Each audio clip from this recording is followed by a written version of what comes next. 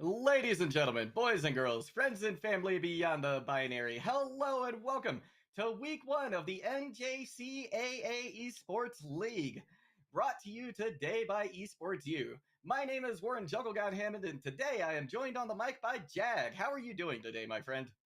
I am doing great. It's awesome to be back here at the NJCAAE. It's been a while since I've been able to cast some of these games. I got to do it all last season during the fall, including the grand finals, and I can't wait to do more of it, especially here on the new soon to be 24 hours Esports U. We're going to have a great day, and it's also week one. We're kicking things off here, Juggle God. Yes, that we are. And that's a really exciting thing. You know, a lot of these teams, they were in the fall split as well. And they're looking to make make an impression here on week one, right? Really come out and make a statement. Now, the first two teams we're going to be seeing today, Ocean County and Northwestern Michigan, had a very similar record last season, right in the middle of the pack. Ocean County 4-5, Northwestern 5-4. So I think that this has the potential to be a really good close match. Yeah, I absolutely agree. I think those records, it's really a difference of one, and that really could just be a strength of schedule. That could be, maybe map picks weren't there when you needed them. It could have just been an off day. You never know. But here is the time to start your story on a new chapter. You can rewrite what was, middle of the pack run in the fall. You could be one of the best teams in the nation. Remember, this is a national championship that you're playing for, and it's going to be started off here on Lijiang Tower, on Night Market. I'm expecting to see some Symmetris here. And then I can Pat is a bit more of a healer now. Her turrets are doing the healing there, but here they still do tons of damage. And a lot of teams like to just play it right into the top corner, teleport in, and fight on the point. That they do. And it looks like Northwest Michigan, that is at least what they're thinking right now in Spawn. It's tough to talk too much about what we're going to see either way until the doors actually open. But Huntram League has caught my eye with this Genji pick. You don't typically see Genji. It doesn't look like they're going to swap off them either. No, you don't. I think this is actually something they're committing to. The support lineup, Ana, Moira. Also something you don't see. Both do a lot of healing, but the Ana, they will be for that Genji to get that combination.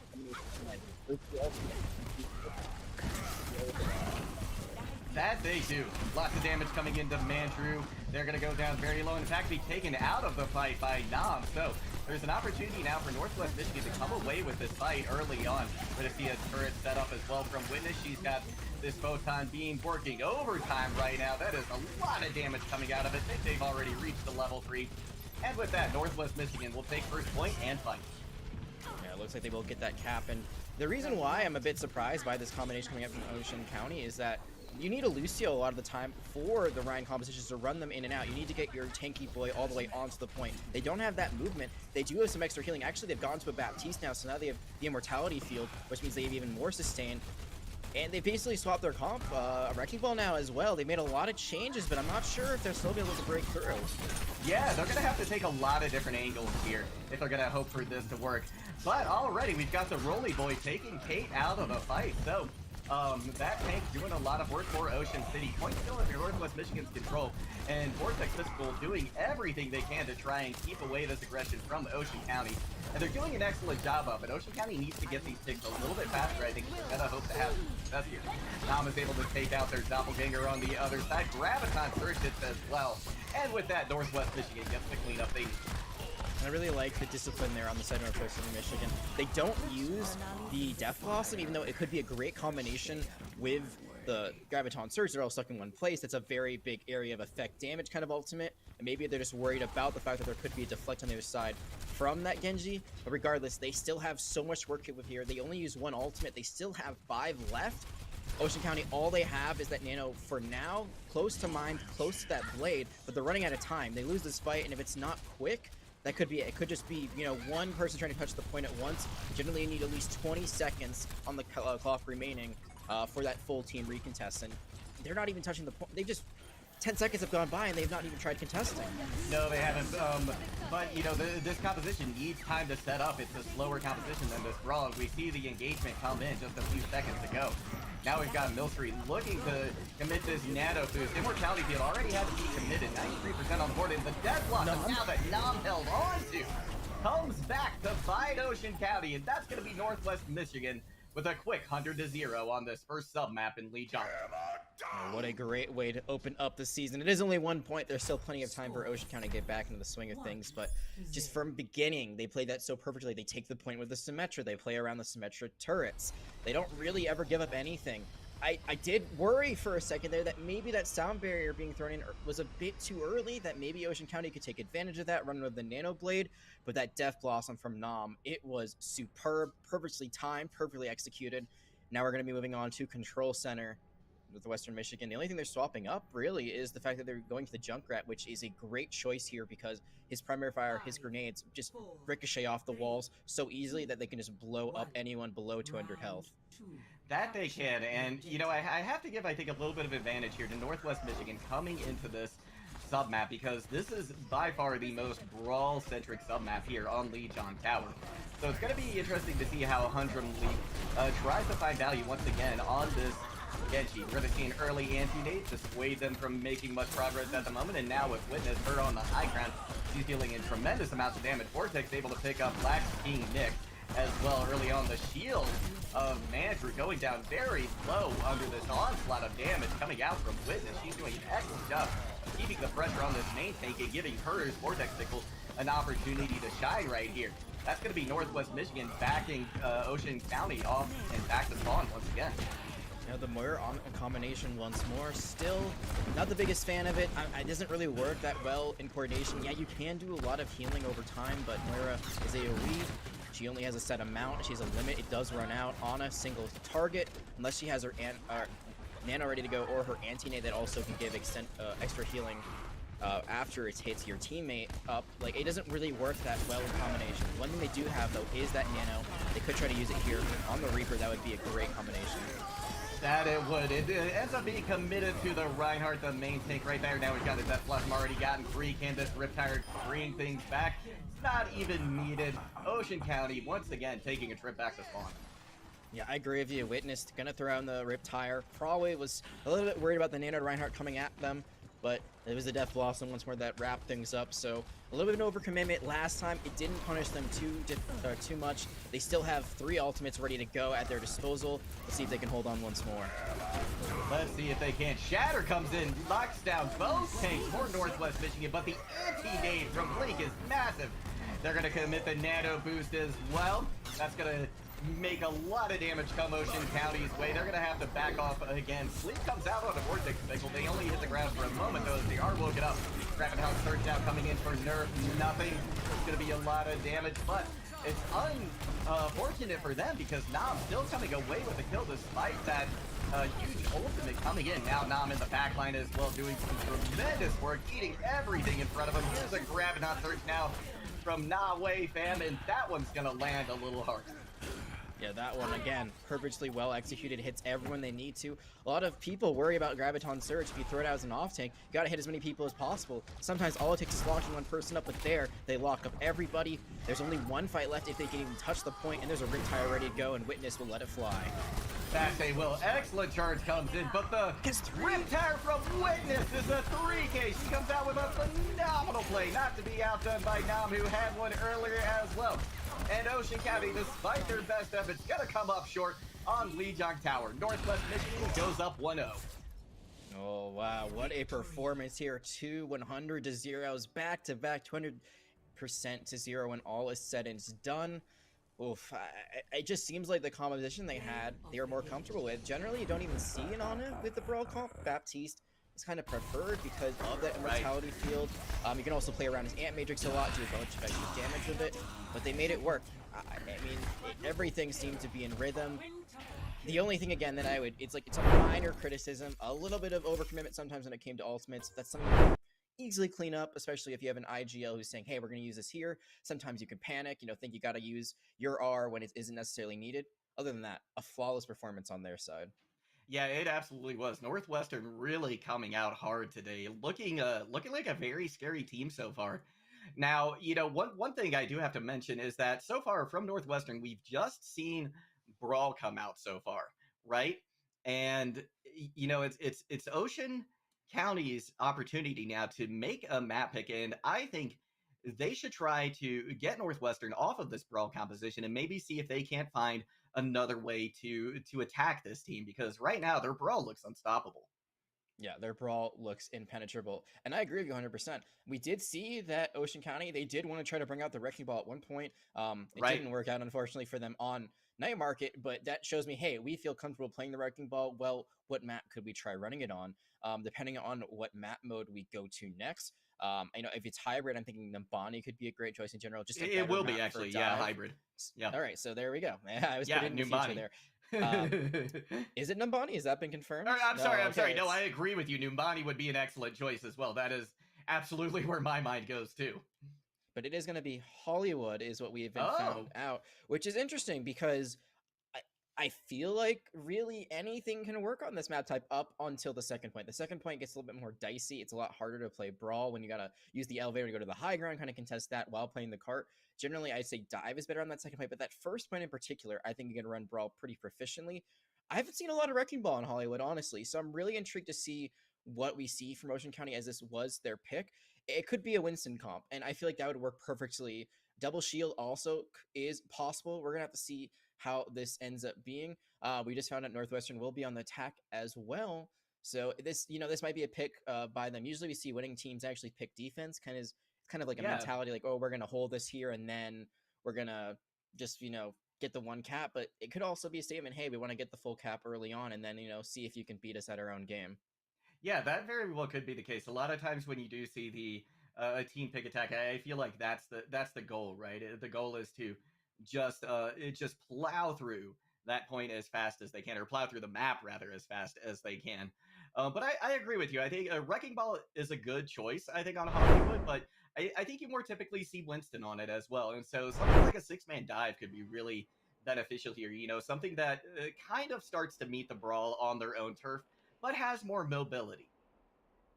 And I was thinking about it in my own head. When was the last time I saw Hollywood? It's been a dang long time. Has it? And at least for me, it might be different for other casters, might be different for you, but especially considering that, there's really no pro play right now. You've seen some tier 2 tournaments here and there. It's harder to kind of define what a meta looks like when you don't have Overwatch League going on. So yes. I think with that, it opens the door for a lot of new opportunities, a lot of new play styles, and maybe teams feel more comfortable playing what their strengths are because of that. We've already seen that Ocean County, they want to run the Genji. It didn't work out super, super well here, with this double shield comp. I think actually it could work out really well if they're able to just kind of let the Genji just poke a little bit, get the shurikens in, and then get the ult charge up. It could work out really well. Northwestern, though, they might be answering that with a Genji of their own, and I can't think of the last time I saw 2 Genjis going toe-to-toe. No, neither can I. This could be very, very exciting. Northwestern also running out with this double main tank composition, and whenever you see specifically the Wrecking Ball Winston, that's a composition that plays incredibly aggressively. So they're going to be looking to get picked quickly with this composition. Doesn't play exactly like a Wrecking Ball Diva composition. Really, the tempo much different. Nawe Fam already has their dive stage. Vortex Pickle gonna follow them up as well. Witness coming out with an early pick on that epic Lego. That is massive for Northwestern. They have crippled the healing for Ocean County. Another pick coming in favor, and without any supports left, this is over. Northwest Michigan gonna capture this first point. Yeah, what a great setup there with the Wrecking Ball. Just goes up for a little bit of scouting, was trying to clear out that high ground. No one's there. Sees the Immortality Field's already been used. That is the target. Once that is down, everyone jumps in. Target focus is superior, and you can't get a better first pick than that Baptiste. It looks like they're going to keep the Baptiste. I thought maybe they would swap off it, but no, Epic Logo is going to try it once more. But it is going to be a Orisa Roadhog now, so the pulled cork back in effect. You throw out the halt, you throw in the hook after that halt lands, try to hit someone just like that. But Wrecking Ball isn't the target that you want because Wrecking Ball has so much health. Yeah, that they do. It can really disrupt the dive, right? The Wrecking Ball isn't going to be able to stay in nearly as long as they used to.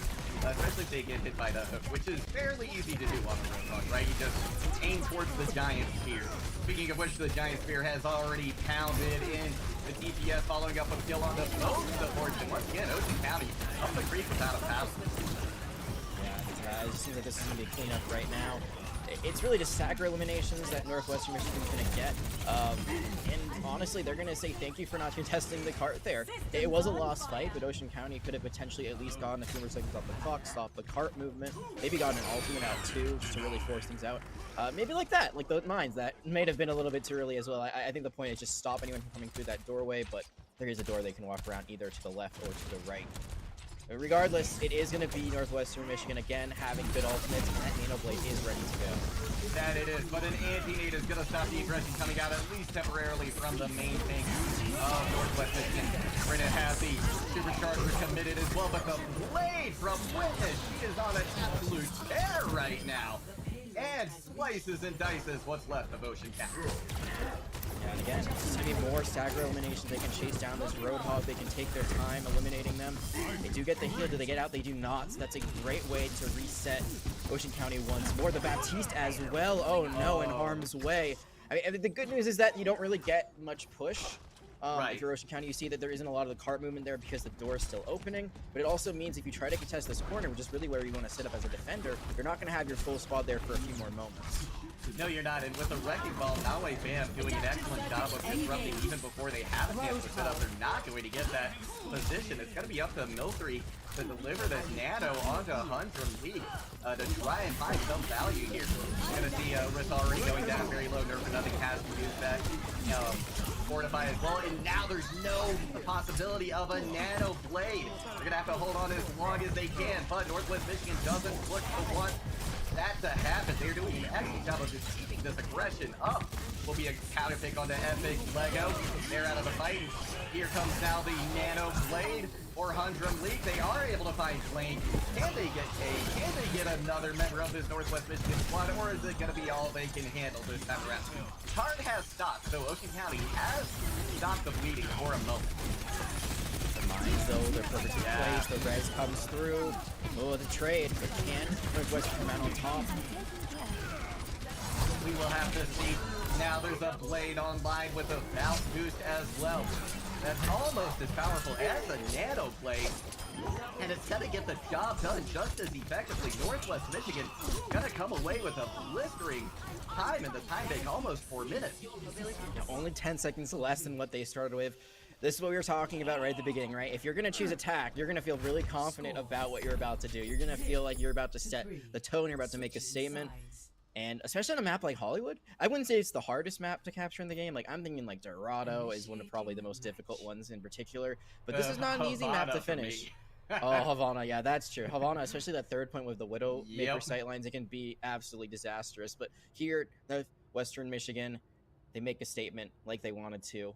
And Ocean County, they're going to have to find some sort of answer here. At this point, you're just trying to finish the map. That's like for starters. If you can even get close to this time bank, that'll put you in a good place. I think 2 minutes would be fine.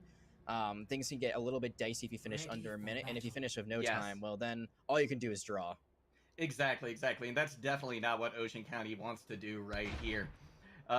Looks as though they're flirting with a very similar composition to what we saw. Northwest Michigan, on the other hand, on the defense, gonna opt for a double shield, which I think is a great defensive composition to use here on Hollywood as well. Yeah, I agree with you. I think the double shield works out really, really well. It's really just how you space, how you play, though. You want to leave your tanks on high ground usually, and then you'll usually have your Sigma be the one to contest after you give up almost a tick. You want to play your back line and your Ashe here so far back. You don't want to have an upfront battle, especially going into a brawl comp. You're just trying to poke them out. You're trying to get that crazy damage, especially to Hanzo. The Storm Arrows can easily melt someone just like that, I guess. I mean, an Ashe, they shoot someone with a Discord orb. You know, there's just so much one-shot potential. You just want to play this at distance. Yeah, that you do. And they're doing a great job of that. Look at Witness, she's hiding back right now as soon as the aggression starts to come out from Ocean County. Or once they start to take space, rather. And Witness, she has just been a force to be reckoned with so far in this Northwest Michigan squad. But Nam not to be outdone either, finding a pick onto the main tank, and without Mandrew there to help lead the way, Ocean County really should be backing off and just trying to regroup here, maybe pulling out a couple of abilities from this level. It's going to be really hard to run a Doomfist into this because of the fact that there's an accretion, there's a halt. There's a lot of crowd control abilities that can just stop you in your tracks. You're going to try to go on to the squishier characters like the supports, but Cade answers back. That they do. Nerf for nothing, though, is going to continue the charge. Is able to find Kate. She's out of the fight for Northwest Michigan. Now it's just up to Blinn to keep the team healed. But they don't have that crucial Discord orb anymore. It appears though Ocean County has decided to back off because, well, the spawn advantage is in their favor and they lost it. Nom already has the Bob, so if they do run in, like it looks like they're going to try to just go to Bob. I'm going to try to back up. You wait for your to come back into things. And interesting they didn't put it on the point. Instead they're going to take out the backline, and hey, it works. Yeah, that it does. That Logo out of the fight once again, and that was crucial because they have the sound barrier, which could have really been beneficial on this push, especially because they, they committed the play, they committed the Valk as well, but they're not going to get anything from it this time around. And now you get this end back in the fight. Blinn almost has that Ant Matrix, which could be a little bit tricky to play with here because you have to kind of play that again at range, and right now they're just holding on to the point, but they continue to get picks like this. Yeah, Witness is just a force to be reckoned with. That's all there is to it right now. Mandrew able to find Nando, so they've removed half of that DPS threat. Now way fantastic. Rabbinic Flux, they're going to lose it right now. They're able to find one or two members. Gonna get slammed back into the ground, but it's gonna be the Dragon Strike that lands that does the most damage for Northwest Michigan. And once again, Ocean County just can't find a way in to this point. No, they cannot, but that was quite a few ultimates used there. Both the Tang ultimates are now gone. And the Bob was used previously, Dragons as well, so that was quite a commitment just to save the point. You kind of saw they were all over the place there. They weren't really together. You got to be careful about this dive. They do have the Transcendence. It's really key to keep your Zen alive for this, especially with that visor. I mean, you do have the double shield that can block it, but you need to counter that ultimate still. Yeah, you certainly do. Speaking of ultimates, Mandrew has popped a Primal Rage, and now there's a little bit of advantage here for Ocean City. The waves have started crashing over Northwest Michigan, despite being almost landlocked. And now the aggression from Ocean City, just too much for Northwest Michigan to handle. The pick's still coming in favor of theirs. This definitely this team as quick as they can. And one tick on the board for Ocean. We're going to see all three. Great first point cap on them. Yeah, the positioning in there. I would have just loved to see them play on the top, like, of either, like, the left or the right. And there's so many places you can play high ground with this composition. You could have played on the elevator that's up top there. Instead, they play on the ground, they get dived on, they get split up a little bit, and they end up losing their point. A great understanding of Ocean County, how they should play that one out. They get the first point, now they're going to try to look for more. That they are. They're putting a lot of pressure on KC, forced to back up quite a bit. Goes down to a sliver of health. Now Witness trying to duel the Shimada brother. Able to come out on top with it as well. Fantastic play there once again from Witness. Those three trying to keep their team up right now. Probably a pretty decent amount of progress. The tanks are going to go in. Self-destruct now, lose by Nerf for nothing. Immortality field committed by Blinn. And that's going to save their team. They're going to be able to survive that onslaught, at least for the moment. But now, we've got some real aggression coming out. Mandrew finds a couple with a primal kill as well. Doing an excellent job with that monkey ultimate. That was 4 ultimates there. They used the visor in the previous fight. They used everything besides the blade. There's no Mercy Pocket, or there's no Valkyrie at least, and Valkyrie is really what you need to have any sort of chance of replicating a fake Nano, I guess is the way to describe it. She can pocket you, but it's not going to be nearly as much healing or damage boost. And this high ground is just going to be theirs for Nom to take.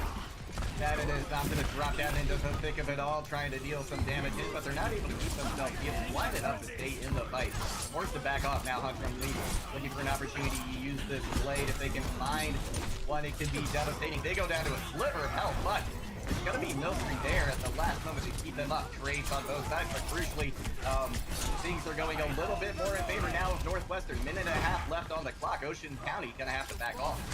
Yeah, they make a big team swap. They change their tank lineup. They bring in a Torbjorn, which is anti-dive. They get a nice exit frag there that's going to stagger out Ocean County just a little bit. Great decision making at the very end of the map. And the ultimate bank is actually much higher than I thought it would be. Witness, Vortex, Nom, like all very close to us. I know Nom started a little bit before them, but the fact that Death Blossom's almost ready to go, that could be this, like all they need here to hold this point. It could be. Minute 08 in the clock. They're going to be 2-4 fights here. As long as Ocean County takes this one quickly. Epic Lego already down and out of the fight. The Pack Visor not going to find anything this time around. Witness Courage just coming alive right now. Death Blossom to finish things off for Northwestern. And fortunately for Ocean County, that's going to be a quick reset. And I do like Dom's Death Blossom there. It could be argued that the fight was already over, but when you see the blade being pulled out, that's a great way to counter it. It's either going to force the deflect, or the Genji's just going to end up falling after diving in a little bit too deep. The latter happened. They still have 4 ultimates to go, almost 5 with the Graviton Surge. And I gotta say, that turret right now, that's the 7th man. That is the MVP. It was going crazy. I think I got like 3 elims and all of a sudden done. Very nice placement. Yeah, it really, really was. Nobody from Ocean County expected it.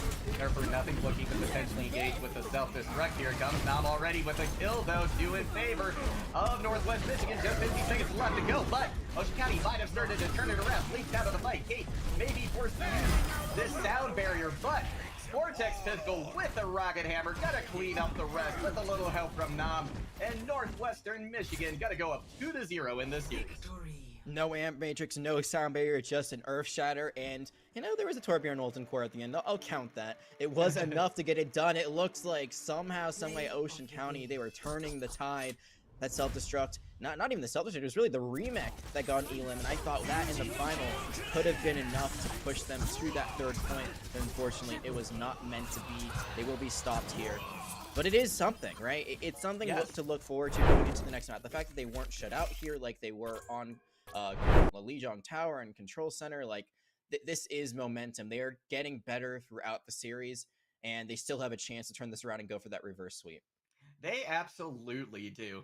And I believe we will be headed to an escort map next, but we're going to have to wait just a few more minutes to see what these teams are thinking they're going to come out with next. We're going to throw it to a short break. Don't go anywhere. We'll be right back.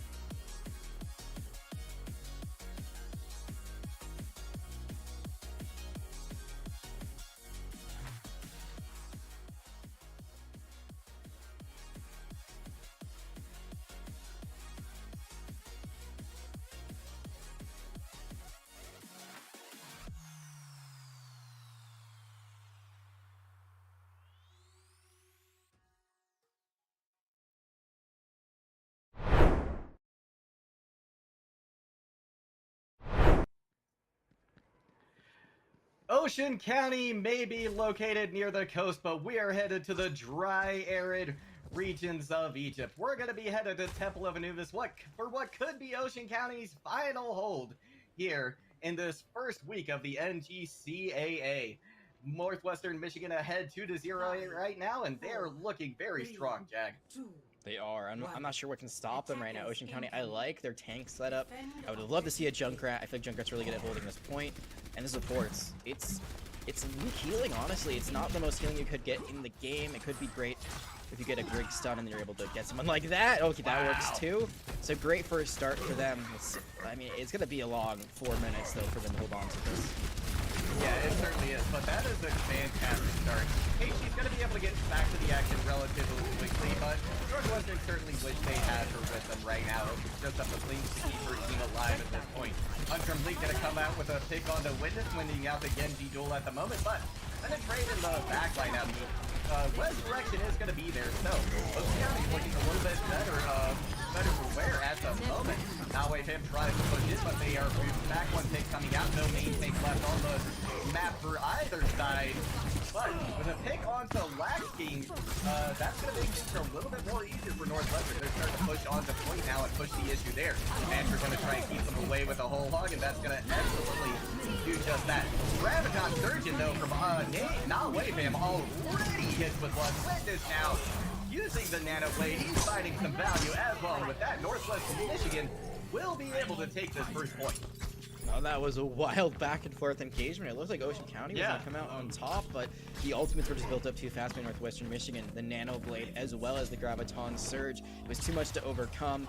Now Waveham has been absolutely dominant with the placement of these. That time he just kind of zoned them out, forced them to the back of point, and the Nano Blade's able to come in, finish up the fight. Northwestern Michigan, they do lose their Genji. They're on the precipice of having 5 minutes if they're able to get another clean fight. That they are. I think that it would be wise for them to just take this slow at the moment, because in addition, Ocean City has a little bit better ult take than they do. Not just proc theirs though, so that's allowed them to catch up in that percentage at least a little bit. Ooh, but with Hunter League taking Blink and Vortex Pickle falling as well, this push from Northwestern Michigan is really going to be stopped in this track. Yeah, it is. Now they're able to get some kills. This is the best we've seen, I believe, Ocean County really look, honestly. I feel like this is the most solid. I feel like that last fight they lost in the first point, really just unlucky situation. Here, they could hold out for quite a while. This is a very hard choke point to break. You gotta have to run into the Urus as a Reinhardt, so your shield's gonna get pretty much blown up before you even get there, unless they put over the Urus' shield. Not sure how much I like that. And ooh, the Shatter's ready to go. Oh, it's not going to find anything. Everybody moves out of the way at the right moment. Ocean County coming in with a big whole hog, but the Death Blossom from Numb is just going to take the rest of the team out. 4K right there. One tick on the board. Now it's up to Ocean County to try and stall this out as long as they can, but that's not going to be in the cards. Northwestern finishes with 4:08 on the clock. Yeah, and we talked about positioning right before that engagement started. It wasn't the Shatter that doomed them. It was the Death Blossom. They pushed it too far. The Reaper's able just to jump onto the point, get a little bit behind them. No one's looking, and Nam does it again. Did it so much on Lijiang Tower with these Death Blossoms. Perfect place, perfect timing. Nothing that could stop them. And that 4K really opened things up. Even though Northwestern Michigan had lost their Ryan early on in that engagement, they were able to steamroll through that point. And this is why people don't like Assault. The snowball effect, even with that close spawn that the defenders have, it was just too clean of eliminations. The Roadhog was the only one left. They couldn't touch the point. And after that, despite the Blade and the Valkyrie coming out from Ocean County, no one was there to be on the objective when it mattered most. Yeah, and, you know, it's just a little misplays like this that I think have been, you know, spelled the doom so far for Ocean County, right? They have an opportunity here, but this is now their backs against the wall. They have to come away with a second point capture here. And ideally, again, with more than a minute, because if they don't, then this is just going to be Northwest Michigan taking this series very, very quick. Yeah, it's the same situation as Hybrid. You really got to finish with more than a minute on the clock to have a good chance. Finish with nothing, then again, it's all you can do is draw. It's all about breaking through that first point. Lucio Mercy. So we've seen a lot of double support and double main support, or double flex support, double main support now. We haven't really seen a support lineup from them so far that feels traditional or standard. That's not to say it can't you know, work. But so far, with the scoreline that they have, I would say it hasn't. Yeah, I think they might need to reevaluate that just a little bit, because it is such a, you know, it can be a very powerful backline, but there has to be the protection there, right? And so far it just hasn't been the case. Vortex Pickle now looking to get in a little chip damage, needing Mandrew at this scope right here, but Northwestern just doing a great job of keeping back any kind of threat to that Ocean team. Starts to right up with Vortex goes down to a bad help as this NJCAAE fam. They're going to be healed back up, and in the meantime, they're able to take Mandrew out of the fight without that main thing out. Northwestern's just going to continue to push forward, gets another pick, and with that, this fight is effectively over in favor of them. If they do lose their Reinhardts, this actually could be huge for them. If they lose anyone else, it's really going to be bad. They might be able to get enough stag kills, or maybe their Ryan gets back in time. And one thing I want to point out, you know, we're talking about that engagement is Ocean County. They had a plan there. They tried to get their Lucio in, try to get the Ryan boots out on the other side, then they get the charge. Just a little bit mistimed. And this Lucio that's already built up sound barrier is going to be careful because they are very deep. Now it looks like it's going to be back to a 6v6. And it is, but Ocean County did a great job of taking advantage of the fact that Vortex Pickle up there. Huge anti-nade hit as well. It's going to be Northwest Michigan just being able to effectively wipe the rest of the members of Ocean County off of this point, despite the Valkyrie being committed and the sound barrier. Now they use two ultimates, but they get a lot of ultimates out on their side for Northwestern Michigan as well. The Graviton Surge has been so efficient from NJCAAE fam was actually eaten by Nerf Nothing. Just something that might have been lost because they did not win that engagement. But because of that, it forced out the Nano, it forced out the Blade. They used more than they wanted to there to win that fight, which could be very detrimental. There's still 2 minutes on the clock. There's still plenty of time for them to get something going. And they're approaching 4 other ultimates for Ocean County. That they are, but, you know, crucially, they don't have that Valkyrie again, which could have been really, really beneficial for Huntrum League with their Blade, you know, in the absence of a Nano. One pick already in favor of Northwest Michigan, and now Ocean County just kind of in this rough position where they're being poked at from both sides. But they've got a pick. They've got several picks. Ocean County coming alive here. They're going to be able to push through this choke. They're going to be able to get rid of the entire Northwestern squad practically before they even get the point. And that's all they need, a clean team wipe to get the point. No one can recontest this. It's not going to be the most amount of time on the clock. I believe it's actually going to be about what Northwestern Michigan has finished with. So they already know they're going to be at a little bit of a disparity here. Yep, it's literally the same, 408. If they're able to get this in one fight and they only lose a minute and a half, they're going to be in a great position to extend this series. It's winnable. It's absolutely winnable right now. Oh yeah, it is 100%. They've got the Blade online. They've got the self-destruct. That can be used to clear a lot of space to allow Huntrum League to get in on the point. They've already made a significant amount of progress down main right here. Let's see if they can make any more. Here comes that self-destruct. Huntrum League gets a kill already, but the Blade going to be popped first by Witness. He's already found a kill in Black King. Now we're going to see Huntrum League pop there as they find Deanna. Kate, she's able to pop the sound barrier in time. And in the meantime, Nom with a 3K Dragon Strike. Gonna put a stop to what could have been a tsunami from Ocean County. How many times now have we seen Nom be the hero of an engagement? I mean, it doesn't matter if it's the Hanzo or the Reaper, those ultimates are so perfectly timed. And I would say the Death Blossom, or I say the Dragon Strike is even more impressive to get a multi-kill with that. I mean, it is with, you know, the Graviton Surge, so there is definitely an assist, but there are ways to survive that more so than I would say the Death Blossom, especially with timing. So well played. We're gonna have to see though how much longer they can hold on to this if they can at all. Yeah, that is a very good question. Like you said, we've only got a couple support ultimates coming in from Ocean County right now. The Shatter will be up and online, but this nano boost from Blinn and potentially a Shatter from Vortex is gonna have to be huge. They've already got Mandrew out of the fight. Got the Valkyrie online. The res will come in, so Ocean County still has an opportunity. Sound barrier going to be committed by Epic Lego. That's going to allow them to push in very, very quick and very hard. But it's going to be Witness once again who gets the kills. Black Team Nick. Gonna find Vortex with the Helix rockets, but the story of the day at the moment at least is the DPS from Northwest Michigan. Yeah, can they get this Mercy? I think they're gonna go a little bit too close to maybe get this final elimination. Oh, Witness, you gotta get out. Will you get? Looks like you might. Oh, okay, you're not punished for that. That was very dangerous. Maybe the respawn timer would have been enough for you to get back into that. I think really the play there is get the DMAC. and then the Pilot Divas has to wait for a little bit. That really kills some time off the clock.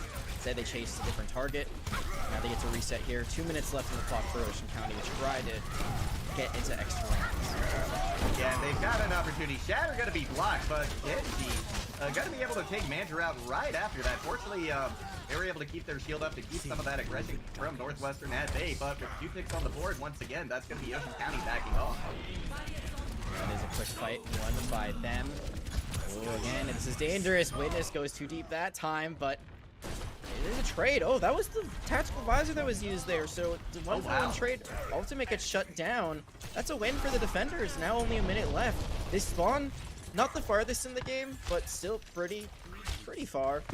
Yeah. If you don't lose this fight like fast as an attacker, you might not get a second chance, or you might have to swap to like a wrecking ball or something to try to contest. This is getting very dangerous, and look at the combination. Western Michigan, they get the first Elam, and they have that Graviton Surge with the Dragon Strike. That they do, that could be absolutely devastating. With Black King Nick out of fight, we're gonna see it. An engagement is gonna start out with the self-destruct. Shatter gonna come down, takes her for nothing out of the fight before they're able to re-mech. And with that, Northwest Michigan got a hold again, and now it's up to Ocean County.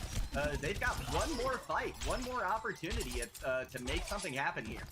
And the good news for them is that they do have that time, because that fight ended about 20 seconds. Oh, but they keep losing their soldier. This is devastating. They do get the res, so there is a chance, but they gotta run in now. They've lost precious time because of that res. It's just you gotta run for the hills. You gotta run for that point. Yeah, that you do. This Shatter from Andrew has back. This must have grabbed that search from No Way Fam is there. Epic Lego uses the sound barrier, but there's 3 kills already on the board. 12 seconds left to go. And it looks like Northwestern Michigan gonna be able to come away with the win. I'm not sure if anyone from Ocean County's gonna even be able to touch. It was low tide today for Ocean County as Northwest Michigan comes away with a 3-0 win. Oh, it's such a shame. They were doing so much better after that first map. Ocean County really showed that they had a spark, they had a drive, they had a potential to win, but the compositions, I think, are what hurt them the most. I really think they should reassess some of the things that they're playing, because the mechanics are definitely there. We saw that they can win teammates, we saw that they can execute team strategies. So I think the characters they were playing didn't enable them to have the best win conditions. On the other side, Northwestern Michigan, they knew exactly what they wanted to do. They did it to perfection. And while it wasn't as easy as that first control map, they're still able to get that sweep 3-0 on the day in week 1. What a great way to start the season for them. Oh, absolutely. You know, and that's got to feel good, especially, you know, for both of these teams being in the middle of the pack. For Northwestern Michigan to come away early on with a win, that's going to really give them a lot of momentum going into week number 2. Now, we're going to throw it to a short break, though. Don't go anywhere, because we will be right back with an interview from one of the members of Northwestern Michigan. See you all in just a moment. Early on, but if he has first set up as well from Witness, he's got this photon beam working overtime right now. That is a lot of damage coming out of it. They've already reached the level 3. And with that, Northwest Michigan will take first point and fight. Nam is able to take out their doppelganger on the other side. Graviton Surge hits as well. And with that, Northwest Michigan gets the cleanup thing. I really like the discipline there on the side of Northwestern Michigan. They don't use the Death Blossom, even though it could be a great combination. Time to set up. It's a slower composition than this brawl. We see the engagement come in just a few seconds ago. Now we've got Millstreet looking to commit this nano boost. Immortality field already has to be committed. 93% on the board, and the Death Blossom now that Nam held on to is that nano. They could try to use it here on the Reaper. That would be a great combination. That it would. It ends up being committed to the Reinhardt, the main tank right there. Now we've got his Death Blossom already gotten free. Can this Riptire bring things back? It's not even needed. Oh, we're going to have to back off again. Sleep comes out on the Vortex Signal. They only hit the ground for a moment, though, as they are woken up. Graviton Surge now coming in for nerf. Nothing. It's going to be a lot of damage, but it's unfortunate for them, because Nam still coming away with the kill, hitting everything in front of him. Here's a Graviton Surge now from Na Way Fam. And person up with there, they lock up everybody. There's only one fight left if they can even touch the point, and there's a Riptire ready to go, and Witness will let it fly. That they will. Excellent charge comes in by Nam, who had one earlier as well. And Ocean County, despite their best efforts, gonna come up short on Lijiang Tower. Northwest Michigan goes up 1-0 as their dive stage. Vortex Pickle gonna follow them up as well. Witness coming out with an early pick on that epic Lego. That is massive for Northwestern. They have crippled the healing for Ocean County. Another pick coming in favor without any supports left. This is over. Northwest Michigan gonna capture this first point. Yeah, what a great setup there with the wrecking ball. Just goes up for a little bit of scouting, was trying to clear out that high ground. No one's there. Sees the immortality field's already been used. That is the target. Once that is down, it seems like this is going to be a cleanup right now. It's really just stagger eliminations that Northwestern Michigan's going to get. And honestly, they're going to say thank you for not contesting the card hog. They can take their time eliminating them. They do get the heal. Do they get out? They do not. So that's a great way to reset Ocean County once more. The Baptiste as well. Oh no, in harm's way. I mean, the good news is that you don't really get much push if you're Ocean County. 3 to deliver the Nano onto Hundred League to try and find some value here. You're gonna see Risk already going down very low. Nerf for nothing has to use that. Fortify as well, and now there's no possibility of a Nano blade line with a bounce boost as well.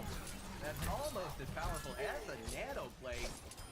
And it's gonna get the job done just as effectively. Northwest Michigan gonna come away with a blistering time in the time bank, almost 4 minutes. Up from battle, especially going into a brawl comp. You're just trying to poke them out. You're trying to get that crazy damage, especially to Hanzo. The storm arrows can easily melt someone just like that, I guess. That they do. Nerf for nothing, though, is going to continue the charge. Is able to find Kate. She's out of the fight for Northwest Michigan. Now it's just up to Blinn to keep the team healed. But they don't have that crucial Discord orb anymore. It feels though Ocean County has decided to back off because of, well, the spawn red. Now Wayfan has the Gravitic Flux. They're going to lose it right now. They're able to find one or two members. Gonna get slammed back into the ground, but it's gonna be the Dragon Strike that lands that does the most damage for Northwest Michigan. And once again, Ocean County just can't find a way in. And that's gonna save their team. They're gonna be able to survive that onslaught, at least for the moment. But now, we've got some real aggression coming out. Mandrew buys a couple with a primal kill as well. Doing an excellent job with that. It was done very nice placement. Yeah, it really, really was. Nobody from Ocean County expected it. Nerf for nothing looking to potentially engage with the self-destruct. Here comes Nam already with a kill, though, due in favor of Northwest Michigan. Just 50 seconds left to go, but Ocean County might have started to turn it around. Leaked out of the fight. Kate may be forced to use this sound barrier, but Vortex Pistol with the Rocket Hammer. Gotta clean up the rest with a little help from Nam. And Northwestern Michigan gotta go up 2-0 in this year. Better for wear at the moment. Now Wayfam tries to push in, but they are moved back. One take coming out. No main take left on the map for either side. But with a pick onto Lax King, that's gonna make things a little bit more easier for Northwestern. Already hits with one. Witness now using the Nano Blade. He's finding some value as well. And with that, Northwest Michigan will be able to take this first point. They put over the Ursa shield. Not sure how much I like that. And ooh, the Shatter's ready to go. Oh, it's not going to find anything. Everybody moves out of the way at the right moment. Ocean County coming in with a big whole hog, but the Death Blossom from Nam. One tick on the board. Now it's up to Ocean County to try and stall this out as long as they can, but that's not going to be in the cards. Northwestern finishes with 408 on that Wayfam. They're going to be healed back up, and in the meantime, they're able to take Mandrew out of the fight without that main tank out. Northwestern's just going to continue to push forward, get another pick, and with that, this fight is effectively over in favor of them. They do lose their where they're being poked at from both sides, but they've got a pick. They've got several picks. Ocean County coming alive here. They're going to be able to push through this choke. They're going to be able to get rid of the entire Northwestern squad practically before they even get the point. Gets a kill already, but the Blade going to be popped first by Witness. He's already found a kill in Lax King. Now we're going to see Humstrum League pop there as they find Deanna. Kate, she's able to pop the sound barrier in time. And in the meantime, Nam with a 3K Dragon. That's going to allow them to push him very, very quick and very hard. But it's going to be Witness once again who gets the kills. Lax King, Nick. Gonna find Vortex with the Helix Rockets, but the story of the day, at the moment at least, is the DPS from Northwest Michigan. Right after that, fortunately, they were able to keep their shield up to keep some of that aggression from Northwestern at bay, but with 2 picks on the board, once again, that's gonna be Ocean County backing off. Left to go, and it looks like Northwestern Michigan gonna be able to come away with the win. I'm not sure if anyone from Ocean County's gonna even be able to touch. It was low tide today for Ocean County as Northwest Michigan comes away with a 3-0 win. It's left to go, and it looks like Northwestern Michigan gonna be able to come away with the win. this fight early on. We're gonna see a turret set up as well from Witness. She's got this photon beam working overtime right now. That is a lot of damage coming out of it. I think they've already reached the level 3. And with that, Northwest Michigan will take first point and fight. Tom is able to take out their doppelganger on the other side. Graviton first hits as well. And with that, Northwest Michigan gets the cleanup they need. I really like the discipline there on the side of Northwestern Michigan. They don't use the Death Blossom, even though it could be a great combination. Time to set up. It's a slower composition than this brawl. We see the engagement come in just a few seconds ago. Now we've got Millstreet looking to commit this nano boost. Immortality field already has to be committed. 93% on the board, and the Death Blossom now that Nom held on to. Is that nano? They could try to use it here on the Reaper. That would be a great combination. That it would. It ends up being committed to the Reinhardt, the main tank right there. Now we've got the Death Blossom already gotten free. Can this Riptire bring things back? Not even needed. Oh, we're gonna have to back off again. Sleep comes out on the Vortex Pickle. They only hit the ground for a moment though as they are woken up. Rapid House Surge now coming in for nerf. Nothing. It's gonna be a lot of damage, but it's unfortunate for them because Nom's still coming away with the kill, eating everything in front of him. Here's a Graviton Surge now from Navarro fam. Person up with there, they lock up everybody. There's only one fight left if they can even touch the point, and there's a Riptire ready to go, and Witness will let it fly. That they will. Excellent charge comes in by Nam, who had one earlier as well. And Ocean County, despite their best efforts, gonna come up short on Lijiang Tower. Northwest Michigan goes up 1-0 as their dive stage. Vortex Pickle gonna follow them up as well. Witness coming out with an early pick on that epic Lego. That is massive for Northwestern. They're gonna, they have crippled the healing for Ocean County. Another pick coming in favor without any supports left. This is over. Northwest Michigan gonna capture this first point. Yeah, what a great setup there with the Wrecking Ball. Just goes up for a little bit of scouting, was trying to clear out that high ground. No one's there. Sees the Immortality Field's already been used. That is the target. Once that is down, and it seems like this is going to be a cleanup right now. It's really just stagger eliminations that Northwestern Michigan's going to get. And honestly, they're going to say thank you for not contesting the Cardinal Hog. They can take their time eliminating them. They do get the heal. Do they get out? They do not. So that's a great way to reset Ocean County once more. The Baptiste as well. Oh no, in harm's way. I mean, the good news is that you don't really get much push if you're Ocean County. 3 to deliver this nano onto Hun from League to try and find some value here. You're gonna see Riss already going down very low. Nerf for nothing has to use that. Fortify as well, and now there's no possibility of a nano blade line with a bounce boost as well. That's almost as powerful as a nano blade. And it's gonna get the job done just as effectively. Northwest Michigan gonna come away with a blistering time in the time bank, almost 4 minutes. Up from battle, especially going into a brawl comp. You're just trying to poke them out. You're trying to get that crazy damage, especially to Hanzo. The Storm Arrows can easily melt someone just like that, I guess. That they do. Nerf for nothing, though, is going to continue the charge. Is able to find Kate. She's out of the fight for Northwest Michigan. Now it's just up to Blinn to keep the team healed. But they don't have that crucial Discord orb anymore. It appears though Ocean County has decided to back off because of, well, the spawn red. Now Wave Fan has the Gravitic Flux. They're going to lose it right now. They're able to find 1 or 2 members. Gonna get slammed back into the ground, but it's gonna be the Dragon Strike that lands and does the most damage for Northwest Michigan. And once again, Ocean County just can't find a way in. And that's gonna save their team. They're gonna be able to survive that onslaught, at least for the moment. But now, we've got some real aggression coming out. Mandrew finds a couple with a primal kill as well. Doing an excellent job with that. It was a very nice placement. Yeah, it really, really was. Nobody from Ocean County expected it. Therefore, nothing looking to potentially engage with the self-destruct. Here comes Nam already with a kill, though, to in favor of Northwest Michigan. Just 50 seconds left to go, but Ocean County might have started to turn it around. Leaked out of the fight. Kate may be forced to use this sound barrier, but Vortex Pistol with the Rocket Hammer. Gotta clean up the rest with a little help from Nam. And Northwestern Michigan gotta go up 2-0 in this year. Better beware at the moment. Now Wave him tries to push in, but they are back. 1 pick coming out. No main tank left on the map for either side.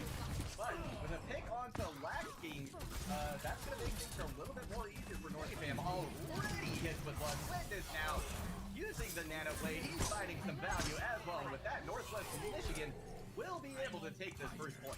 They go over the Ursa Shield. Not sure how much I like that. And ooh, the Shatter's ready to go. Oh, it's not going to find anything. Everybody moves out of the way at the right moment. Ocean County coming in with a big whole hog, but the Death Blossom from Navarro. One tick on the board. Now it's up to Ocean County to try and stall this out as long as they can, but that's not going to be in the cards. Northwestern finishes with 408 on that away fam. They're going to be healed back up, and in the meantime, they're able to take Mandrew out of the fight without that main tank out. Northwestern's just going to continue to push forward, get another pick, and with that, this fight is effectively over in favor of them. They do lose their where they're being poked at from both sides, but they've got a pick. They've got several picks. Ocean County coming alive here. They're going to be able to push through this choke. They're going to be able to get rid of the entire Northwestern squad practically before they even get the point. Gets the kill already, but the Blade going to be popped first by Witness. He's already found a kill in Black King. Now we're going to see Hampshire Blade pop there as they find Deanna. Kate, she's able to pop the sound barrier in time. And in the meantime, Nom with the 3K Dragons. That's going to allow them to push in very, very quick and very hard. But it's going to be Witness once again who gets the kills. Black King, Nick. Gonna find Vortex with the Helix rockets, but the story of the day, at the moment at least, is the DPS from Northwest Michigan. Right after that, fortunately, they were able to keep their shield up to keep some of that aggression from Northwestern at bay, but with 2 picks on the board, once again, that's going to be Ocean County backing off. Left to go, and it looks like Northwestern Michigan gonna be able to come away with the win. I'm not sure if anyone from Ocean County's gonna even be able to touch. It was low tide today for Ocean County as Northwest Michigan comes away with a 3-0 win.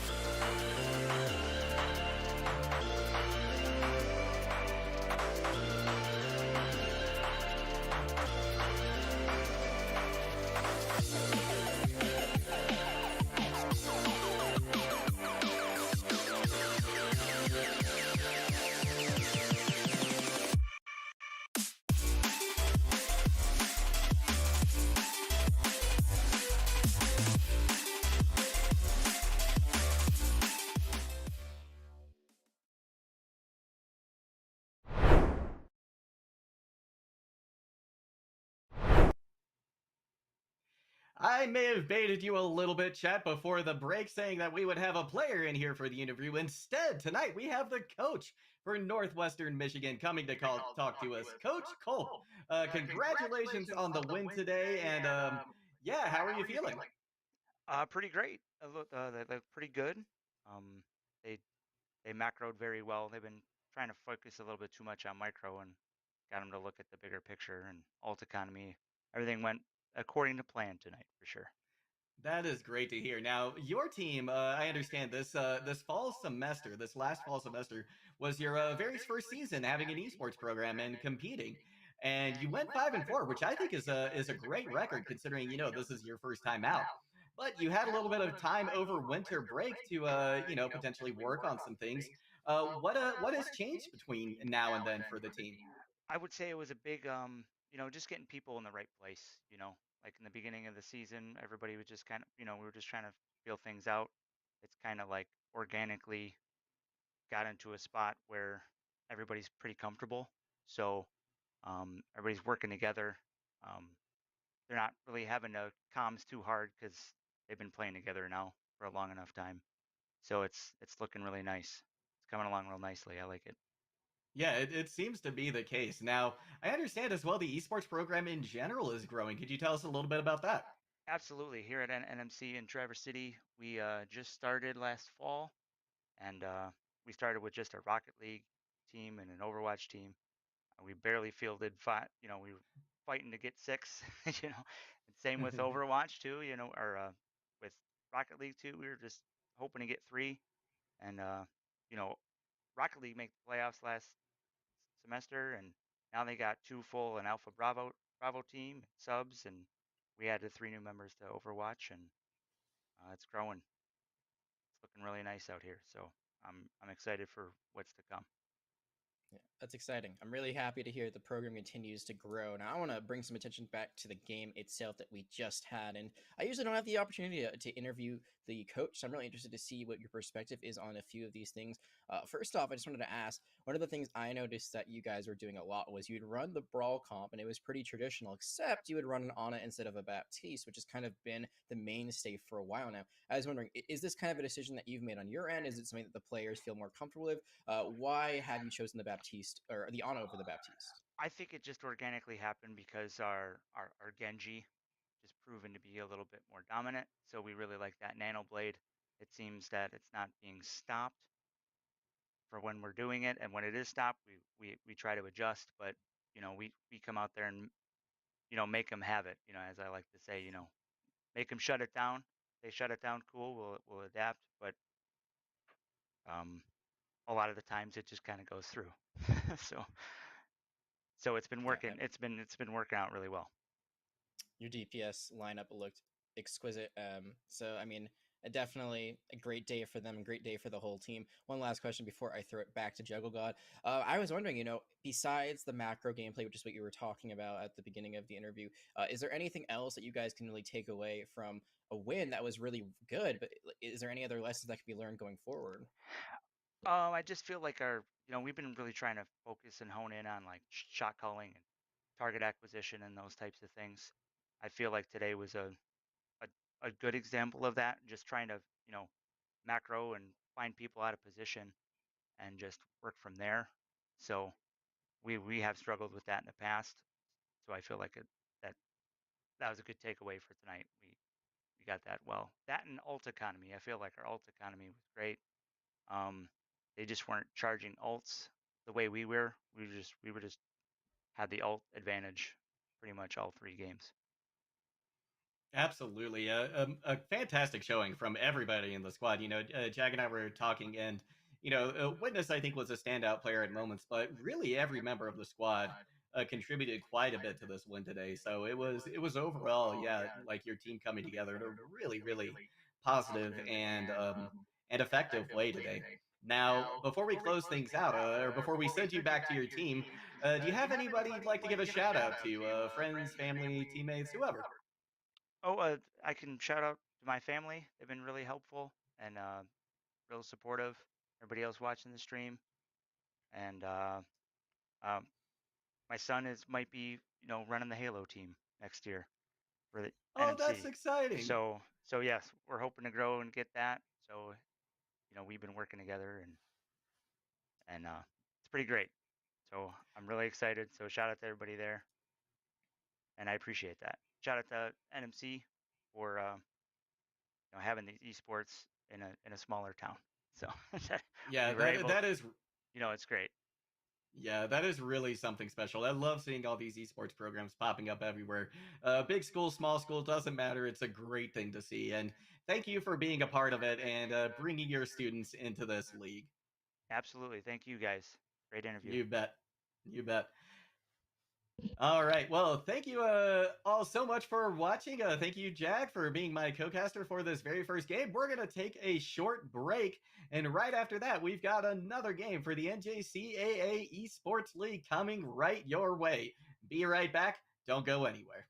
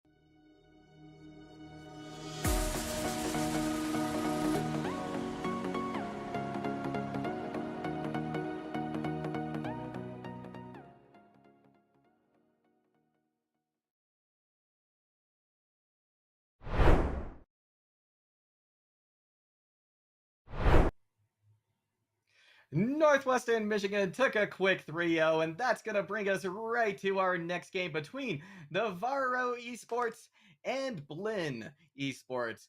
Now, these two teams, this could be a very interesting match for us tonight, Jag. Yeah, I mean it's a team that has been known to NJCAAE in the Overwatch community, especially. Had a great regular season last fall. Were able to go 9-0 undefeated, and then fell a little bit short in the playoffs. Got eliminated eventually by Westchester, who were the runner-up. So not a bad way to end your season, but I'm sure they would have loved to accomplish a little bit more there. The Blinn Buccaneers, they're not new to this league, but they are new to this game. This team, however, is not new whatsoever. They were competing last fall in NACE, did pretty good there. They've got some pretty well-known players who have played in Tier 2, Tier 3 a little bit. This is going to be a very big challenge, I think, especially because we don't really know the Buccaneers as well. We just kind of know what they've accomplished elsewhere, but He could do a lot of great things in this game one, and it's gonna be Lilanjong Tower once more. Yeah, it's a regular place. I'm not at all surprised to see us there. Now, you know, one thing I want to mention about Blinn College is their team captain. I'm gonna say Jinja, right? GNJA. That's how I'm gonna refer to him. They are a 4.5K main tank, so I'm really gonna be looking to them to be leading the way and to have some standout gameplay for them. I'll be very curious to see how Royce is gonna be able to match up against them from Navarro College. We're gonna have both teams opting for a sim teleporter to get them both teams do it in very rapid succession. We're all gonna break out almost immediately. Heavy weapon getting frozen, but it's gonna be Jinja who falls first. This time around, Gus comes out with a big counter pick as well, and now things are actually turning around for Blinn College. They've been able to disassemble most of this Navarro squad. They just have to take care of these last few staggers. Heavy weapon going down very low. They are gonna back off. At least for a moment, Navarro College coming in to try and stagger out the point again, but it's not gonna happen. Blinn College coming away with first fight. Yeah, some differences in the comps, not a lot, but the Moira, I mean, that's more burst healing, but you do have to worry a little bit about the fact you don't have any immortality field, and also the Junkrat. It can do a lot of spam damage, but this is something I'd actually much rather see on Control Center if we get there. The corridors aren't nearly as close, so you can't really bounce the grenades off of it. The Mei works out really well because you can cut someone off of the wall, and I think that's why Blinn was able to take this first point. However, Navarro, now they're going to adapt. They're going to swap to the Pharmacy, and the Mercy in the sky, and this can work out really well if they're able to get some shots from it certainly could. We're going to see the shatter from Jinja. Land is going to knock heavy weapon onto the ground. They're going to be D-Magged and D-Lifed as well, very efficiently by this Blinn squad. Gus now trying to do a lot of damage with this Bone Trap Projector, able to get the final blow onto Royce as well, and with that, Blinn College is going to hold again. It's another great hold. The tire is ready to go, but there's a sound barrier, there's an immortality field, there's a lot of ways I could counter this ultimate from Navarro. I think the biggest thing is to try to maybe use the tire as a bait, and then you use use the barrage. We've already gotten one. Yeah, and that Rip Tire's gonna land. Here comes the barrage right after that. Both those from Navarro College doing a phenomenal job of disassembling this Blinn College squad. It was 70% on the board. It's gonna be Navarro able to take their first hold. And finally, they're able to get on the board, on the map. And, you know, two DPS ultimates, not too bad. Guts now going to swap to Cassie. And I think this is a good call by them. They still have a lot to work with on the ground. They have really no way of contesting the Pharmacy in the sky. No, they really haven't. We're going to see Royce going down very low. They're going to be frozen the sound barrier for a moment. Kai going to be helping out this Blinn College squad a lot. Heavy weapon going to send in a heavy weapon with that self-destruct. Not going to find any kills this time around. Just those people out briefly, but Crazy Hobo comes in with a massive 2K self-destruct. And on the back of that, Blinn College will retake the point.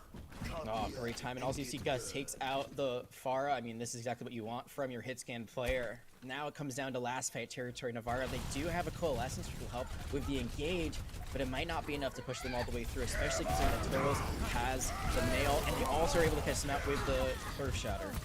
Yeah, huge Earth Shatter coming in. That Coalescence is going to deal a lot of damage. Flow Shadow doing a fantastic job. They're going to be able to catch up to the rest of the Navarro squad onto Blinn, and now they're looking primed to take this out from under the feet of Blinn College. We're going to see Gus going down relatively low. They're going to have to try and back off, but they've got a Doomfist in their way. They're not going to be able to do just that. And in the meantime, Navarro is able to swap the point in their favor. But they also swap DPS, so they continue to try to play like a little bit of merry-go-round with their choices. Maybe this is something that can work out. They've got a lot of speed, which means it's not going to be necessarily an upfront battle they're going to use them from. Probably going to be trying to pick some people out within the backline, those squishier characters, but there's still so much CC for Blinn. They have the Mei, they have the Cassie, and they have both of their ultimates. That they do, and already Royce is out on the fight right before they were going to get that shatter. That is a huge blow to Navarro College. Immortality Field has to be committed by College Lone, but the kills are still coming in favor of Blinn. Now we're going to see a nice pickup from Guts as well. Full spot was eaten by Crazy Hobo too, so just standout play from every member of this Blinn College squad to retake this point. looks like. Oh, this contest is going to come through for just a little bit, but the flip is going to finally come into actuality. It's going to be members trying to touch for as long as possible. I don't think they can do enough here. Moira can't even make it. I think that was a blizzard that was just thrown out into the courtyard, and it's going to be a close one, but Blinn College will be able to take this point fully, 100 to 83%, and now they're only one away from taking this map. Yeah, and that's just the kind of start that I think Blinn College would love to have here in this league. Like you said, a newcomer to it, but not a newcomer to esports competition. They are really showing themselves to be a force to be reckoned with, at least on Control Center. So, you know, this is definitely, I think, a school to watch out for, you know, regardless of how the rest of this series goes, because already they've proven a point. Yeah, they've already proven they can hang with one of the biggest dogs. No pun intended there. I think Navarro College does have a dog as their Yeah, they're mascot. the Bulldogs, I believe. Yeah. But, I mean, can you finish it out? That's the biggest thing. And you're going to be going into this with a Winston or Reinhardt comp. That is not something I have seen very often. I think the idea is to counter a double shield because Winston's Tesla cannon does go through shield. The primary fire is still there. Shields do not protect you from it.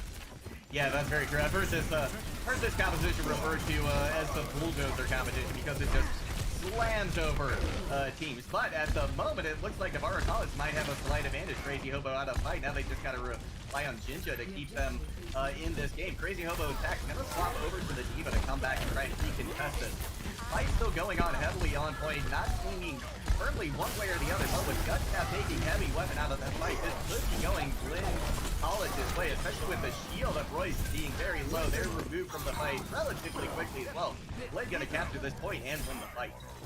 I can count on my hand how many times I've seen dive being run on Control Center, and it's here. It's one. That's it. I have never seen it run or work, but they go to the Diva. It's seeming that they have enough sustain, even though they have. It's kind of like half Shadow Dive, half not. It's a really weird combination. Shadow Dive, you usually have the Reaper and the Sombra, you try to hack someone out. Instead, you're kind of using the Symmetra as a way just to keep everyone away. Oh no, that's not what you want, Frog. Just they get up. Wow. They get up. Okay, it's okay. The Mercy's still alive, but that does kill time off the clock. That it certainly does, but not as much as the dead Mercy would have, for sure. Gonna see the coalescence now committed by Shadows. Just looking for an opportunity to potentially use this Primal Rage. They're gonna take that opportunity right after removing Royce, who once again is taken out on the fight right before they get that shatter.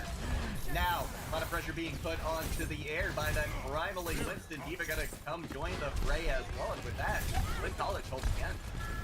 I don't remember what it was, but this reminds me of Overwatch League Season 1 when there was a Primal Rage that won against the Pharah. So it's not impossible. It is difficult, especially when the Mercy is still on them. But they're winning fights. They don't even have a hit scan. They're still winning, and now they're going to throw in this blizzard right into everyone.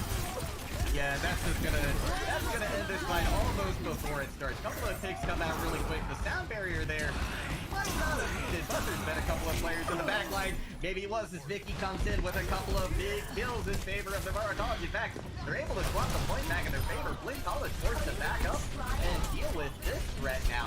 But they are going to be able to do just that at the end of the day. Get the point back. Bob's thrown in. This is interesting because this isn't last fight scenario. Yeah. It's actually time for them to kind of regroup, but they're losing members. They just lost 2 in the last few seconds. It's going to be basically a 6v4 in the last like dwindling moments. Maybe they were able to get everyone back on the point, reconvene, and Matrix and Valkyrie are popped at the same time. It's looking a little dangerous now for Navarro College, but they do have positioning on the point. Yeah, they certainly do. They've got an opportunity here. They manufactured one almost out of thin air. Heavy weapon now going to use that supercharger. It's going to make a lot of problems now for Blinn College. And in fact, the res coming in for Navarro signals that they have an advantage. They may in fact be able to turn this back in their favor. Turtles doing everything they can. They're going to get the blizzard, but oh, that may have been a ultimate you wish you had back. Yeah, that's gonna be one where you wish you didn't use it. You try to save the fight, you try to save the point. You think you can be the hero, but there, it's just not enough people. There's not enough bodies on the point to bring that one back. Somehow, some way, Navarro College, they have mustered their way back into it. I think Blinn College just kind of gave them the point. And Matrix at an awkward angle, didn't really know how to re-engage. But that was before. This is now. Almost have a sound barrier, almost have a photon barrier.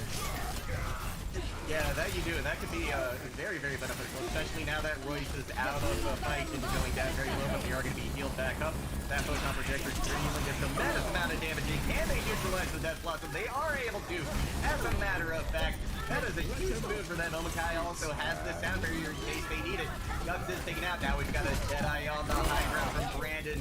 And it finds two both supports for Blinn College. They may come away with a quick possession, but it can go very quickly back in favor of Navarro. It's going to be a shatter laid in from Jinja, though. That could turn things back around for Blinn. They turned what was almost a loss right into a win. We've got a couple of members now from Navarro College trying desperately to hold on to this point, but already one stake is down. Just as Reinhardt's left on point. Froggy goes trying desperately to get back to the fight. Roy's not going to be long for this world in Blinn College. Now it's just cleaning up these last few staggers. They're going to come away with the win on Control Center and Liege on Tower and go up 1-0 in this series.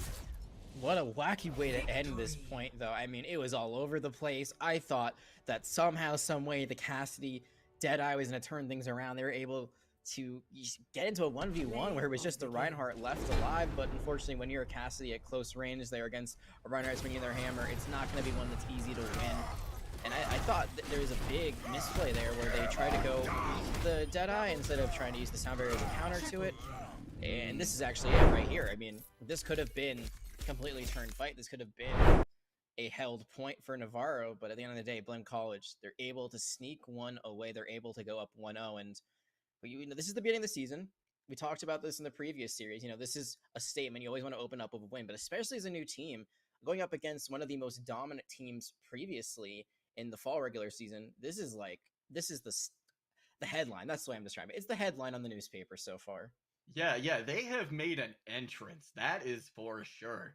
And to put a school like Navarro on the back foot, that is quite the accomplishment coming into this league fresh. And it appears to me that their time in NACE really, really served them well coming into this league. Now, we're going to be moving on to a hybrid map next. So, I'm curious to see where Navarro College tries to take us. Oh, and it will be, as a matter of fact, Kings Row. We're going from one classic to another, Jag. Absolutely, and this is going to be more Brawl, which I think is something that no one's ever going to complain about. It's always fun seeing Reinhardt compositions. Kings Row also is known as one of the favorite maps by people that enjoy Overwatch, whether you are a player at the collegiate level or just someone who likes quick play. I think everyone would say this is their favorite map, unless you can have another favorite, but this is probably at least in your top 3 somewhere. So I'm really intrigued to see if Blinn decides to bring out some, other things that we aren't expecting. I'm still shocked that the dive worked. For so long, they did eventually swap to the Reinhardt on Control Center when they really needed to, but I would not be surprised if we saw maybe a dive or Wrecking Ball comp come out. I have seen teams run it, especially I want to say the winter of 2020. You saw it actually quite a bit. Wrecking Ball is never out of style. He's always really strong because of his mobility. We could see them try to bring out something new and try to catch off Navarro. Yeah, we absolutely could. And, we have even seen Wrecking Ball run in the Overwatch League on Kings Row, both attack and defense. So it is absolutely not out of a question to see something like that come out here. And, that could be a key potentially for Navarro. Maybe, try not to meet them on the Brawl, might try and meet them on something else instead. Blinn College going to be on the defense first, and no really big surprises here from what we're seeing them run out with. No, absolutely not. It is basically what you'd expect on the defense. Attackers, they have plenty of time to swap. It also could be just they're just going to scout and then go back. I think a lot of time when it's Sombra's the first pick, it's almost always just to see what's on the other side and then see if you could try to counter it or mirror it. Well, to see, though, if they did keep this, it would be very interesting. The double bubble with the Dragon Stick grab combination isn't, it isn't bad. It could definitely work out. So we'll see what they end up doing here. But Blinn, just kind of the standard across the board. Yeah, it really is. We are going to see Navarro swap over to a much more standard composition for Kings Row at the last moment. We are going to have a Ryan Daria, and I think that this is going to give a little bit of an advantage to Blinn. Right now, Diva's just been a little bit better of late. Really, Mabel comes out, splitting a couple of members of Navarro apart, but they're going to be able to navigate that successfully. Shield for Royce going down very low, though. That's going to be a problem for them as they try to push in. Play balls out again, not really going to catch anybody out this time around. Jinja going down very low, but they are going to find the big bomb in Navarro College they need and send them back to try. Crazy Hobo gotta be careful to get frozen behind the wall. Do they get out? It looks like they barely do. Everyone else is gonna fall. Ooh, though the Lucio takes the pin. I mean, I guess if you're gonna lose someone, that's probably the best person because they get back to the point quickest. I'm just so impressed that they got an Earth Shatter in the first 40 seconds. That is crazy to me. They had that online. As you pointed out, they fell very, very low. I think that Earth Shatter, a little bit desperation, a little bit well calculated. The math adds up. They're able to save the day. And now this another fight engages and everyone's back. Yeah, Lucio getting in the nick of time. We're going to see the amplification matrix now used by Blinn College. Nice coalescence coming out from Shadow, but it's going to do enough. He's just already able to take Roy out of the fight. Shadow continuing to try and let that push in, but with a Deadeye now, lots of people are going to have to hide or else they're going to lose their heads. Just like Vicky did right before, once again getting that Blizzard online as well. Heads will roll, and unfortunately Navarro College, they're going to have to roll back to spawn right now, make sure they don't lose anyone else, don't get staggered out anymore. They do have the Dragon Strike online, and they're not too far behind on the Graviton Search. That could be a great fight win condition later on. Really just try to commit here for the Blizzard. Vicky is about to have it. There it is. And, I mean, the sound barrier can be a counter, but it's really about time. Yeah, it really is. We're going to see the Blizzard committed. 3 members caught in it. The sound barrier is there to try and keep away the damage, but it's still coming in hand over fist. Blinn College, once again, coming out on top. Yep, and they do it with only the May Blizzard. That's really all they need. They did use the sound barrier as well, so that is something to note. They used it to counter the Dragon Strike, which means they really have nothing for the Blizzard. There's a Blizzard actually Graviton Surge combination they could do. It's not as common, but it basically does the same thing, lock everyone into an area of effect ultimate, do a lot of damage. It's really about Crazy Hobo right now. Can they eat some of these ultimates? If they don't, this should be a win. It absolutely should be. We're going to see an early amplification matrix coming out, and the Graviton Surge was eaten by Crazy Hobo. Huge play there. Navarro College, that was their big win condition right there, and it just went right out the window. Crazy Hobo with a heroic play right there for a Blinn. Said it had to happen. It does happen. The Shatter comes out after, and they keep their self-destruct. But the ultimates still look in Navarro's favor. Not too far away from Coalescence. Dragon Strike, it could be used to just basically zone someone out. Doesn't even have to do damage. The Blizzard, that can just destroy the person that's zoned out. Oh, that's a great combo. What a charge coming out from Jinja. Able to remove that shield from any kind of protection. Allows Crazy Hobo to land a self-destruct, and now there's just 30 seconds for Navarro to try and cap first. They're just rotating their ults so quickly. They almost have a Blizzard of their own, but the ultimate still will be on Navarro's side. Time, it's not, but if they're able to cap it here, doesn't matter how much time they use to get to it. We're going to see the Blizzard committed once again from Vicky to try and get something started, and it looks like this time is going to be the time. At the last possible moment, Navarro College got to be able to take first point, and we'll get to see Street's phase of peak. It took everything. It took their entire time. It took all the ultimates they had online, but they get it done. They continued the map, and they get to live another day here on King's Row. The Shatter's not going to connect.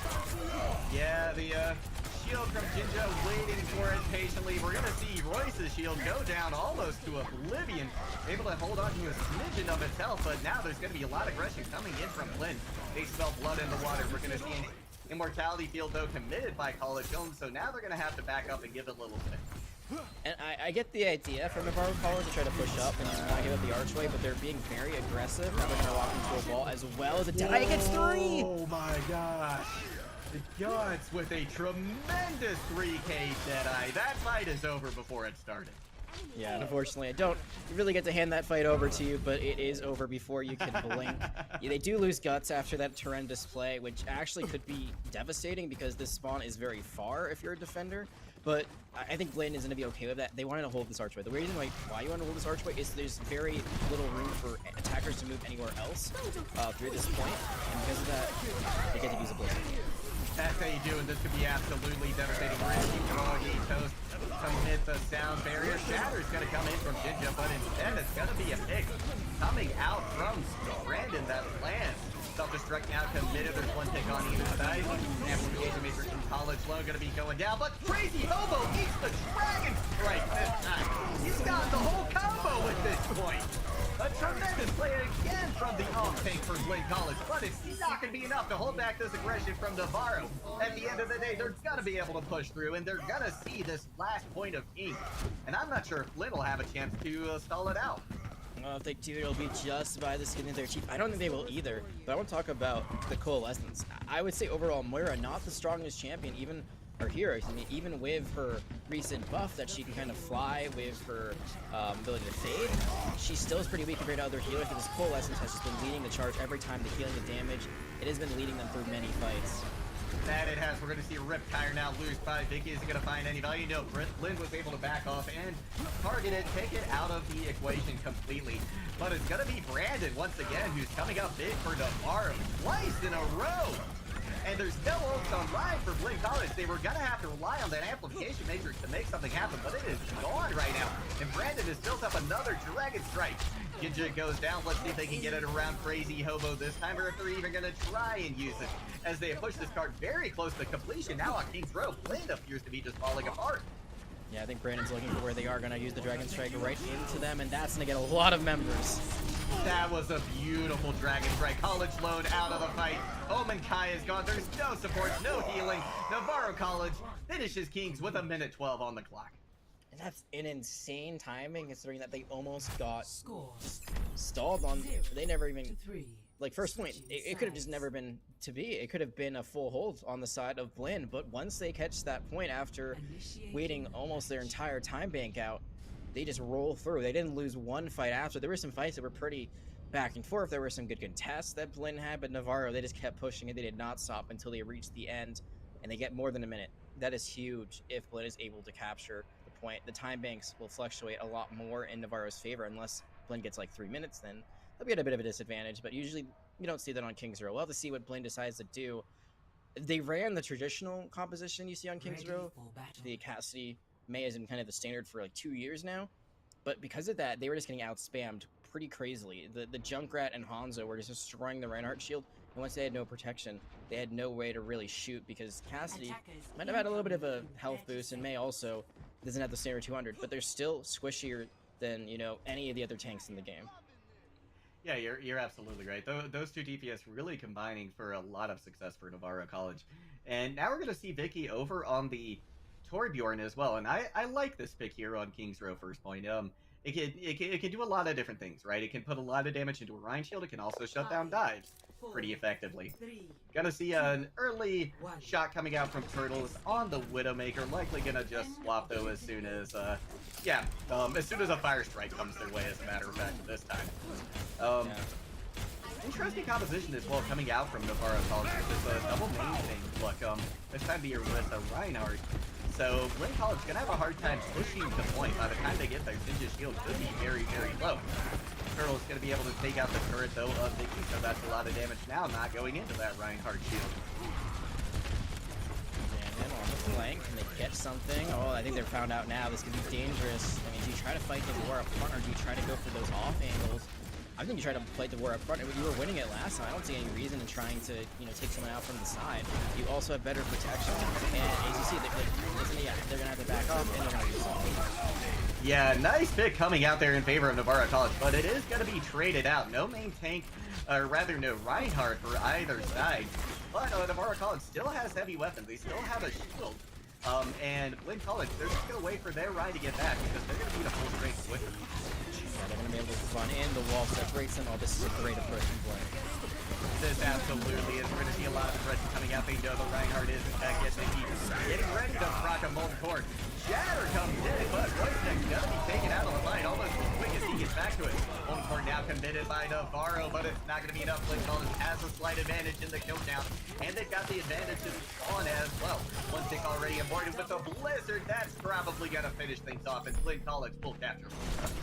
Yeah, losing their Reinhardt there. It was a trade at the beginning, but the attack respawn is just so much closer. Now you see the Rhine gets back into it. It's too late. You're just helping them build up ultimates, and that will be a first point cap. 2 minutes quicker than it was done by Navarro College. A much nicer timing going into the street stage, but just because you started off with a better timing doesn't mean you get to finish the map. Yeah, you're absolutely right. There's still plenty of opportunity for Navarro College to stop things, but look at this insane aggression coming out from Jinja right now for Blinn College. They pushed them back through street phase as the car was just getting out of the garage. Yeah, they're doing that so they can get that archway for free. Now they can get around the corner. They do sacrifice their shield, but at least gets into position. And wow! What a tremendous combo coming out from Guts and Jinja right there, dropping in with the flashbang, knocking out Royce's shield and allowing the shatter to hit. You can't draw it up any more perfectly than that. When they dropped in, I had flashbacks of Cassidy's just trying to do a Deadeye in the middle of a team, but no, it was just the flashbang. It set up the other ultimate. They still have 3 ultimates of their own to use here. It's not going to be uncontestable, but this Deadeye could stop, and yep, they get one. Yeah, that is a big pick as well. The sound barrier not going to be in time to save heavy weapon. Brandon going to fall shortly thereafter. And Blinn College looks primed to just push this card straight on through. Nice charge coming in from Royce, but they're probably going to get punished for that over-aggression as well from the backline of Blinn College. We're going to see Coalescence though committed, and it looks like Royce made it out. But the point was captured by Blinn in the midst of it all. Oh, that Coalescence. It's been so good for the side of Navarro, but they chase. They try to go into the corner. They don't take the point. They chase to take the fight, and they lose out on both. Yeah, and now once again, Jinja's just free to deal so much damage. Gonna see a Molten Core committed, and that's gonna stop Jinja's aggression for the moment. And in fact, the rest of Blinn College is gonna back up and give Navarro some respect. Oh, that's a supercharger as well. In a fight that's basically just running away from, they got the cart around the corner, which means there isn't nearly as much natural cover for Navarro. They've swapped to a Bastion as well, so this is really intriguing. That angle might not be the best depending on how this fight develops. Blinn College, they got 4 minutes, they've got 3 ults, almost 5, actually 6, yeah, 5 ultimates that will be online for this. I'm not sure if they're ready for this Bastion that's going to be in the back line, though. No, I think they might not be. Shatter going to go through from Royce, but Crazy Hobo's there to take them out of the fight. Jinja with a beautiful fire strike through the amplification matrix as well, so going to remove the other tank from the equation for Blinn College, and now this Bastion doesn't have a shield to protect them. Can they get enough damage in quick enough? Not going to be this time because Gus is there with the Deadeye. We're going to see a Riptire land from Brandon, though, so things certainly aren't over yet for Navarro, especially since the spawn advantage is still in their favor. Jinja going to have to back off because their shield has gone down fairly low as well. Jinja tries for the shatter, but they get booped in the air, and it doesn't land before they're taken out of the fight. It lands, but it doesn't get anything of value because they're taken out. The rest of the team can't push forward. The Coalescence is popped. I think it hit like 2 or 3 people. That could have been huge if it wasn't for them getting grouped in the air by, I believe it was the Junkrat mine. So very heads up play by Brandon. On the other side for Blinn, they double commit DPS ultimates just to take out Vicky. They throw both the May, Blizzard, and the Deadeye into them. Only one was necessary. They had that Blizzard still. They could have used it on point, could have cleaned it up from there, could have capped. Instead, they're on the outside looking in still. That they are. We're going to see the self-destruct thrown in the back of that cactus too. Crucially, Vicky and Froggy Toast, no supports left. In fact, barely anybody left for Navarro College. Blinn College most likely going to be able to complete this point with a little over 2 minutes in the bank. Brandon tries to stall things out, but there's only so much one Junkrat can do. Yep, and that is going to be the end of it. So even with some of those misplays, Blinn College, all it takes is a nice self-destruct. They were only aiming for the Bastion there. It seems like they were really trying to do anything to take Vicky out of the fight. They get the Lucio on top of that, and then they just run in. You saw, they realized that's the go button. They knew that they could win that in the 64 scenario, and they do.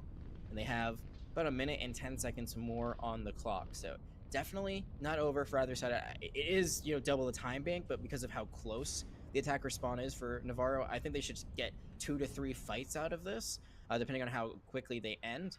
And that's not terrible, especially on extra rounds. That could be enough just to, you know, get the point and then get a little bit more than that, maybe get halfway through streets. That could be enough for you to win the map and go 1-1. It's very winnable for either side currently. It really is. Now, you know, one difference, though, that I do want to highlight between the two colleges that we saw in the first point was that Navarro College had a significantly more difficult time capturing first. Once they did, they were able to roll the rest of King's Row, right? So I think for Navarro College, it's going to be up to them to see if they can capture some of that magic that they had in Street Space and Third Point and apply it here to first. Otherwise, I think that Blinn College has the advantage here. I mean, they've got the advantage in the time bank as well. Navarro College, I mean, we'll see if they swap things up again.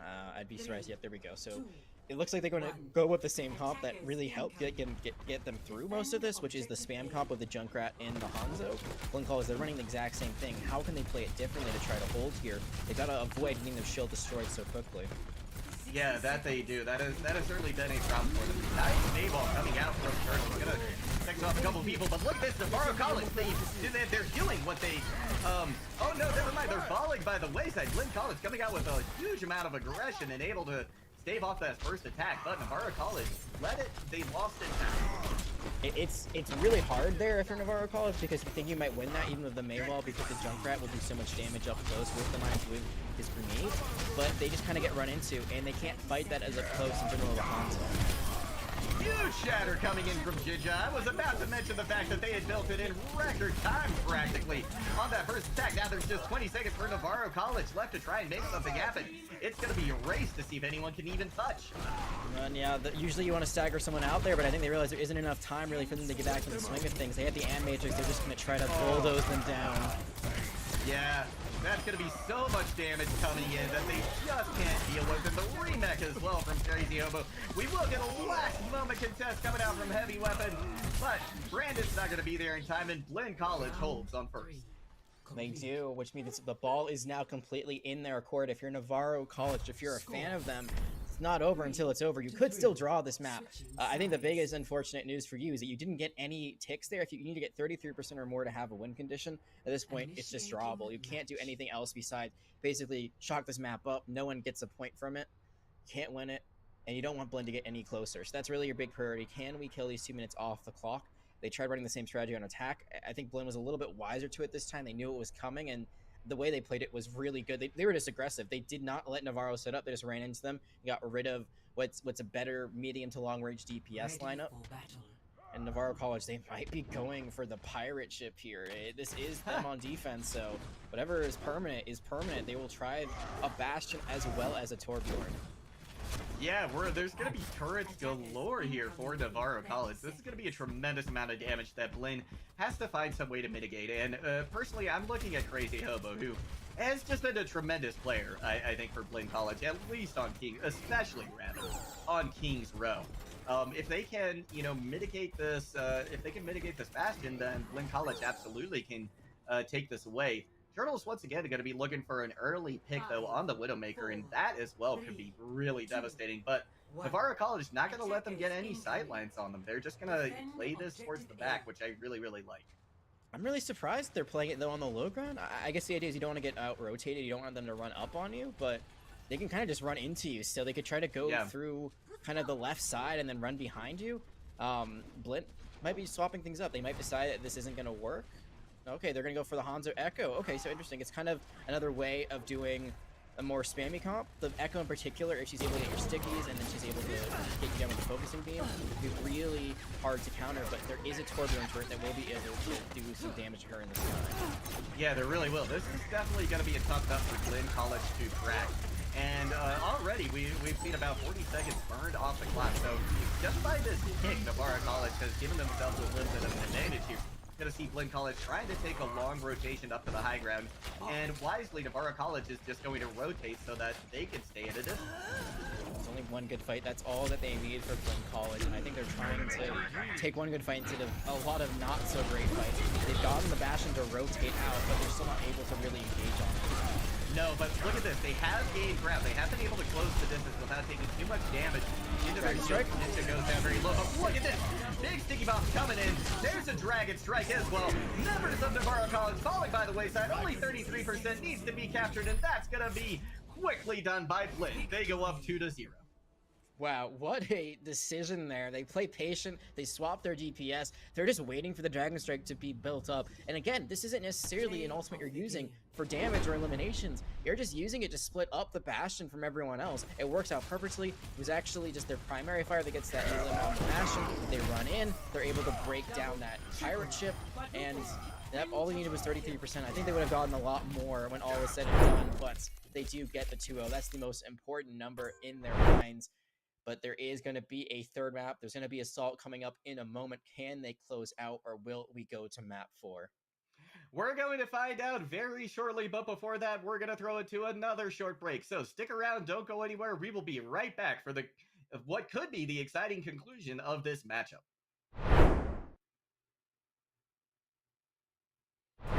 This is Devil. Most of this Navarro squad, they just have to take care of these last few staggers. Heavy weapon going down very low. They're going to back off. For a moment, Navarro.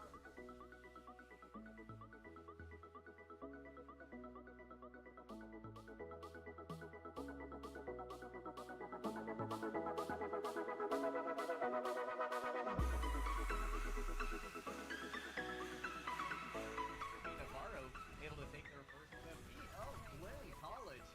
We're going to see gusts going down relatively low. They're going to have to try and back off, but they've got a Doomfist in their way. They're not going to be able to do just that. And in the meantime, Navarro was able to swap the point in their favor. Looks like this contest is going to come through for just a little bit, but the flip is going to finally come into actuality. It's going to be members trying to touch for as long as possible. I don't think they can do enough here. Moira can't even make it. I think that was a blizzard that was just thrown out into the courtyard. Very low. They're removed from the fight relatively quickly as well. Blinn going to capture this point and win the fight. I can count on my hand how many times I've seen dive being run on Control Center, and it's here. It's one. That's it. I have never seen it run. There's been a couple of players in the back line. Maybe loves as Vicky comes in with a couple of big kills in favor of Navarro College. In fact, they're able to swap the point back in their favor. Blinn College forced to back up and deal with this threat now. But they are going to be able to do just that at the end. A lot of problems now for Blinn College, and in fact, Perez coming in for Navarro signals that they have an advantage. They may in fact be able to turn this back in their favor. Turtles doing everything they can. They're going to get hit the blizzard, but oh, that may have been a ultimate you wish you had. Kai also has this sound barrier in case they need it. Guns is taken out now. We've got a Jedi on the high ground from Brandon, and it finds two both supports for Blinn College. Left on point. Froggy goes right desperately to get back to the fight. Roy's not going to be long for this world in Blinn College. Now it's just cleaning up these last few staggers. They're going to come away with the win on Control Center and Liege on Tower and go up 1-0 in this series. Roy's going down very low, though. That's going to be a problem for them as they try to push in. They rolls out again, not really going to catch anybody out this time around. Kids are going down very low, but they are going to find the picks on the Navarro College they need and send them back to try. Yeah, it really is. We're going to see the Blizzard committed. 3 members caught in it. The sound barrier is there to try and keep away the damage, but it's still coming in hand over fist. Blinn College, once again, coming out on top. And they cap it here. Doesn't matter how much time they use to get to it. We're going to see the Blizzard committed once again from Vicky to try and get something started, and it looks like this time is going to be the time. At the last possible moment, Navarro College and self-destruct now committed. There's one tick on either side. Amplification Matrix from College Low going to be going down, but Crazy Hobo eats the Dragon Strike this time. He's got the whole combo with this point. A tremendous play again from the Brandon's looking for where they are going to use the Dragon Strike right into them, and that's going to get a lot of members. That was a beautiful Dragon Strike. College load out of the fight. Omen Kai is gone. There's no support, no healing. Navarro College finishes Kings with a minute 12 on through street phase as the cart was just getting out of the garage. Yeah, they're doing that so they can get that archway for free. Now they can get around the corner. They do sacrifice their shield, but it allows us to get into position. And Wow! Rough place, but they're probably going to get punished for that over-aggression as well from the back line of Blinn College. We're going to see Colette so point- and it looks like the Blinn points. made it out.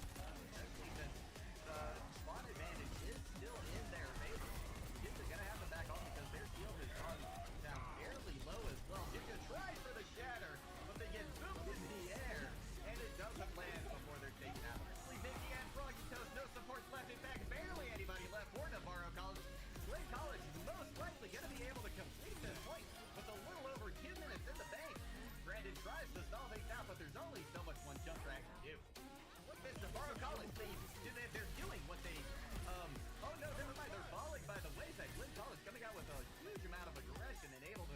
stave off that. But they just kind of get run into, and they can't fight that as a close and bring over onset.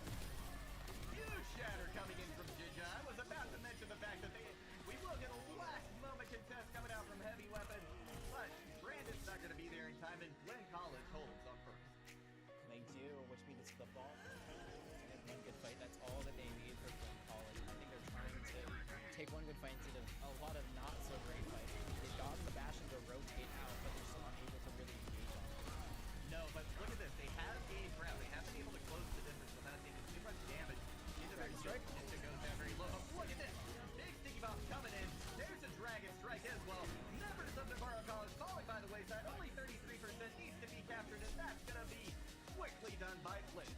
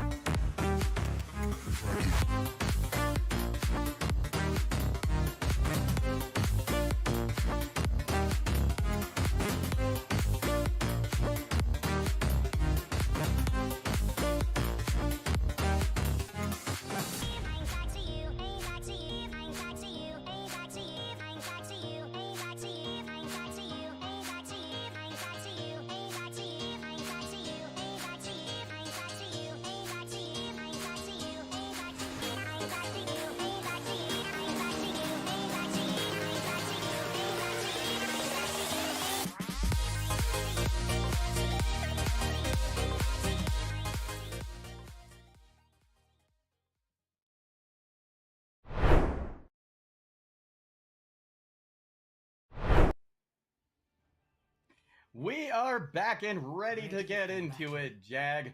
Blinn College up 2-0 over Navarro, and we are going to be headed next to Hanamura. Yeah, I love when maps are different between series. Lijiang Tower is the default start for every game for the next 2 weeks after this one, including week 1. But the fact that we're getting, every other map's been different, it's been very enjoyable. On Temple of Anubis, I feel like that first point hole is so hard to break through, but this first point here, very, very different. A lot of teams like to go for that symmetric strategy. It looks like that's what Navarro wants to do. Blinn College, I mean, a dive defense is not something that you usually see here a lot. Usually it's going to be a double shield, if not a Reinhardt. So we'll have to see how this works out.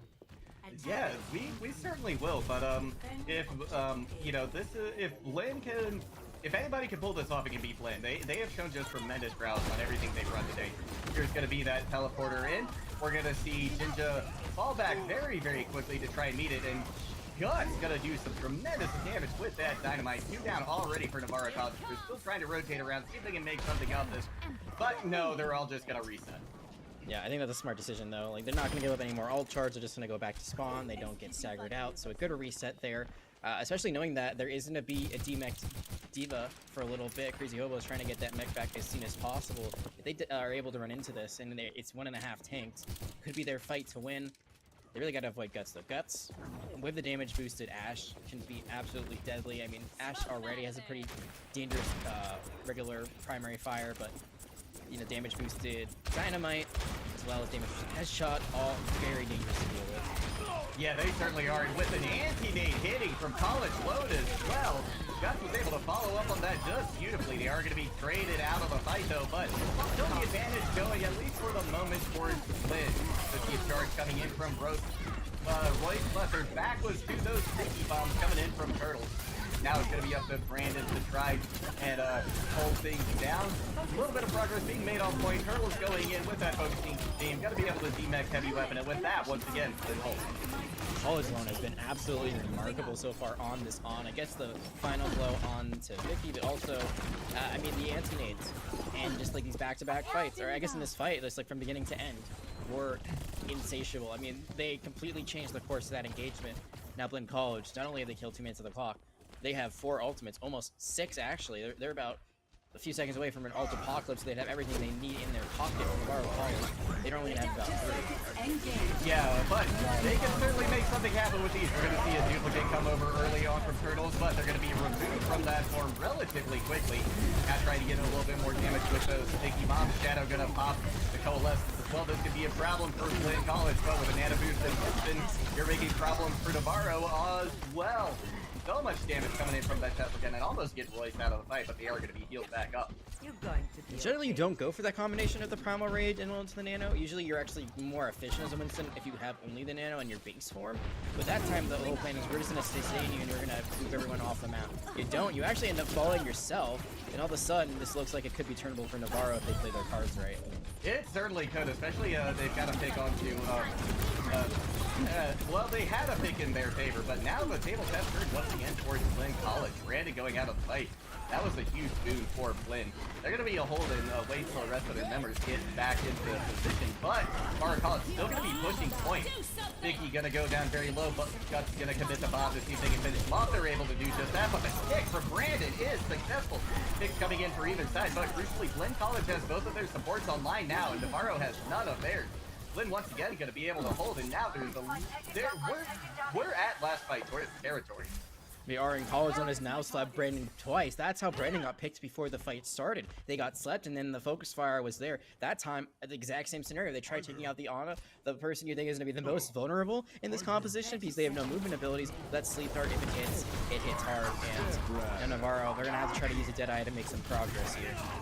Yeah, that they are. They're not going to be able to get a kill out of it, but Turtle's going to be waiting for potentially a Night Shatter. They're going to have to charge back the point, not going to find anybody there.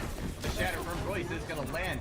Turtle's going to be removed from their Reinhardt form right now, but this Primal Eclipse is doing a tremendous amount of work. Great mechanics coming out from Ninja once again, able to get a couple of kills. Crazy Hobo has the nano boost committed to them as well, and with overtime ticking over, it's going to have to be a huge coalescence right here from Shadow. It's been big before, but it's going to have to be extra large this time. They're not going to be able to get much done with it, unfortunately, and the kill still coming in favor of Blinn. We're going to see a first point hold come out in favor of Blinn College. I would say this is the most dominant we've seen Blinn be so far. It's not over till it's over. There's still a Sombra touching, but I believe this will be the end of their run. No, actually, Winston gets back into it. Well, I don't know if they can do much more than that. Yeah, it's a valiant effort, but the staggers do eventually fall. And Blinn College ready to take this home. They just have to get 33% on first point. Yeah, that's exactly what they need. It's not the toughest task, you know. This is very manageable for them. And I wanted to say this, you know, the 2 series we've had tonight, they may both end in 3-0s. I don't think either of them was a blowout by any means. I think, you know, there was clearly a better performing team in this moment. But this matchup was kind of the opposite of the last one. Before, it was kind of Navarro and Blinn being equal, and Blinn was just able to edge out. The last one was, you know, one team being up for most of it, and then actually kind of, I guess, falling off at the end a little bit more.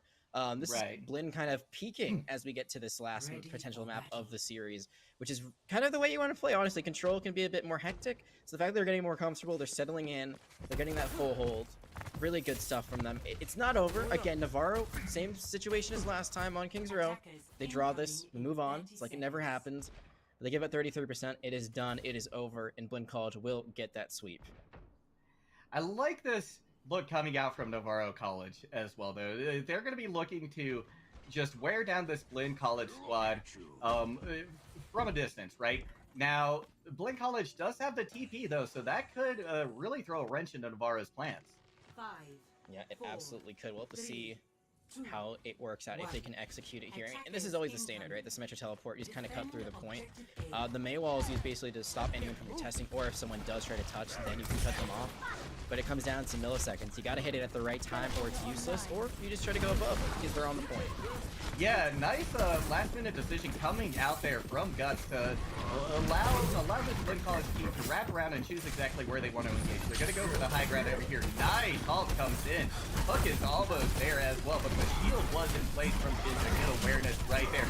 Right six going down relatively low. They're going to have to be forced to use their take a breather, but in the meantime, a couple of picks in favor of Blinn College. This looks like it could be over in just one push.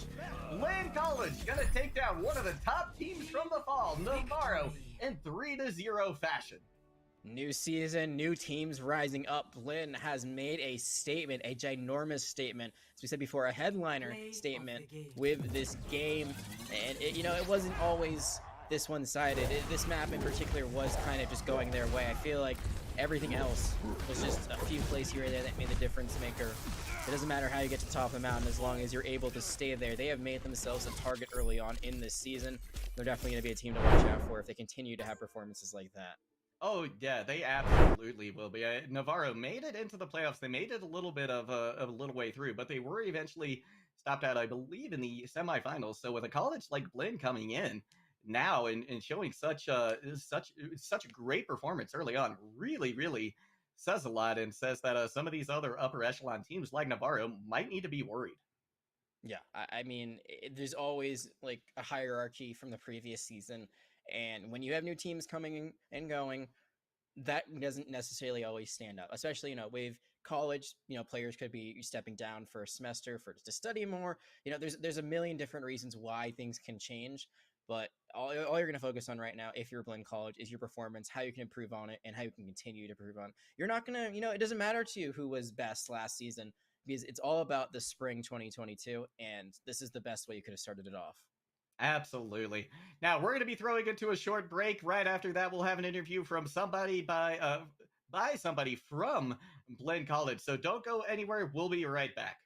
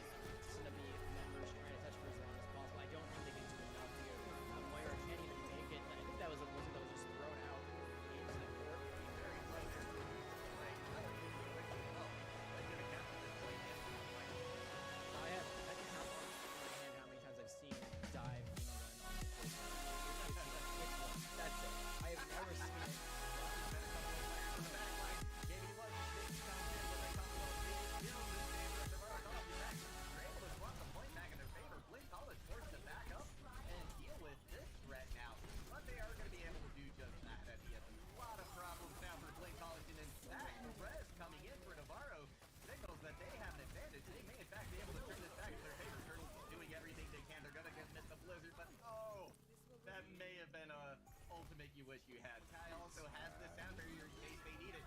Guts is taken out. Now we've got a Jedi on the high ground from Brandon. And it finds two both supports for Blinn College. Left on point.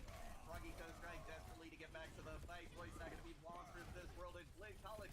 Now it's just cleaning up these last few staggers. They're going to come away with the win on Control Center and Liege on Tower and go up 1-0 in this series. Roy's going down very low, though. That's going to be a problem for them as they try to push in. Playballs out again, not really going to catch anybody out this time around. Ginger going down very low, but they are going to find the big bomb in Navarro College they need and send them back to try. Yeah, it really is. We're going to see the Blizzard committed. 3 members caught in it. The sound barrier is there to try and keep away the damage, but it's still coming in hand over fist. Blinn College, once again, coming out on top. Yeah, and they recap it here. Doesn't matter how much time they use to get to it. We're going to see the Blizzard committed once again from Vicky to try and get something started, and it looks like this time is going to be the time. At the last possible moment, Navarro College lands. Self-destruct now committed. There's one pick on either side. Amplification matrix from College Low going to be going down, but Crazy Hobo eats the Dragon Strike this time. He's got the whole combo at this point. A tremendous play again from the I think Brandon's looking for where they are going to use the Dragon Strike right into them, and that's going to get a lot of members. That was a beautiful Dragon Strike. College Load out of the fight. Omen Kai is gone. There's no support, no healing. Navarro College finishes Kings with a minute 12 on that through street phase as the cart was just getting out of the garage. Yeah, they're doing that so they can get that archway for free. Now they can get around the corner. They do sacrifice their shield, but it allows us to get into position. And Wow! From Royce, but they're probably going to get punished for that over-aggression as well from the backline of Blinn College. We're going to see Coalescence so committed, and it looks like Royce made it out. Especially since the spawn advantage is still in their favor. Jinja going to have to back off because their shield has gone down fairly low as well. Jinja tries for the shatter, but they get boomed in the air, and it doesn't land before they're taken out. Actually, Vicky and Froggy Toast, no supports left. In fact, barely anybody left for Navarro College. Blinn College most likely going to be able to complete this point with a little over 2 minutes in the bank. Brandon tries to...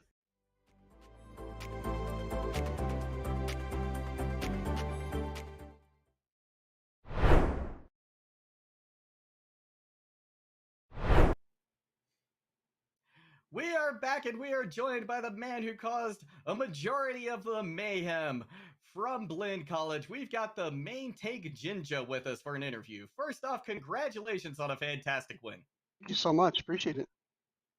Now, I wanted to start off these questions, and just ask you a little bit about, how do you feel? This was your very first week in the NJCAA, and did you know you were going up against one of the top contending teams from the fall?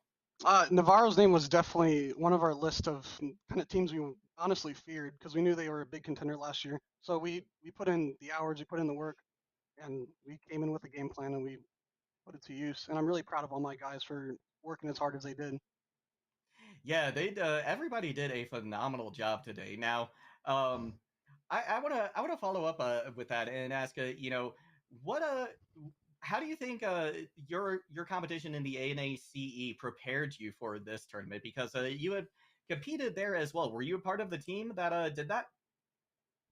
Yes, Oklahoma Wesleyan University actually transferred from there to here, and that was a big portion of how getting ready and knowing the competition and kind of just feeling out the landscape. So doing that gave me a lot of insight of what we're going up against, how to coach, what I can do to help the teams and my players, meet those expectations. We're going against this junior community college and how like the massive amount of players that have so much recognition here. So I gotta ask, it sounds like that your position kind of is like, you're kind of doing it all. You're like IGLing, you're coaching as well. I know that you've got a pretty big background in playing in like the tier 2, tier 3 scene. How does all that experience kind of add up to the role that you're in right now? It's just knowing from insight what it takes to be a top player. I know what it takes to put in the hours and coach and what I can do to get roadmaps for everybody to become better players. But at the end of the day, it all comes to hard work. And honestly, everybody here at Blinn, we went from our average last semester was 2.2K that we scrimmed, and we got rolled by 2.2K teams. And then after, I think we're now scrimming up against 3-5. So the amount of work these players do and the amount of hours they spent grinding, the roadmaps we made, the coaching that they've gone through, it's it's amazing how much work they put in. So I give everybody credit here. It's not just me. I coach them. I give them the stuff they need to do, but they're the ones who are doing the hard work. Sounds like the system is definitely working. That is a very large increase in the SR you are screaming at. So congratulations to you and the entire team. Now that you guys have gotten this win in your pocket, a 3-0, that's a pretty good one, to be honest. What's kind of the next step from here? What are you going to be looking towards in the next few weeks? Just more practice, the same grind. We want to prepare for the next school, and we want to know what we're getting into. So we're just going to take our time and take it one game at a time. Excellent. That sounds like a fantastic strategy, and so far working well for you. 1 game in, 1 win on the board. So before we close things out and we send you back to your team, anybody you'd like to give a shout out to? Friends, family, whoever? Everybody here at Blinn, Kyle, Aaron, the coaches here are amazing. I'm so happy that they brought me on here. The amazing family I've made here. I wish I could name everybody. It's just so much to put in, but honestly, everybody here at the school has put in so much. So, my family, sure, mom. Hi, mom. I don't know if you're watching, but your son's playing esports for college, so that's new. I'm sure she'll be very proud of you. Great to have that support from friends and family. Sounds like you've got a wonderful program there at Blinn College. Congratulations once again, and good luck to you in the rest of the season. Thank you, guys. Have a good rest of your night. Thank you. You too. Well, that's going to do it for you and I here, Jag. Tonight, we're going to be handing over to the reins for some League of Legends for ECC next. Yes, we are. It's been a blast. I mean, we got to see 2 great games, and this is just the beginning of the season. I think we're going to see a lot more action in NJCAAE Overwatch coming up in the next few weeks, but unfortunately, our time will be coming to an end. Chad Lantis and Sparky GD will be taking over for that League of Legends action, and, well, Juggle God, all we got to do now is throw it over to them. That is true. Before we do that, I want to give a couple quick shout outs and thanks as well. Big thank you to K-Tad and Cool Scoots for being the people behind the cameras, being the production crew for us. Appreciate you, K-Tad, as well, for all the organization you do. Polyhype and the rest of the esports you crew as well. Thank you so much. And any final words from you, Jag, before we send it off? I mean, I think this is going to be a much closer season than last one, which is all you could ever want for an esports. You want to see competition. You want to see games going to map 5. We didn't get to see that today, but I think once we get to week 9 in playoffs, it's going to be down to the wire. And the best teams, they're going to be the ones that are left standing. That they will be. Well, thank you all so much for tuning in. That's going to do it for us. GG's, and see you next time.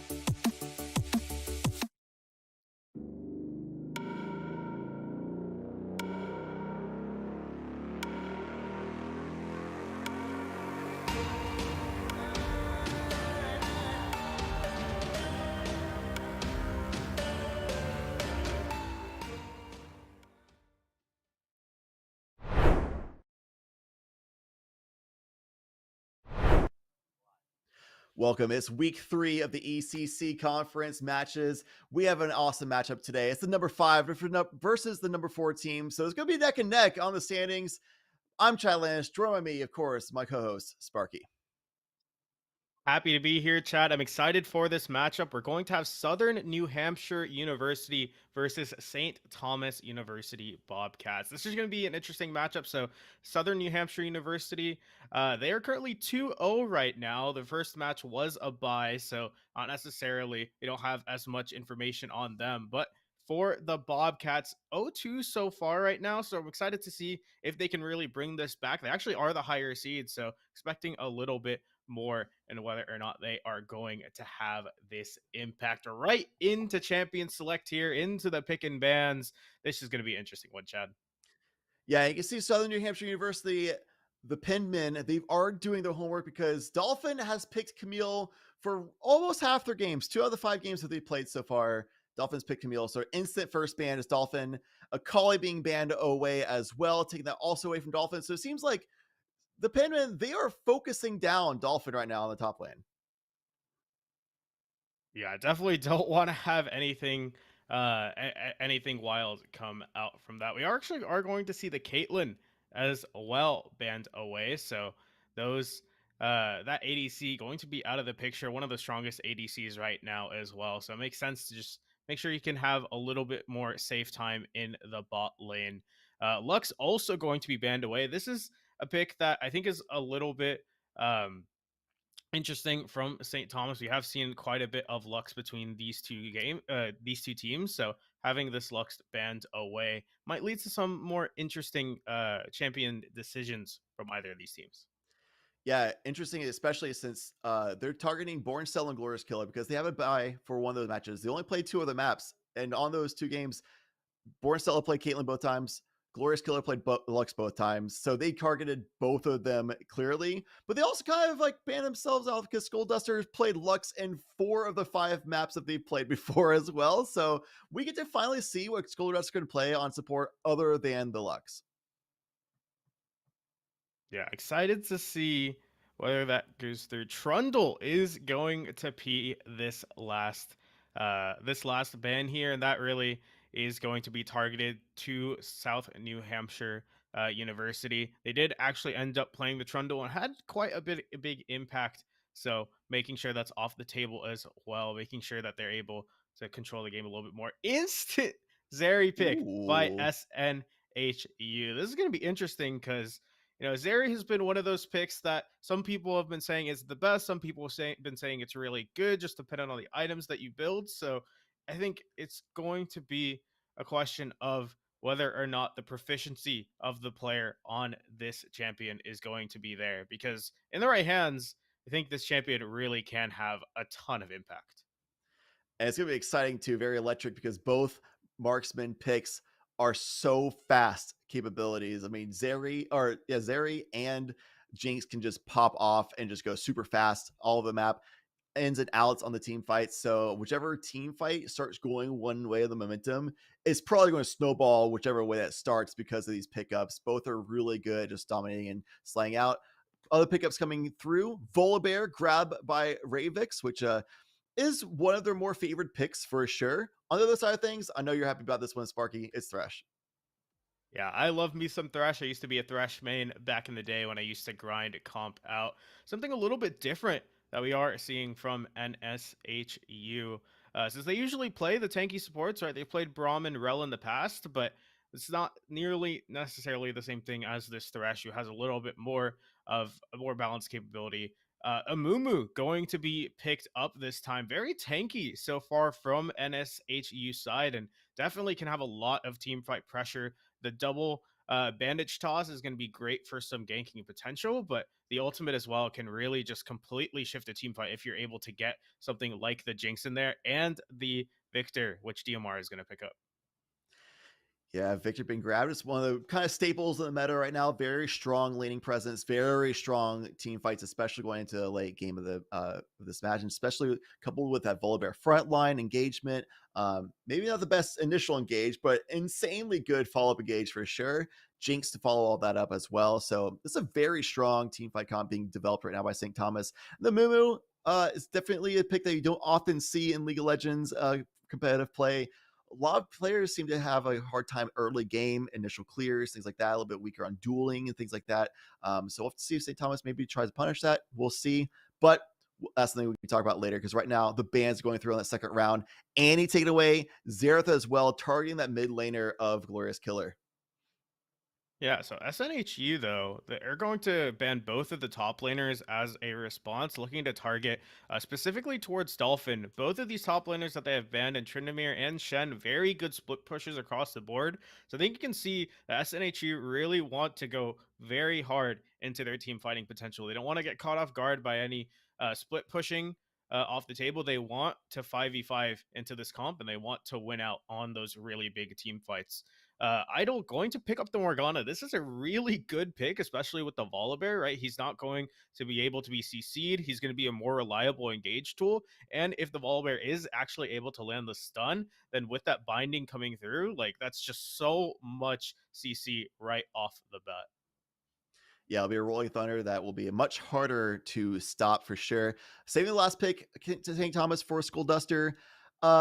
SNHU, they've banned out everything we've seen from Dolphin except for the Renekton they've played one time. So based on the history, I'd imagine they pick Renekton, but they have the last pick. They can counter whatever they want. Right now, though, we get to see the final pick coming through from SNHU. They did grab the Ahri, which we were talking in the green room a little bit earlier today about how Ahri has been rising up the meta. She was kind of MIA for a bit for League of Legends, but has been coming back a bit as of late. Lulu also grabbed up, so that's looking like going to be a top lane Lulu most likely, and an Ahri in mid. Good roaming potential, has enchanting capabilities, really hype up that Zyra, get pick potentials, things like that, which should be exciting tournament events later on.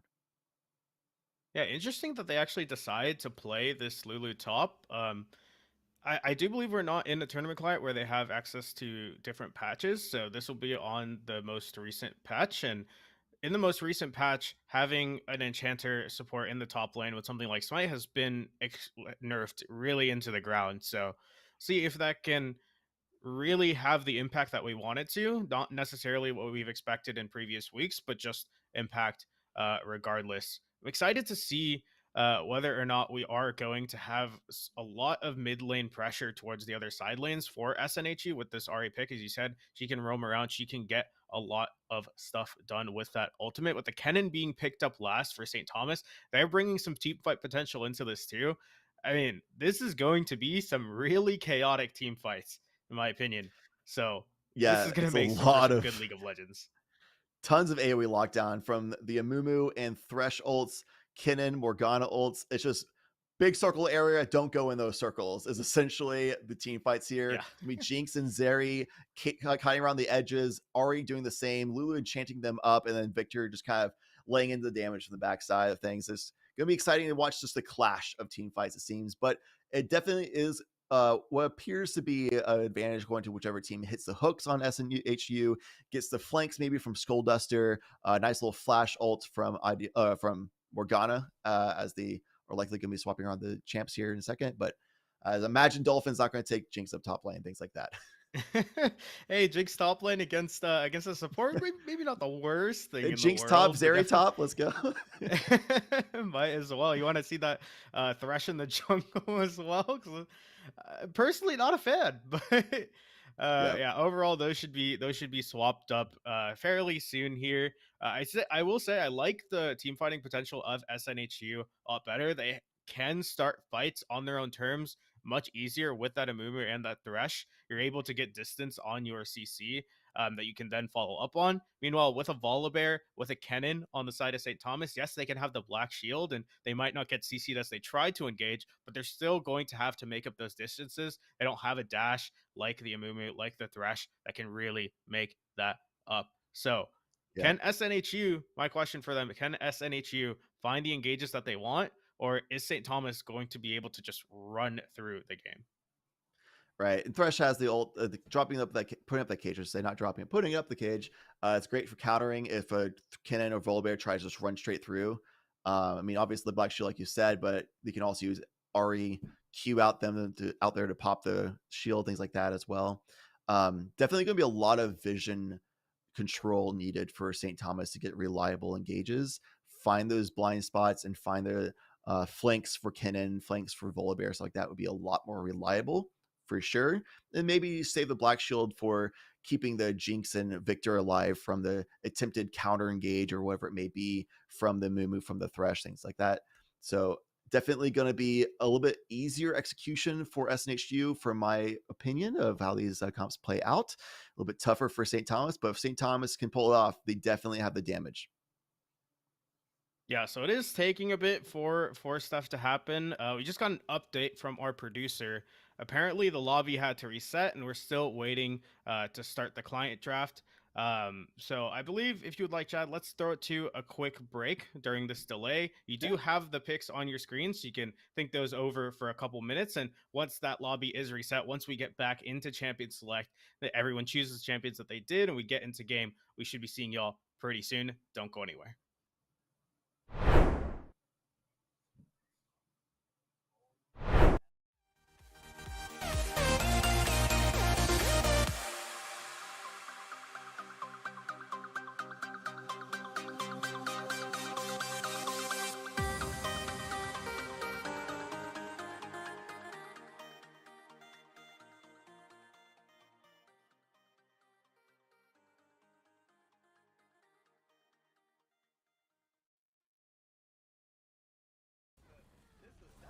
Most of this Navarro squad, they just have to take care of these last few staggers. Heavy weapon going down very low. They are going to back off. At least for a moment. Navarro but it's not gonna happen. Blinn College coming away with it. Yeah, and that Riptire's gonna land. Here comes the barrage right after that. Both those from Navarro College doing a phenomenal job of disassembling this Blinn College squad. It was 70% on the board. Gonna be Navarro able to take their first defeat. Oh, Blinn College. We're gonna see guns going down relatively low. They're gonna have to try and back off, but they've got a Doomfist in their way. They're not gonna be able to do just that. Over before it's really even began. There's already an 1,000 gold deficit. 1,000 gold is quite a bit right now. We can see a lot of AD being bought by the Riven, and it's kind of hard when you're executing a composition with a Taliyah. Taliyah likes to farm up, likes to get to that level 6 or even higher, get those items online, start stacking a little bit of Dark Harvest, and because of that, you don't really get a lot of ganks as compared to a Predator Volibear, who will probably look to get boots on his next back so he can start activating that Predator rune for those ganks. But looking in this bottom lane, set in position just in case of any shenanigans coming along, but nothing so far. Yeah, this looks like they're just going to be trading out in the top lane. Yep, half health for pretty much full health, so nothing big there except for, just more bullying from the top. And they are freezing the wave on the side of Mercy. They're not letting them push up at all. So they're just going to get starved out. And what's Mercy going to do? They can't push up. And there's already another solo kill. Will the burn be enough? Nope. And he's just going to be able to get out for free and just farm even more. And at this point, when you're playing top, you just got to stop fighting. There's no reason to keep fighting. Yeah, it's a feels bad, man. I mean, you could see Garen was giving it his best. It was a freeze in his favor, actually, but hold on, a fight in the bottom lane. There's going to be the grit coming out, and Bozen secures it. The zap slows down the Leona. Is going to have to be a flash, but is it going to be enough damage? No, not enough range on the rocket, and Trishy does get to live here, but another kill going in that bottom lane. Yeah, and around the board right now, that's 4 kills already. They're down 2,200 gold. This is just looking really bad really fast. And there's also going to be a fight in the mid lane here with a gank coming from the Volibear. Yeah, Volibear coming in hot, coming in fast. Biological not able to close out the kill in time. J-Real says, get over here, slaps him in the face, and that's going to be another one on the board. 5-0 now for Farmingdale. Yeah, just not respecting the jungle. Always respect the jungle, especially a Volibear who already has Predator online with those boots. So that's just really dangerous. You never want to push up. And right now, every single lane has a death in it. And that is just really bad. And top lane's getting absolutely deleted with the ult coming out from the Riven. Oh my gosh. It's just looking so bad at the moment. 4-0 on this Riven and playing like an absolute monster. And if you're the jungler, if you're Alpaz in this situation, you're kind of sweating a lot right now. You know what you drafted for.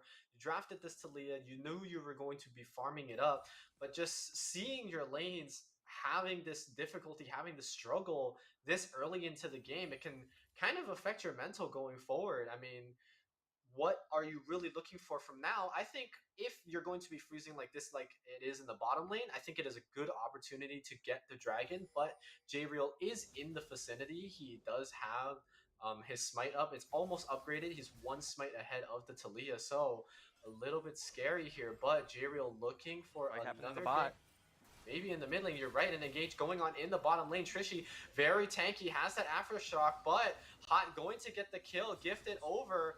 Jackie trying to put up a fight, but it's not going to be enough. Taliyah shows up a second too late, a double kill for the Jinx, and I believe that Annie fell as well, so 3 kills across the board for Farmingdale.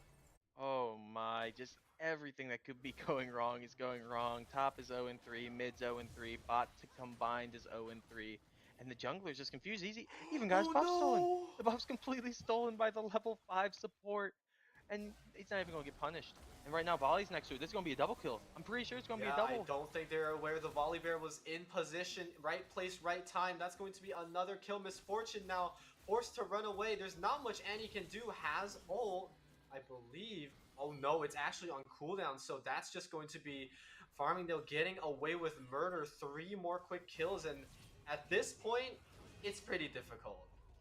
Yeah, but Oh, it looks so close, and I feel so bad for Dark Swordsman almost getting the kill. That will have made it feel a little bit better, but 3 plates are gone from the top at the moment, and everything is just going so wrong so fast. 13 kills in 8 minutes. That's 1 kill. That's more than 1 kill a minute. That's almost 2. Almost 2 kills per minute for the side of Farmingdale. I think I've only seen those kills per minute rates in either the LPL or in my ARAM games. This is kind of a bit interesting here. I mean, Garen opting in for the boots finish first. It does make sense. Garen now with the E attack speed build can do a lot of damage, but still just needs to get those items going. And Talia keeping up in farm is, I guess, a good saving grace because Talia obviously can provide that CC and that damage. She has a really good burst combo.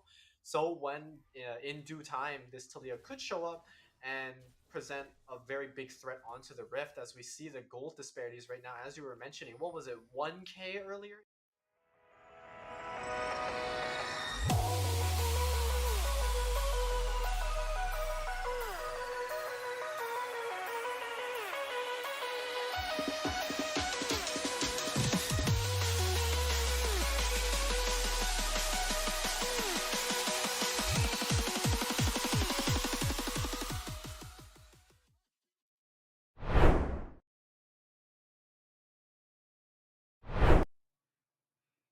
All right, apologies for the delay, but we are back and ready for the action for this best of 3 matchup against STU versus SNHU. SNHU has a 2-0 start, but it has that one bye, but still a very strong 2-0 finish in that match they played. 2 maps, 1-0 drop so far. So technically still a flawless record for the season, Sparky.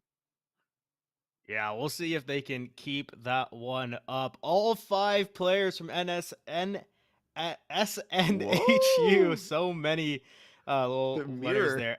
Yeah, what is happening here? 5 people from SNHU going over towards the bot lane, looking to do an early invade.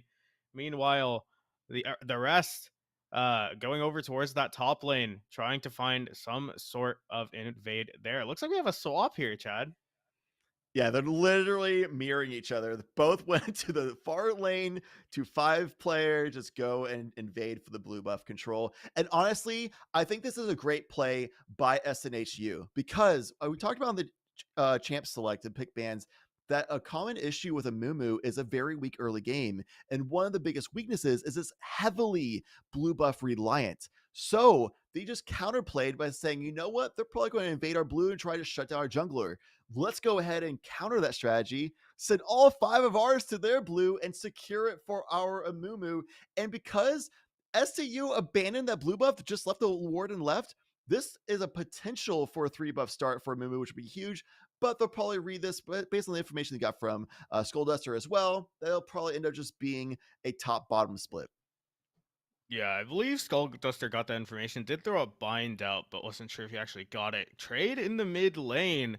Coming out well for DMR there. Glorious chunked down quite a bit. I was going to start chugging through those potions, but did buy up towards the 3 potions, so we'll have quite a bit of sustain. Amumu actually going all the way for the blue buff, so he's trying to cut him off, and it looks like STU didn't actually read this. Followers going towards bot side to a blue buff that doesn't exist for them right now. Yeah, so that's going to be that incredibly dominant triple buff start. I mean, I feel like with that vision early, they could have just read that situation a little bit better, but a little bit of a misread on the play, and that gives a definite advantage to SNHU. Mumu has literally the best start they could have possibly hoped for as a jungler period, but especially as a blue buff reliant Mumu early game. Looks like they're going to get away scathe free. Yeah, you also see the bot lane from SNHU get an early ward up in the river, so even if the bear goes down towards, tries to trade with the red buff in the end, they're going to spot him out. They're going to be able to punish him so far. Mumu, just with that triple buff start, actually going buff to buff to buff, not even waiting for anything across the board. So he's going to be quick level 3 after, I think, a couple camp, one more camp after that next buff. So far, just a standstill so far. Actually, Glorious Killers chunked really low, chunked through all those pots. Big flash. Charm.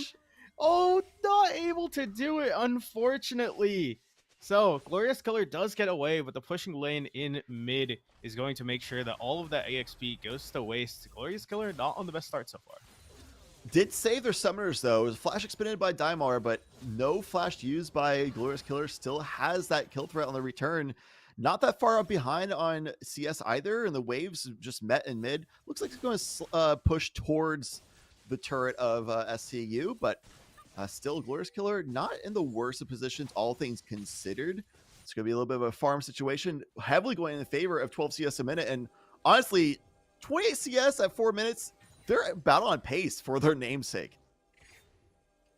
Oh man, dude, Ravax right here, he's not having a good time. Just feels like every to where he tries to go, Mr. Reno is there first. He's getting all of these camps, and you can already see it in the amount of, in the amount of camps that they have, 20 versus 16. And it's only getting wider for the Amumu. Glorious Killer here is able to push through over towards that mid lane, get some trades over there. I want to talk about this bot lane really quickly. We do have the Jinx and the Morgana. It is a very strong matchup because if Morgana lands a bind or if Jinx lands a chompers, that next form of CC can go through. You're going to be standing there for an incredibly long time. That's just time that STU is going to fire upon you. Jungler's looking to the top side, trying to set up for the Mumu gank, with Volibear in prime position to counter gank this one, which I have to imagine that it's going to go in the favor of STU, all things considered, but it is a level 3 Volibear. Did get the shield, a little bit of disengage. The latch on the bandage toss was good, though. A huge moment for SNH. Dolphin gets enough damage back. The flash has been spent. The finish for Dolphin, and overall 1-for-1 trade until the Q lands from Dolphin. Just a nick in time for the shield from 12 CS a minute to barely limp away. Teleport still available for Dolphin. None available for the Lulu, though. So Dolphin, after all things said and done, coming out so immensely on top. Minute can't leave the spot. If a Q lands from Dolphin, they just follow with a quick W and just bounce right out. But no flash, get out of there. Target shot probably will get the kill. High risk, not much reward, all things considered. Decides to backpack. Yeah, the thing with 12 CS a minute, he doesn't have his Dolphin. He's just trying to stall this one out, and it works out pretty well for him. He has red buff. He's getting that HP regen. He's getting up to, that higher HP. He might be able to actually dive this. You see Mr. Reno, he's coming back for a return gank. Might have just stayed here a little bit too long, greeted too much for that lane control. Looks like Remo just going to go ahead and push them off, though. Yeah, I mean, Lulu's really weak at this point. Dolphin 6 would have at least been a 1-for-1 trade based on how things probably were shaking out. So at least providing some pressure to push off the cannon at least a little bit. But Dolphin is relentless. He's still here. Amumu left and is now ganking in mid. The charm is good. The push-up is also good for an easy bandage toss and finish. Both players incredibly healthy as well. Barely taking damage, it even looks like. Daimar not having an easy time on that gank, but at least is significantly up on CS. Yeah, man, Mr. Reno, this guy is an absolute jungle machine. He got the 3-buff start. He got so much pressure for his lanes. The only thing is in top lane, right? They dived onto that 2 versus 2. All the minions are actually there for SNHU, and the fact that Dolphin gets that red buff, this top lane that was actually looking pretty good for 12 CS a minute is now pretty heavily in favor of Dolphin. He's able to abuse this Lulu. The fact that he can keep chucking those shurikens at him means that 12 CS a minute can't really back off, doesn't have that TP for a while to really get back into this lane very fast. So this Lulu has a very hard decision to make. Either she stays, has pretty much no lane pressure, Kedin can just run the entire thing, or she backs and loses a ton of experience. Speaking of ton, Glorious Killer hitting a ton of charms this map so far, and already got another chunk on Daimar. Has to just drink those potions. Now completely out, getting chunked even heavier. And Glorious Killer just hanging out, just winning on those trades, catching up a bit on the CS, but that's still on the heavy side of Daimar.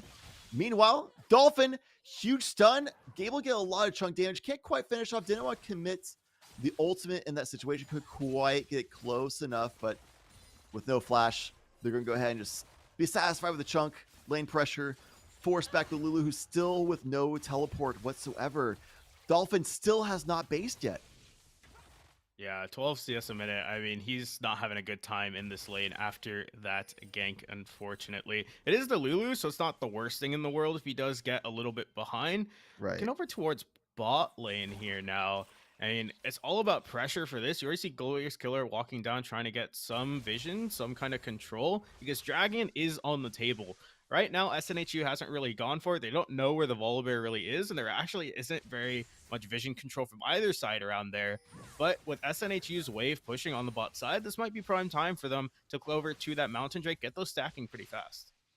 Yeah, Mumu not really known for his Drake taking capabilities. However, with the lane pressures, they can definitely convert over to this.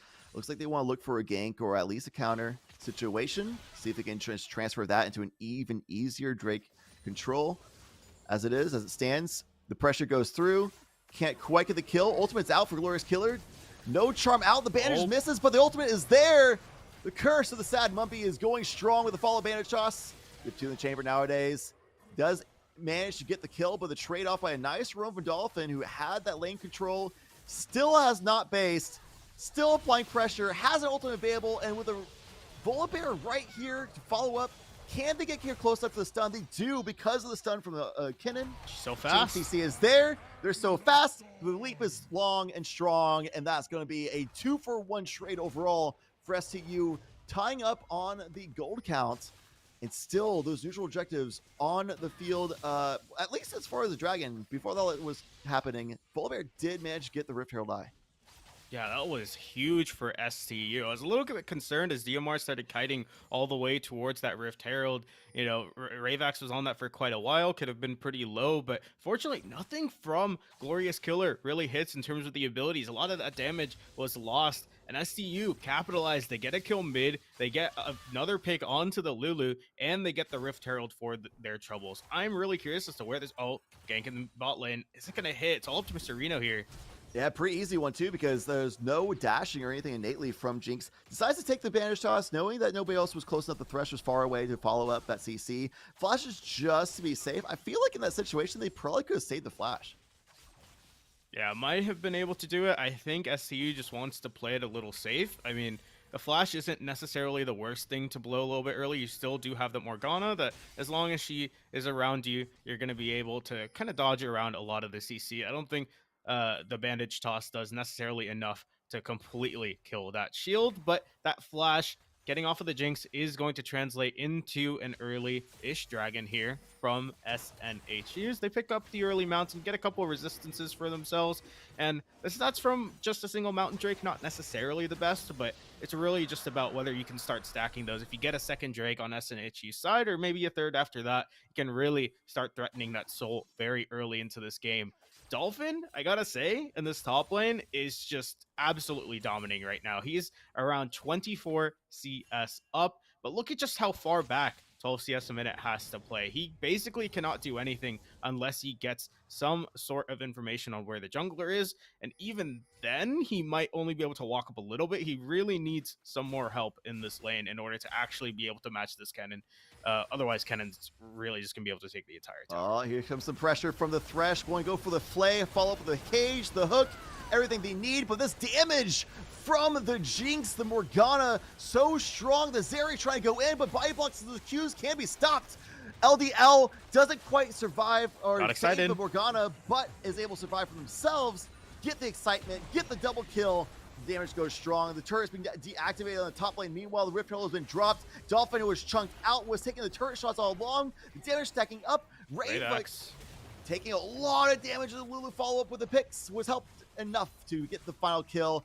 A lot of damage to that turret, but the kill goes the way of SHU. A lot of excitement both sides of the map. Overall, about even, but I'd say that guy goes in favor of SCU in the things. Jinx with a double kill, that's massive. Yeah, just kind of over aggressions from maybe both sides. You saw both of the instigating parties on the bot side and on the top side actually end up worse for wear from those trades that ended up happening. The bot side, the Jinx getting the double, and with the top side, Lulu got a kill, got a blue buff. I mean, might be in a pretty good spot, can get spam those shields. Actually, as I say that, steps up a little bit too far. Dolphin is going to punish that Flash, but TP is up, could come back into this lane. The Rift Herald actually got that tower down to, I believe, the singular plate, so very real threat for this first tower for STU, and making this gold lead still a little bit larger. Nothing too bad right now, only about 600 gold on the table, but definitely stacking on the right members for STU with that top lane cannon and that ADC. What's even more impressed about Dolphin just having a dominant performance in the top lane is the fact that so many bans were sent their way. They were pretty much getting target banned for the majority of SNHUs, at least the first run of things, but also banning out the Trinimir, the Camille, the Akali, like everything just banning out. Still grabbing the pick, still looking really strong, just like DMR is going to start to look strong with that ult dropped, but the dashes, the mobility from the Ahri, Glorious Killer uses fantastically to get out of harm's way. Hook also being dodged by Skullduster to also get out of harm's way, but the chunk damage is enough to send them back to base, perhaps, unless they want to try to stick around, throw some long-range Qs, see if that can work out for the team. Meanwhile, back in mid, more scrappiness happening, more skirmishes underway. DMR, no ults for either player. The flashes ignite is good enough. Mr. Reno is there for the counter, but at the end, it's only a 1-for-1 trade. Ooh, aggression here in the bot lane as well. Whoa! You missed it! You missed the hook, but it doesn't matter because Zeri is able to pop off. They're able to get the kill anyway. And the Ignite not even used in all that situation. I feel like if they pop the Ignite on the Jinx, they could risk following it up, got the final kill, and push up the wave and make it crash to the point where they lose all that CS. Would have even been worse, but Jinx is still alive. Meanwhile, speaking of alive, is Dolphin alive and still pressuring 12 CS a minute, who, with all this pressure, especially with Volibear showing up, all of this anger, there's turrets being shot off. The Mumu's here for the counter gig again. Oh? Who will get another turn back kill. Reno there just to keep the team in the fight, left, right, and center on the map. Yeah, again, I feel like this is just going a little bit too far from Raybacks. He used the ultimate in order to try and disable the tower, but the thing is, he went a little bit too close to the tower, and with the Amumu there, was still just stuck in the tower range for just way too long here from SNHU. SC really punishing this Lulu top lane, and the thing with Lulu top, you can get your player at, oh, we have no time for that.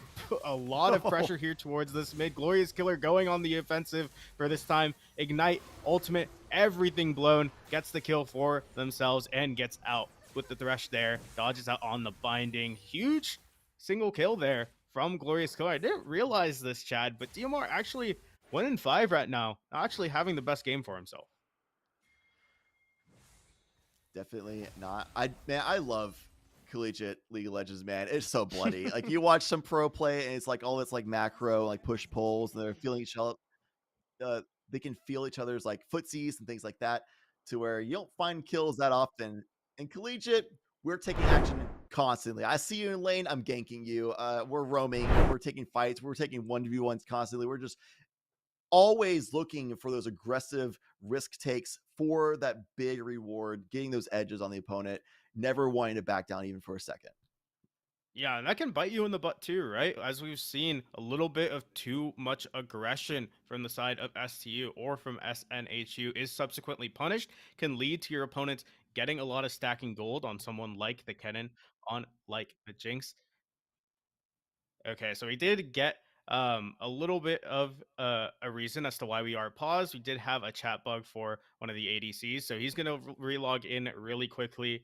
Hopefully we can get set up just as fast as we got into this pause. But I really want to talk about the game state so far, Chad, because realistically, as you said, it's a bloodbath across the board, but it's absolutely crazy.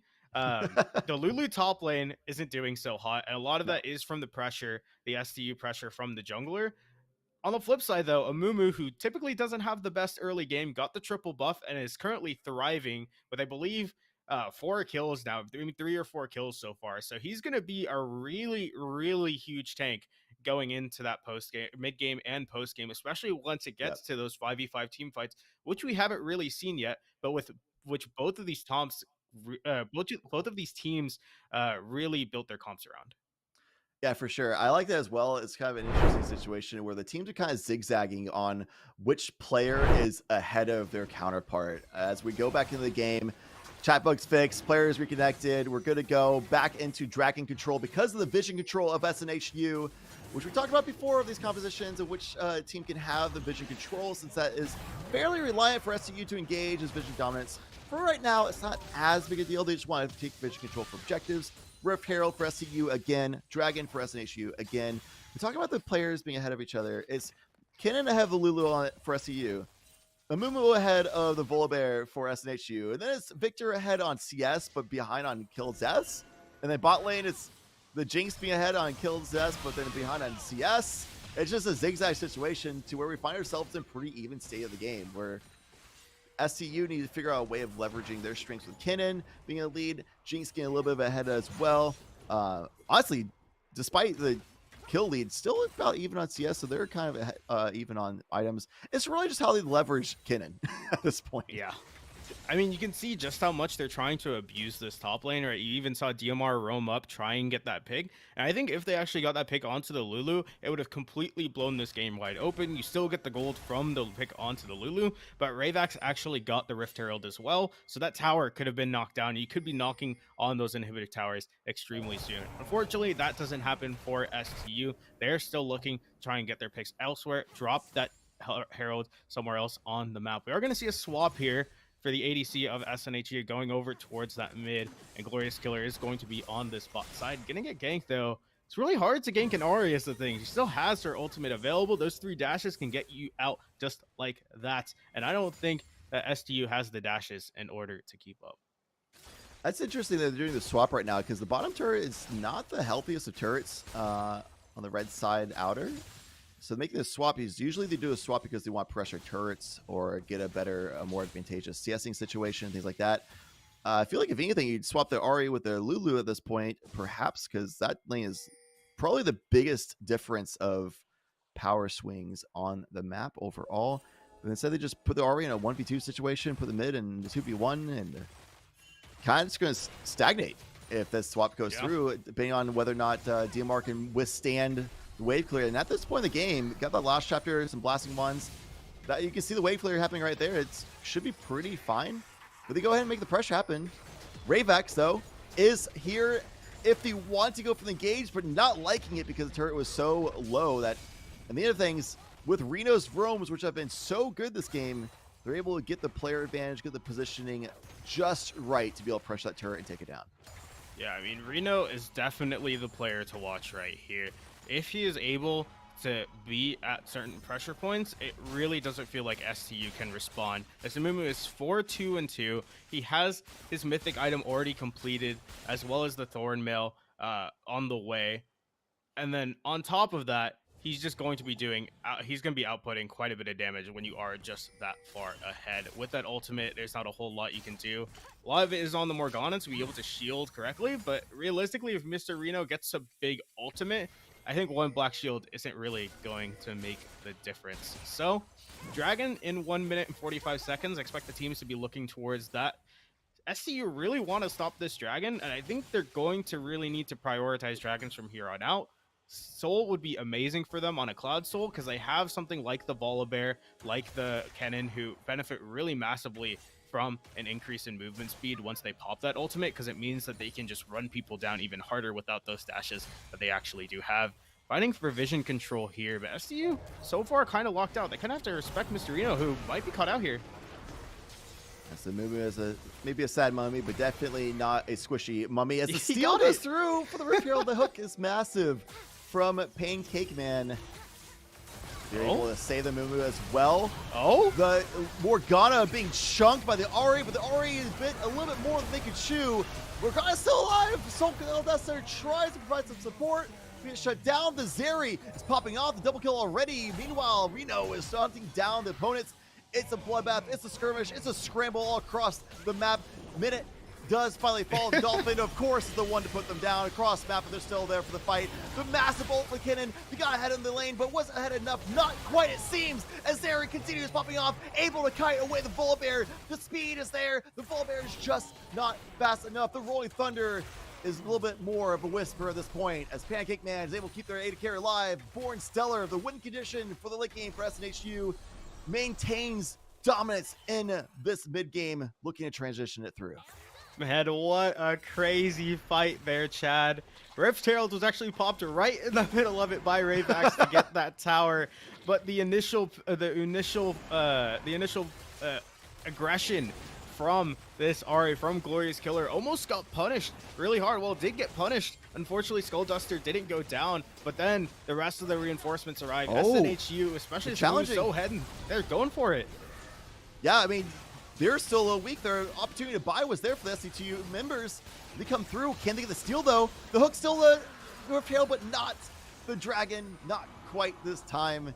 The Jinx was able to get enough of the damage off, crit it up, and finish off the Dragon. So SCU actually being able to steal away that Dragon was massive, because they fell behind by 1 kill worth overall, like 1 or 2 kills worth overall at the very end there. But getting that Dragon, stealing away, taking SNHU a little bit further away from that soul, it's actually pretty big. Skullduster perhaps caught out. The Black Shield is massive. They won't be able to get CC down. They'll be able to run away just fine and get out to live and fight another day. LDL flying a little too close to the stun, thinking that they might be safe and lingering for Skullduster, but that charm was ruining the landing phases of DMR and now ruining the mid-game experience of LDL. Yeah, this is what I was talking about with SNHU.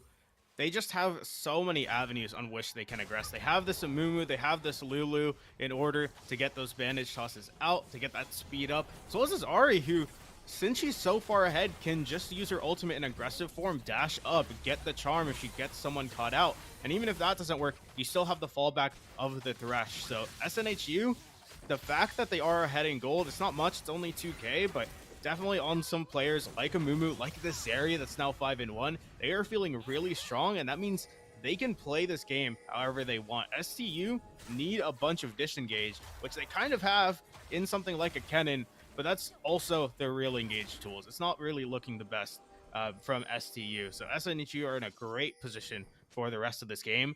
Baron actually might be taken here from SNHU. Yeah, they're going for complete vision control. You can always see the pings. STU kind of have an inkling, but SNHU are burning this one. That's going to go really fast. Zaracu's just spamming it down. It's 23.5 minutes, but still fast enough.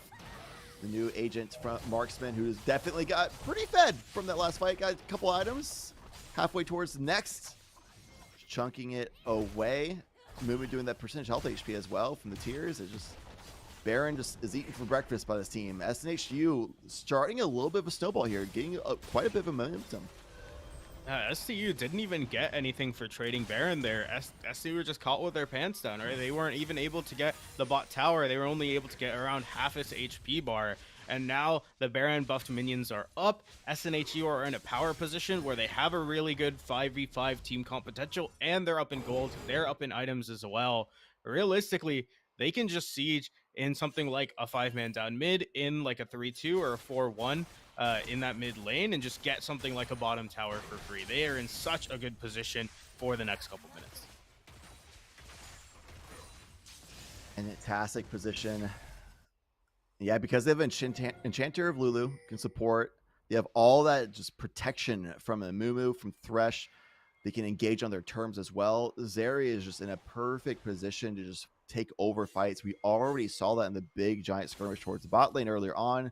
Full 5-on-5, even though it's pretty all over the place position-wise. It's still a 5v5 overall. What a burst of moment. LDL, you can't be out there by yourself. Your motion, the movement there for Jinx, you need a kill to be able to move fast, to be able to escape things like that. Ari on the other team, they're essentially an assassin. Gabby, watch out. Yeah, that's the thing about, that's the second time the LDL has been caught out, but it's a hard decision for that AD carry to make, right? They have the Baron power play. You still are behind this area, who is 5-1. You want to be able to catch up, and the only way you're really going to be able to do that is with farm. So he greeds a little bit too much for that mid wave. Glorious Killer is going to just actually might die here.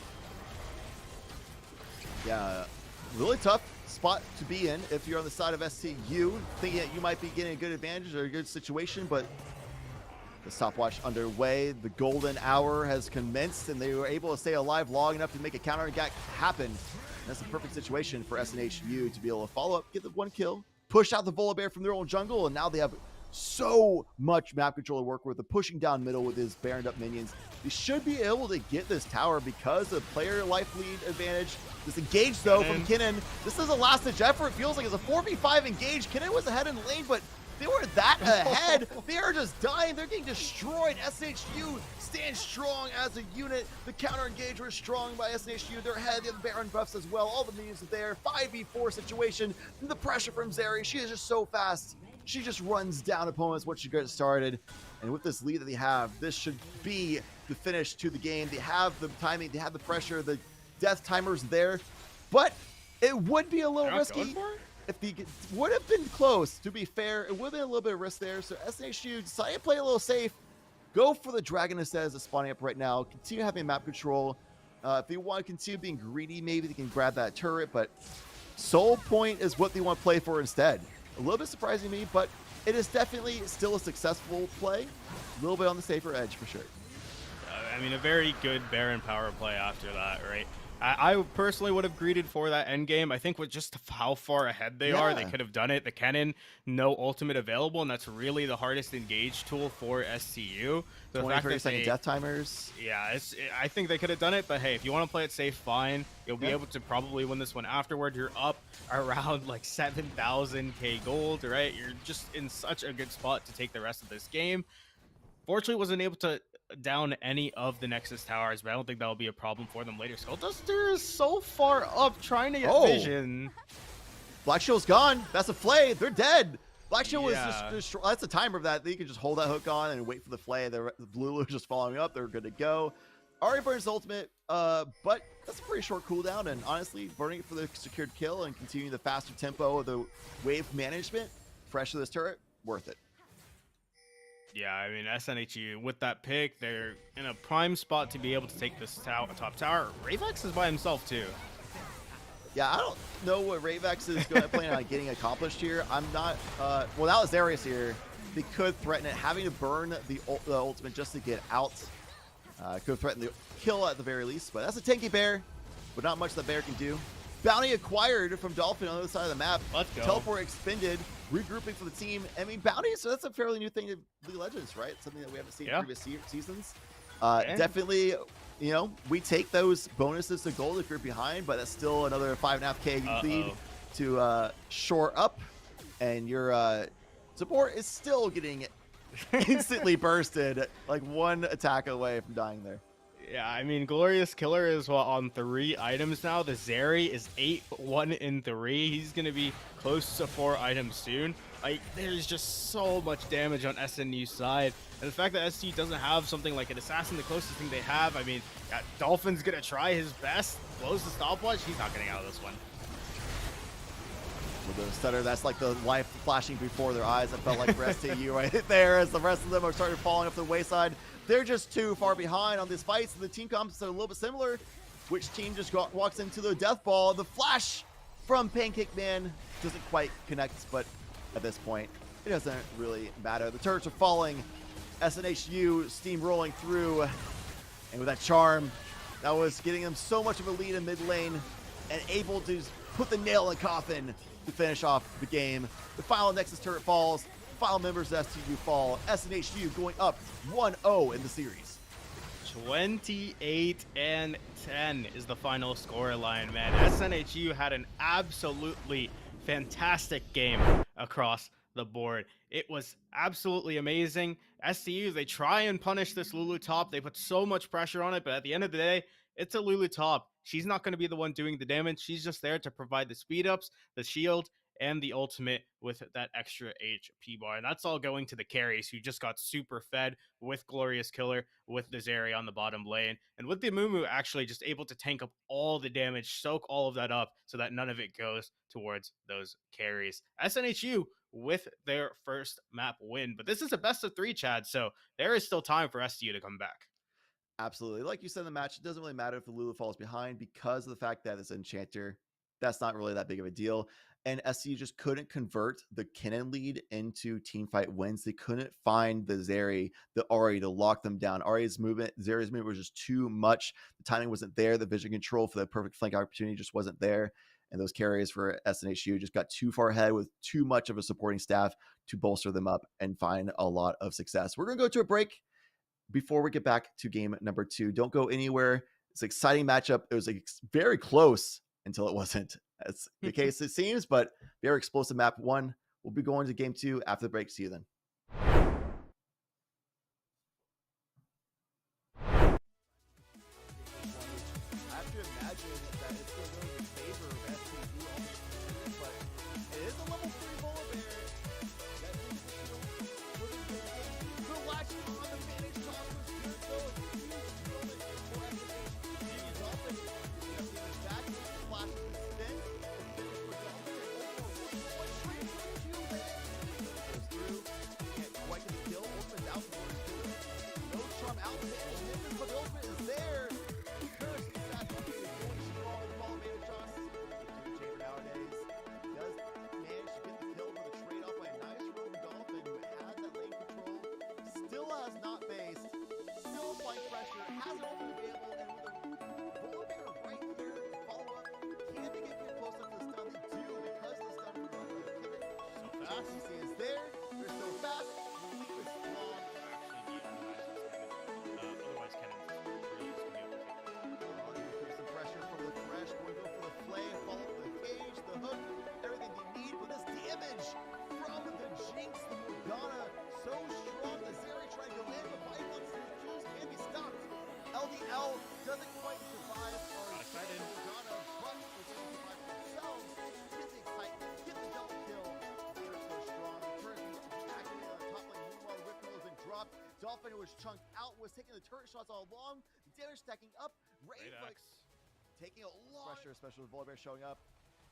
All of this anger, there's turrets being shot off. The Mumu's here for the counter gig again. Oh. Who will get another massive from Pancake Man.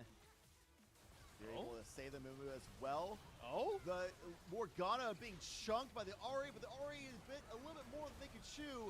Morgana's still alive. Soulcaster tries to provide some support.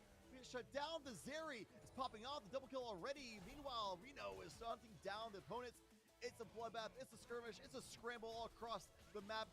Minute does finally fall. Dolphin, of course, is the one to put them down across map, but they're still there for the fight. The massive ult for Kinnan. He got ahead in the lane, but wasn't ahead enough. Not quite, it seems, as Zeri continues popping off, able to kite away the Bola Bear. The speed is there. The Bola Bear is just not fast enough. The Rolling Thunder is a little bit more of a whisper at this point. Giant skirmish towards the bot lane earlier on. Full 5-on-5, even though it's pretty all over the place position-wise. It's still a 5v5 overall. What a burst of moment. LD. That's a perfect situation for SNHU to be able to follow up, get the one kill, push out the Bola Bear from their own jungle, and now they have so much map control to work with. The pushing down middle with his baroned up minions. They should be able to get this tower because of player life lead advantage. This engage though from Kinnan. This is a last ditch effort. It feels like it's a 4v5 engage. Kinnan was ahead in the lane, but they weren't that ahead. They are just dying. They're getting destroyed. SNHU stands strong as a unit. The counter engage was strong by SNHU. They're ahead. The other Dolphin's gonna try his best. Blows the stopwatch. He's not getting out of this one. With the stutter, that's like the life flashing before their eyes. It felt like for STU right there as the rest of them are starting falling off the wayside. They're just too far behind on this fight.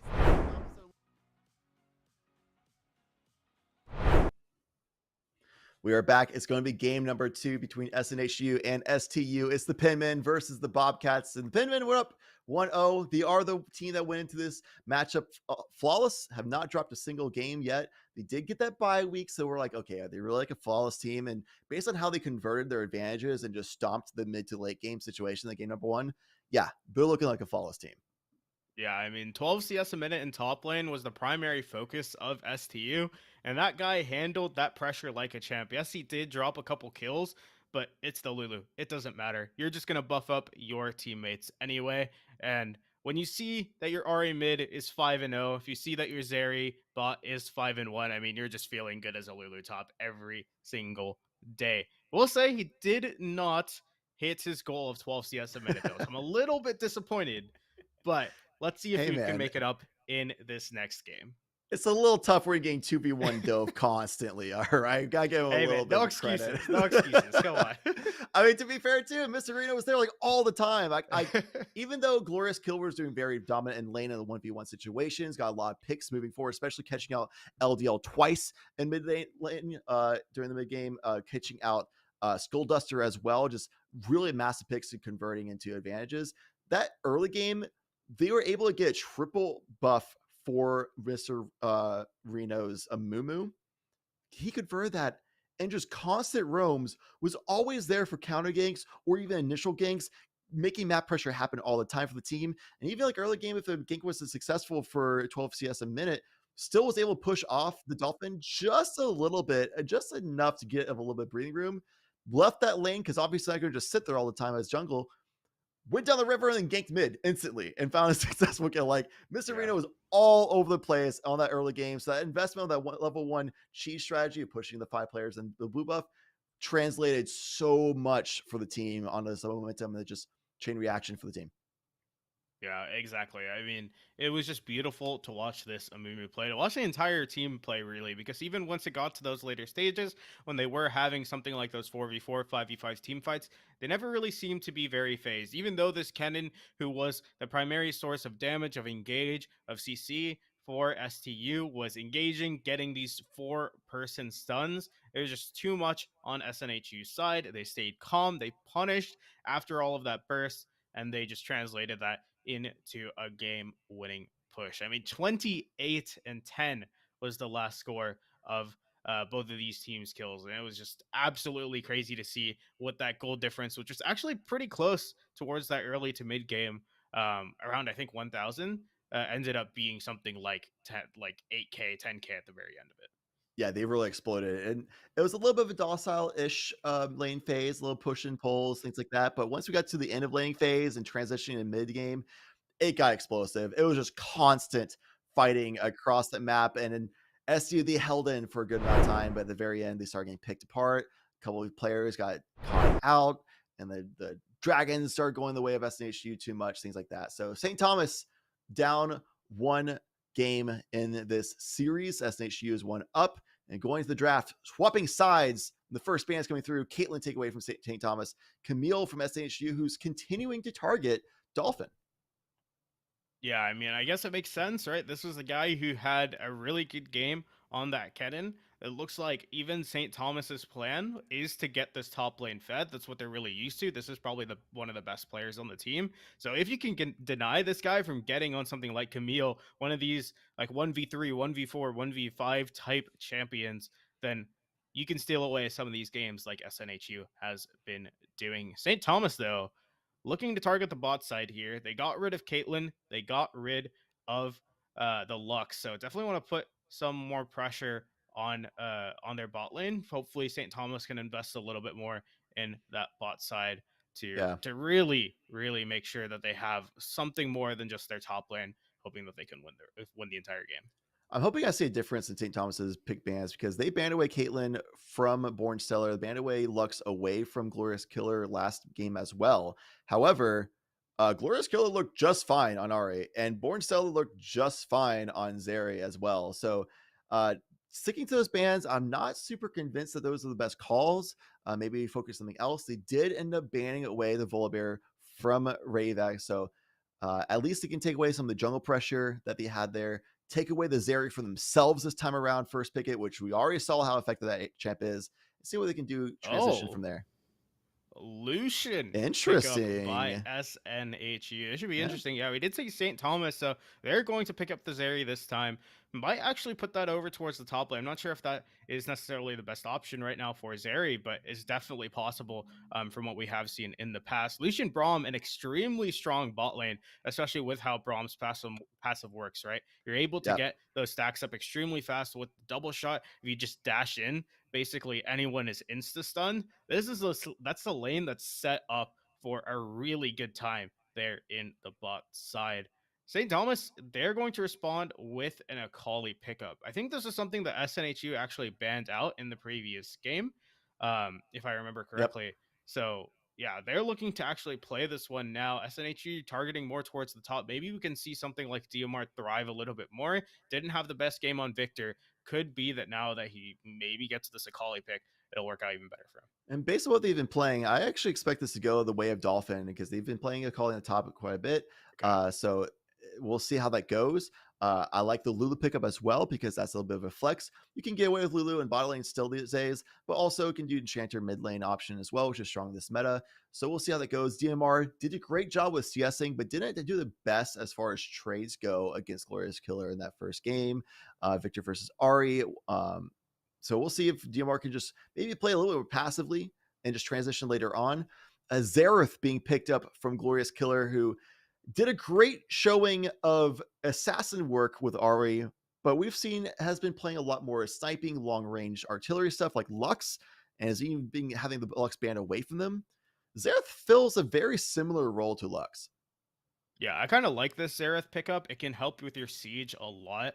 SNHU didn't have that rough of a time with sieging in the previous game, but I think a lot of that was because they were just so far ahead, and St. Thomas didn't really have a ton of wave clear, especially because their Victor was so behind, so they kind of had to engage, and that's really where SNHU thrived. With this Xerath, though, their siege becomes so insanely powerful. Glorious Killer can also play extremely far back. They don't have to worry too much about him getting ganked because he can just clear the wave with those abilities. So excited to see this Xerath in play. For the bans, I think we both kind of expected this a little bit, Chad. We are going to see the Amumu banned away because that was an absolute monster in that game. I do not want to see that again. I don't think St. Thomas does either because that was just disgusting. Yeah, not often you see a Mumu ban in League of Legends, and today is a day that we get to witness this rare occurrence. Blue moons come around here and there, so here we are. LeBlanc also banned away alongside Silas. Silas is a pick that DMR has played in the past. It looks like they're trying to target DMR now, since that Lulu could be a flex. Maybe they're trying to push DMR to keeping to that Lulu, or if the Lulu is just being predicted to go Skull Duster, who didn't want to stick around on Morgana or things like that. Lulu does do well with Zeri for sure, especially in lane. It enables them a lot. So they're kind of predicting Lulu go in bot lane. So then just ban out some of the comfort champions from DMR. Yeah, I kind of like this if they are trying to force DMR onto the Lulu, because with Glorious Killer, since he's playing the Xerath, can just absolutely spam out the waves. And with Lulu, you kind of want him to go with your jungler a little bit so that you can buff him up. If Lulu is just left in a solo lane, it's not necessarily the best. He can't set up his teammates as well. So the fact that they're going to force DMR to have that choice of whether or not he wants to help his team or he's going to miss out on a ton of farm. Junglers picked up. Born Stellar going to go for still his tanky jungle playstyle with the Sejuani, which still something like a Mumu can have quite a bit of impact and quite a bit of tank. We're going to see the Warwick picked up in response. Interesting play here to try and go for something much more early game heavy, maybe to try and counteract what happened to them last game. Yeah, a little bit weaker of a team fight presence overall versus their composition last game. But of course, it didn't work out. So it makes a lot of sense that they go for a little bit of a different look, go for more pick potential, play for the side lanes with Akali, Aurelia, Warwick can roam really fast. Lulu and Zeri can move very fast as well by themselves, enabling each other. So they have like a really nice, like scrappy guerrilla tactics kind of style 1-3-1 composition where we can do fast rotations and try to get picks in the jungle. I will note though that their vision control, especially in Dragon, things like that, wasn't like stellar or anything amazing that we saw in the first game to fully enable this composition to come online. Is something that they struggle a little bit with the flanks from McKinnon, things like that, to be able to set up. So I want to see if St. Thomas is able to set this up. Maybe they'll be more comfortable with this play style or something of that sort. Warwick definitely makes things easier for the roams for Reva, and we'll see how things translate from there on out. Yeah, top laners picked up here. Maybe top laners, like we said, that Akali could go up towards the top lane as Dolphin has been playing some of that. But Irelia picked up. Kind of like this. It's something that could have a very dominant team fight potential, very good in the split push as well to try and counteract anything that's happening there. It just depends a lot on the early game. I believe that is Irelia's probably weakest state. So making sure that you can get that Irelia towards a couple items where she can start just absolutely out-dueling anyone is going to be a pretty big focus, I would say, from St. Thomas, or at least I would hope so. Pancake Man going for the Jace, something that as well is extremely strong. If you can get those couple items early, get a little bit ahead, then those shock blasts are going to absolutely chunk you. And if Glorious Killer on the Xerath is doing exactly the same thing, this siege from SNHU is going to be absolutely disgusting and unparalleled. I don't even want to know how St. Thomas are going to have to deal with it. I hope they don't ever really have to, because they want to something a little bit more of the guerrilla warfare type stuff. They want to play more towards those individualistic style expression type stuff rather than going for these really heavy 5v5 team fights. Yeah, long range wave clearing from the Xerath. Jace has pretty good wave clear as well. There's shock blast. So I think SHU can withstand a split push pressure pretty well if they need to. If they get the lead, though, they're going to be able to just overwhelm and just storm through pretty easily because they have the Sejuani ult they can throw out, a Braum shut down. Jace can then do some pokes and then just collapse with the hammer form. Xerath just shuts them down long range as well, just laying in the artillery. Lucian can just have a field day with the Braum stacks, like we touched on earlier as well. Zeri may be able to move really fast, but if Braum hits her with basically anything, she just stops moving. She's getting stunned by the follow-up of Jace, Lucian, and stuff like that. So I think SHU, their composition is going to be, again, a situation that we saw in the first game that I think they have an easier to execute team composition overall. St. Thomas is going to have to work a lot more guerrilla tactics, map control, vision denial, vision control, things like that to really find a win condition for the team. Yeah, definitely. I mean, it's going to be insane. We are going to throw it to a quick break right before we get into game. It is going to be a short one. Definitely fingers crossed, but we'll see you guys on the other side. Don't go anywhere.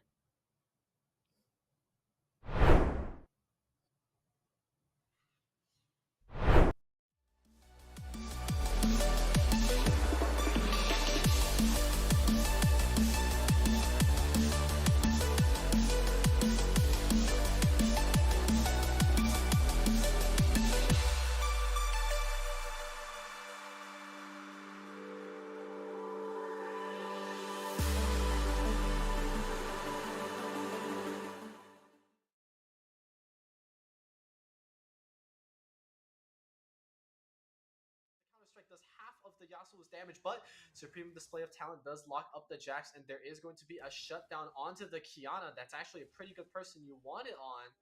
Anybody but the support, I would say, learning lesson from last game. But there's going to be the punt into the wall. Poppy does a lot of damage. There's that double case that you were talking about in Champion, so like I don't think it's going to be a kill return, but it is. The auto from Sexy going to exchange it back, but that is a decently good trade if you're on the side of Mercy, and bot lane very frisky. Both of the bot laners on FSC pretty low, but Zillion ult, once again, most annoying ability in the game, as you deem. Still up. Yeah, it's just right now the bot lane. The thing is, they were doing great early, but the problem is their bot lane scales so hard, especially with the Zillion and this Pyke. They scale so well, and it's just too much damage for them to even deal with. Like, true, the Morgana and the Kai'Sa, they also scale well, but against this, I don't know. There's too much displacement. There's too much damage, especially now that Zillion's getting to the point where the bombs can almost completely clear wave. So, I think it's starting to get a little out of hand. They still have a chance. There was a great fight in the top lane, like you said, but they're going on the mid here, and I think there's going to be a dead Yas up. And there it is. This instant deletion, and what do you even do about that? I guess don't get caged is the moral of the lesson, or moral of the story. Don't get caged. I guess so. Should have brought cleanse, He does have flash. He died with flash. He did die with flash, but I think he understands that he was not in a good position. It was a 3v2. They did have the wave. They could have dove in if they needed to. I mean, they had 3 healthy members at the time. Not as healthy now because of a little bit of playing around, but ready and available to take that Rift Herald. Now, plating has fallen. I guess that's the silver lining here for Mercy. So, plating has fallen, but still could take a tower with a Rift Herald. We're going to have to see Hot actually on Hot Pursuit. Going to be taking down Jackie here with the double bomb. And that Shurelia's paying dividends here. We thought it was going to be like a damage Zillion, but it's actually going to be that Shurelia's. That's interesting. I like it. I really like it. Just look at him. This is insane. Oh, are they going to go for the shutdown? Oh, I was hoping that he would go for the death from below. He'd be able to get the extra gold on top too. Saves it. It wouldn't have been bad for the KS, to be honest, because that's extra gold. But, True. Again, this bot lane is just going to be instantly scary. And think about it, this Zillion hasn't even been in an actual team fight. Throw your speed onto the Jax, and it's just death. It's instant death for anyone around. And here comes another pull. It looks like maybe a kill. He's 2 levels down. I doubt he's going to get the kill. Probably just harassing, trying to get in their head. So nothing's going to come out of it. I think Bozen wasn't actually expecting that stun to go through. In fact, it visually looked like Biological dodged it, but there was that stun, and Jack securing another dragon. I actually do want to point out, Mercy was able to make a play and get 2 kills on the Poppy and the Vygar, so there is shutdown, I believe, for the Kiana, if I'm not mistaken, but the Mims just dives tower. Like you said, Zillion speed up that's the stuff of nightmares, man. He becomes an actual race car, and here comes another fight. It's on the Vygar. There's a chance they could. Oh, okay. That happened. He's dead. Diana's walking into another fight. Towers are gone. Inhibitors exposed. Diana goes down. Everything's going wrong for the side of Mercy, and they can't end it. Sadly, they can't end it. They want to end it, but they're just going to get the inhibitor. They're going to back off. Every tower's gone again. Every tower's gone except for the ones protecting the inhibs. So this is looking a bit rough. Now, we were talking about it, right? If you do take an inhibitor too early, you do risk the fact that the wave is permanently pushed in, and so you don't get that economy. But it does look like FSC don't plan on stopping here. Zanya is really well timed.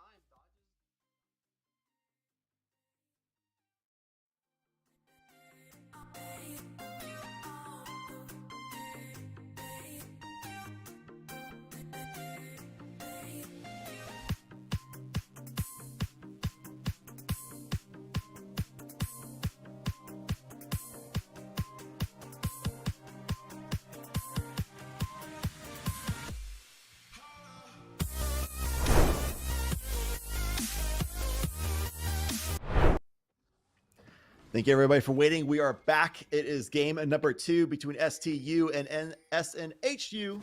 Bobcats versus the Pinmen. Pinmen are up 1-0. This could be the final map that we see, the final game. It could be a 2-0 finish. And with the team compositions, things feel a little similar to what we saw in the first game of ease of execution for SNHU versus STU's a little bit higher difficulty tier, I'd say. But you know what, man? Now could be the time. They could pull it off, and they could make the victory happen and bring us to game 3. Yeah, no shenanigans just yet. SNHU hoping that maybe STU kind of wander into their jungle, find the death bush, and end up digging their own graves. But STU just going to play something a little bit more standard, waiting for the buffs to come up, making sure that every sort of ground is covered so that they don't get caught off guard. Yeah, minions are going to spawn. Jace is going to head back towards that top lane. So it actually is DMR on that Irelia, going to be against Glorious Killer. I'm excited to see how this lane is going to work out. I assume it's going to be more towards Glorious Killer for this early rounding, just because, the auto attacks, all the abilities, they can provide so much poke. But DMR late game can definitely dive on to someone like the Xerath and just completely blow them up. Switch on to something like the ADC. I'm excited to see how this Irelia really plays out through. So far, nothing too out of the ordinary, just some leashes. Warwick going to start over towards the bot side on his red. Meanwhile, the jungler over towards that top side. Actually, DMR, this lane, winning out in this level 1, because you can just dash up. Not a whole lot Glorious Killer can do in that situation. As we look towards the farm. Nice little footsies, that's for sure, by DMR. To get some more damage off. The flash underway as in response to the ignite being dropped. So 1-for-1 trade as far as spells go. But definitely the life advantage, the life lead going the way of SNHU, already getting the pressure on this bottom lane. This that Lucian Braum duo that's so strong. Lucian can pop those stacks for the Braum passive so fast. So once Pancake Man gets on you, it might be lights out. So far, bot lane working out just in the nick of time. The ignite gone for Pancake Man. The kill potential isn't necessarily there. DMR, now that Glorious Killer is at that level 2, level 3 mark, it should be a little bit harder for them. Pancake Man going aggressive. There's that stun, and there's the damage. The exhaust comes in the nick of time. They're able to save LDL's life. Speaking of life, red buff going the way of Reva, who's pressuring out Reno. So last map, we saw Reno get the triple buff This time around, it goes the other way of things. So perhaps this would be the moment that Reva could be the one with a tempo advantage and punch it out. Still pressuring into Raptors, though. The fight's going underway, but Reva bit up a little more than Kachu. Got a little too greedy there. The wave control wasn't quite there for DMR. Glorious Kill easily fell off. 12 CS a minute was on their way as well in case things got hefty in the long term. But, I mean, the Raptors were doing damage to Reva. Reno was chilling. Came right back. Yeah. A little bit of a blunder, I'd say. Yeah, I mean, we've seen these over aggressions from the last game. It seems like it's going to, bleed into this one just a little bit. Riva, I mean, it was good that he actually denied the early buff. He can take that fight. He is a Warwick in the early game versus a Sejuani. Sejuani doesn't necessarily have the same amount of damage, but definitely can't take more after that. Just has to back off, take the buff, take the fact that you have a little bit more of that gold, of that red buff, and just take it and run. 12 CS a minute against the Sakali. Dolphin definitely very proficient on this champion. A lot of damage going through. Meanwhile, in the bot lane, the kill goes the way of Born Stellar because School Dancer, no flash, no exhaust anymore, completely defenseless in that situation. And we saw off screen, I imagine Braum got a hit off and an instant passive proc and lights out kind of situation is what I imagine happened. As that almost happened before, but they had the exhaust, but no longer. 2-0 for SNHU for the kill count and what might lead towards a 2-0 on the game count as well in the series as they're up 1,000 gold already. Drake is going to spawn in 10 seconds, going to be a Cloud Drake, so not necessarily the worst thing if you do give that over to your opponent in the early game. The stats on that one aren't necessarily the best, but definitely would like that for the early dragon stacking. And Warwick actually is one of those champions that can take it fairly early. He has that passive healing, he has quite a bit of damage, so he could definitely take that kind of whenever he wants to. So far, though, SNHU have made their presence known in that bot side river with a bunch of warding across the bat. So they're going to know if that Drake and Isport is started up, and Dolphin getting ganked. The counter gank is here by Reva, though. And Kali able to buy so much time. There's no ult for this Warwick, but Reno is stuck completely isolated, was cut off and split apart. Nice to these alcoves, though, was able to just do some little fancy foot work and rotate around. Regroup with 12 CS a minute, who was out of mana, which was what made that look a little hairy for a while for SNHU, but it will get out just fine. Not enough damage yet for the Akali or Warwick to be able to stick on them and finish off that fight against the tanky woman riding a nice big boar. Oh, DMR going in. The flash goes underway. The stun is good. The dash in, and Warwick's here, but doesn't even matter. A beautiful display of skill from DMR. Had a rough time in lane early on, but with the early chunk on this lane here, gets a big CS lead, gets the item in there, and clearly shows that they are proficient on Aurelia. Yeah, definitely love to see them on this champion versus that Victor. You can just see how much more kill potential he has, how much more he knows the damage that he can do. He's able to punish Glorious Killer, gets an early kill for himself. He can snowball this into the rest of the game. Dolphin not having necessarily the same amount of luck as he did in that last game. He's not able to punish this 12 CS a minute guy nearly as much, but he's still farming up as an Akali. He can still be a late game threat just as well. Unfortunately, he has to back. Gonna probably burn that TP to get back towards that top lane. Make sure he can keep that farm up. You're gonna see SNHU jungler here, mid pushed in. Looks like they're gonna go for this early Drake. I mean, everything's kind of looking their way so far. At least to get some vision control early. Warwick is on the Raptors, so could be here to try and contest, but no real vision control over any of this objectives. So definitely going to not know that it's actually happening if SNHU decide to go for this. Yeah, I'm loving the vision control from SNHU on the Dragon. We saw in the first game. We're seeing it now. They definitely are prioritizing that option, but they don't really have the lane control to really safely take that yet. So they're just stalemating it under their command of that situation and wanting to transition that later on, I'd imagine. Question pings coming in from SCU, knowing that we don't have much vision there, guys. What do we really do here about this situation? Just take a gamble. They're not taking it themselves, considering the show up in lane, getting another proc on the stun, but the polymorph goes through as well, so Bornstellar couldn't really capitalize on the opportunity. So it's going to be a little bit damage sent both ways and backing off. Wards being here, Reno looking for gank, but that's going to be alerted to the SCU members and they'll play safe. Gank averted. Dragon's still on the table, and looks like they're actually going to go for this. It is going to be pretty slow, though. The Lucian not going to actually walk up to help with the Drake, but that means he's going to get some solo XP, get some gold across the board as well. And STU going to respond by taking this Rift Herald. So see if we can get an early, see if they can get an early gank off, try and maybe get a pick, and then translate that into some tower plating across the board. DMR is actually going to pick up the red buff here from the enemy team. It's going to help him quite a bit in this mid lane, since the health regen can help him quite a bit to make sure he won't get chunked out nearly as much. Those if he decides to engage, that slow can be really helpful. Yeah, fantastic response. That the pressure were, oh, a big kill. They did get the pick on Skullduster. Try rotate and try to get some more vision control back to their jungle. Try to create a safe environment for the team, but it wasn't safe yet.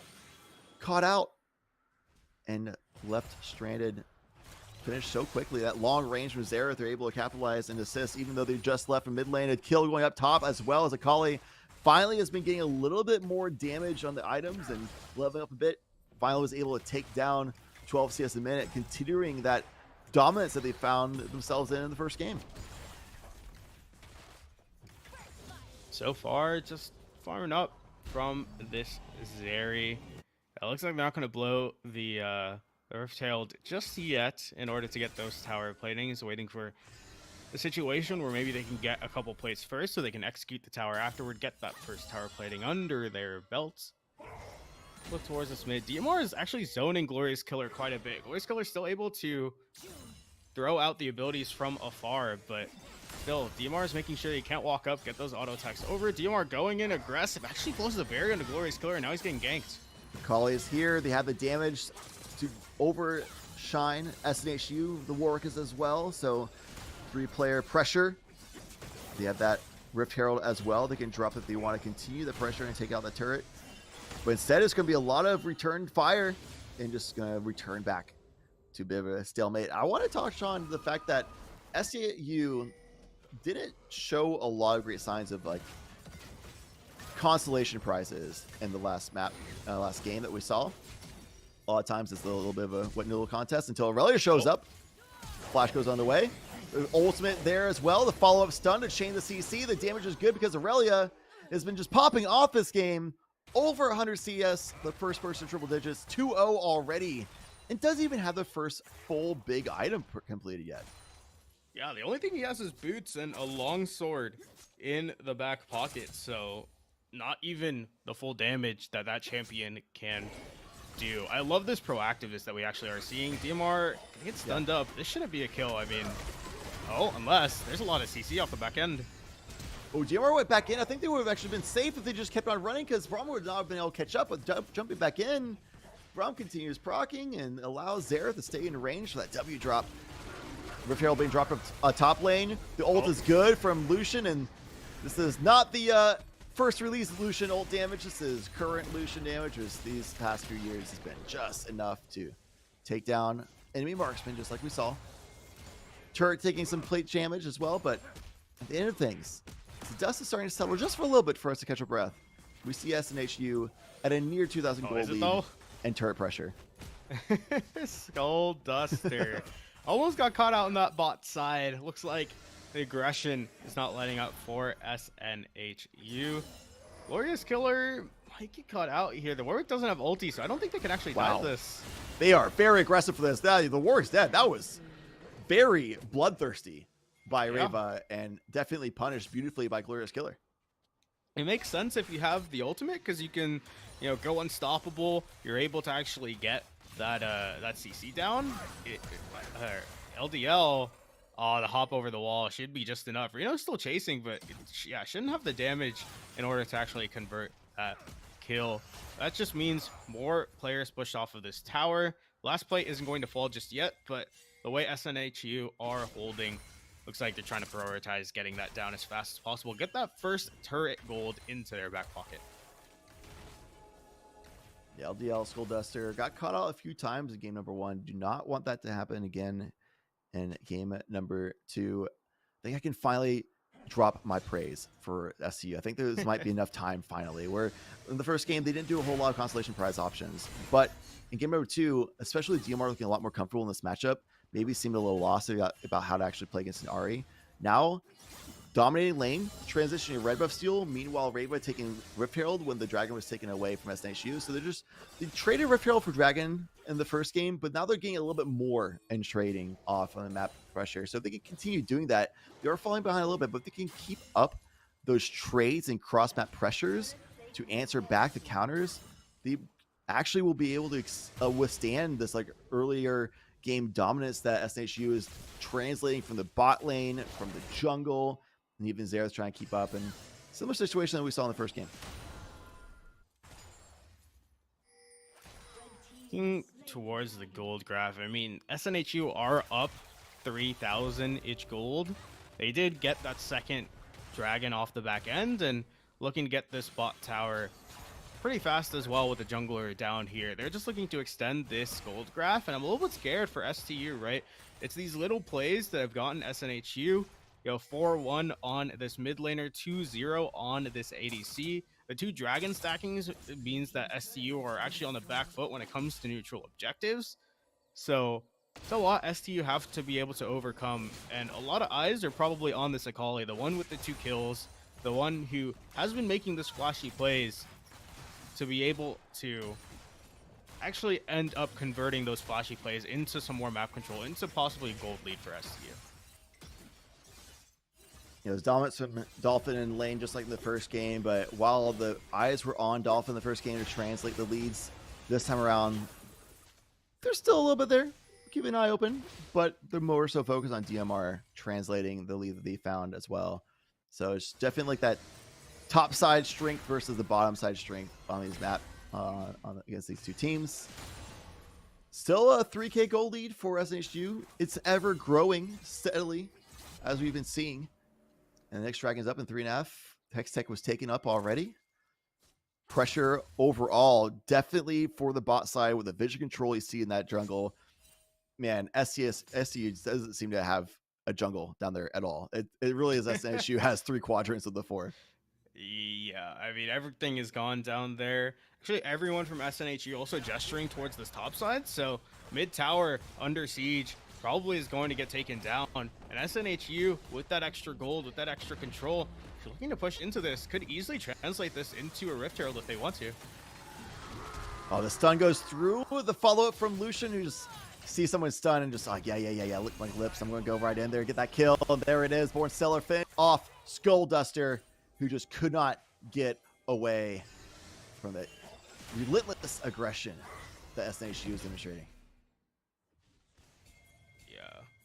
DMR, can I go back into the jungle? But a lot is warded.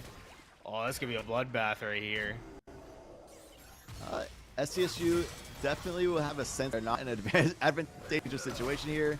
Dolphin doing the best they can to live. Dashes away and no ult available for Reno.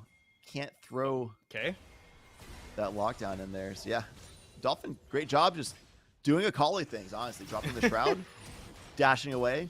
This will give up the Rift Herald, but honestly, if they didn't do that, they would give the Rift Herald and death.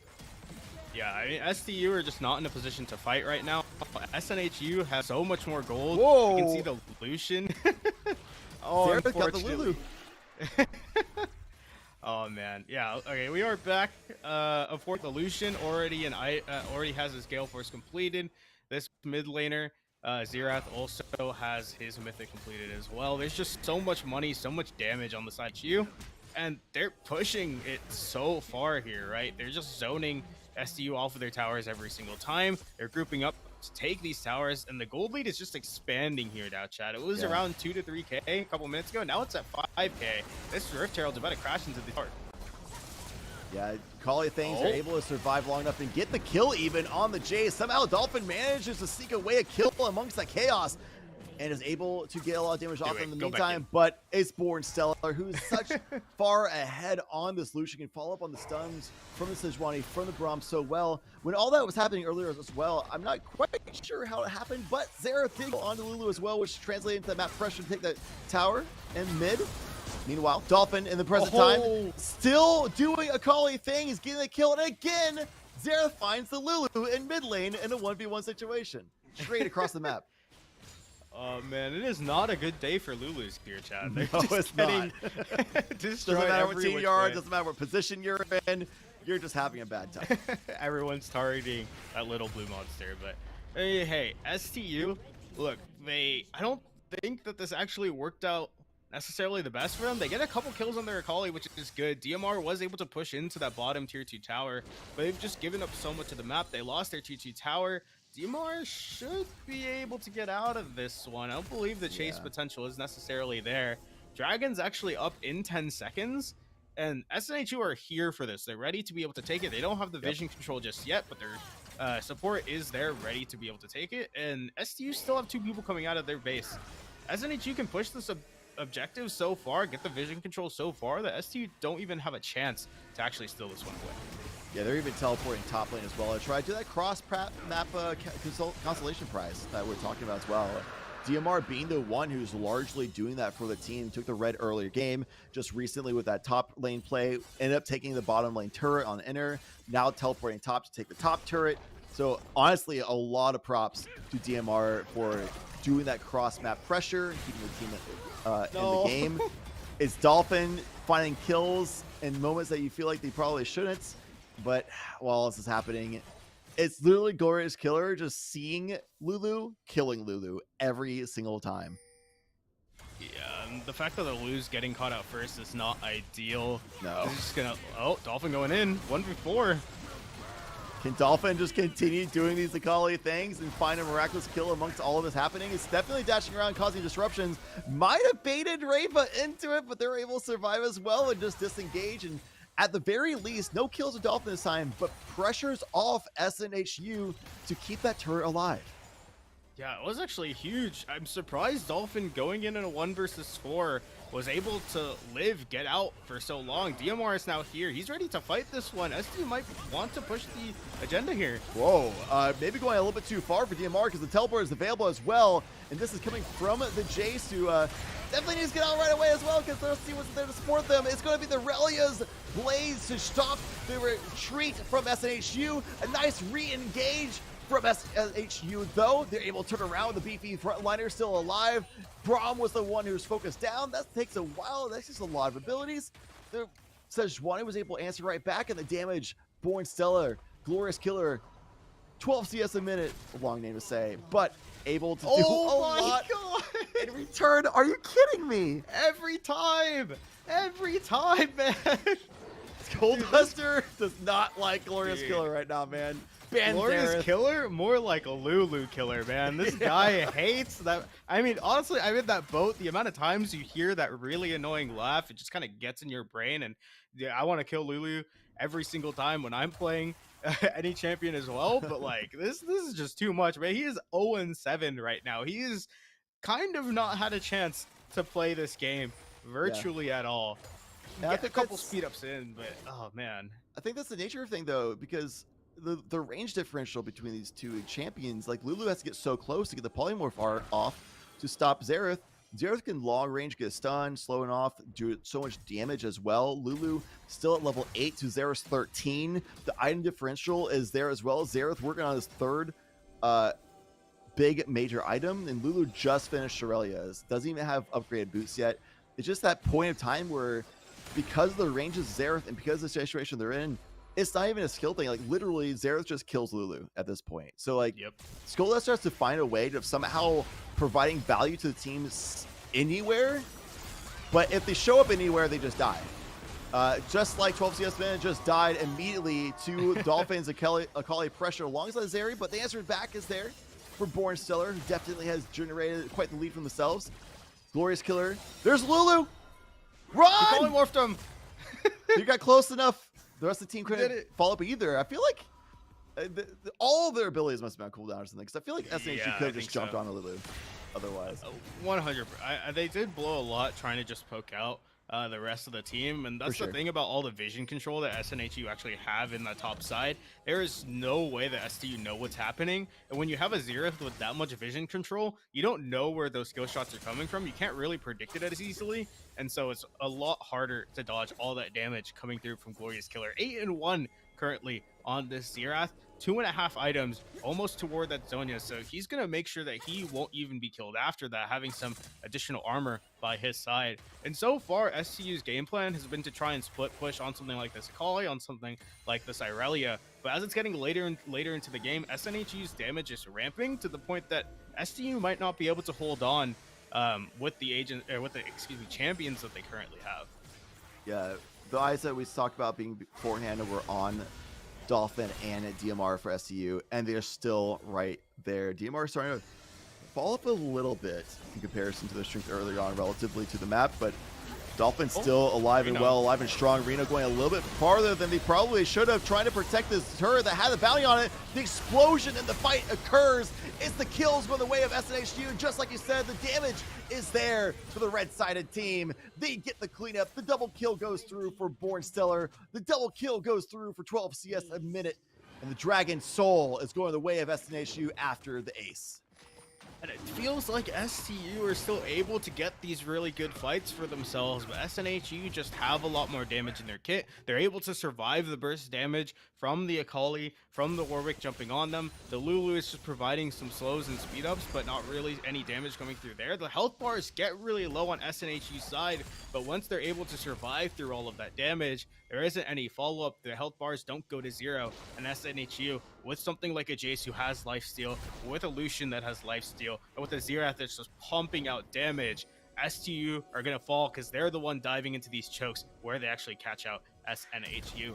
That's going to secure the soul for SNHU as well. And now they can set their sights on the Baron. They still have so much vision control. You can see STU already trying to move into the top side to try and clear that one out. But with just how strong SNHU are, they can just siege this, right? They have this Xerath. They have this this top laner that have the soul now. So their poke just becomes that much stronger.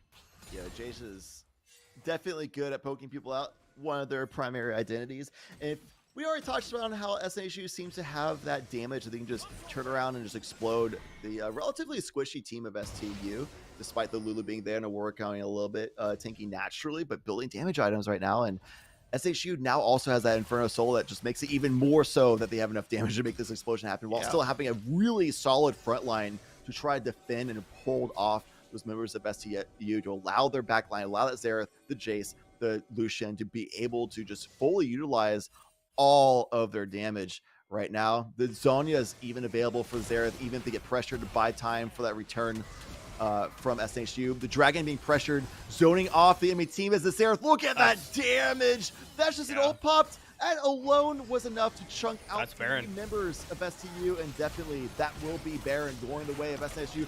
Unless a crazy steal comes through, but Warwick's nowhere nearby. I don't think Dolphin has the damage to compete with a smite. The battle is going underway. Xerath is in a fantastic position to dominate anybody who challenges them, as well as the rest of the members of SHU said, yeah, please come to us. Our tanks are right here. Our carries will be just fine. It's a 5-0 ace for SHU.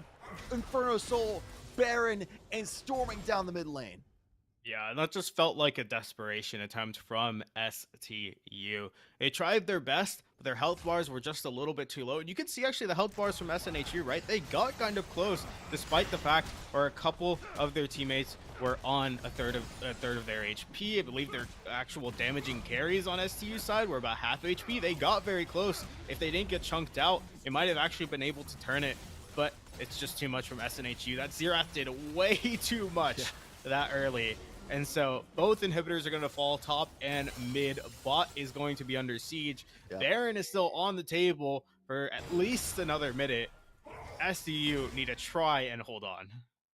Yeah, during that Baron fight, it was Zeri trying to 1v1 Glorious Killer, who just went ahead and just popped a stun on LDL and then blew them out, literally. Speaking of blown up, is Dolphin. I mean, with how everything's looking, Dolphins still that person we're looking at for eyes. They're the ones who just miraculously find kills amidst like 1v2, 1v3 situations.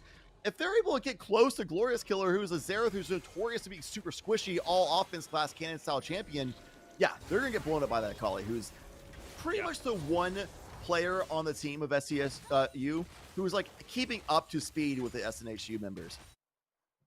Yeah, but the thing is, SNHU, they aren't really splitting up too much, especially since they are going to have this double inhib. They can really group up towards the spot lane, maybe send one towards mid just to clear out the waves, just so it can keep the minions baroned up. There's not a whole lot that STU can do. STU drafted something that was a little bit more guerrilla warfare, trying to catch someone out, but so far they haven't had the vision control in order to do that, and SNHU haven't been giving them enough opportunities either. With this group play style, they're keeping their Xerath safe, and if you're going to try and execute one of these members, if you don't do it, Xerath and that Jace, which just chunked LDL to half HP, I mean, you're not going to have the health bar in order to even survive to get close to them.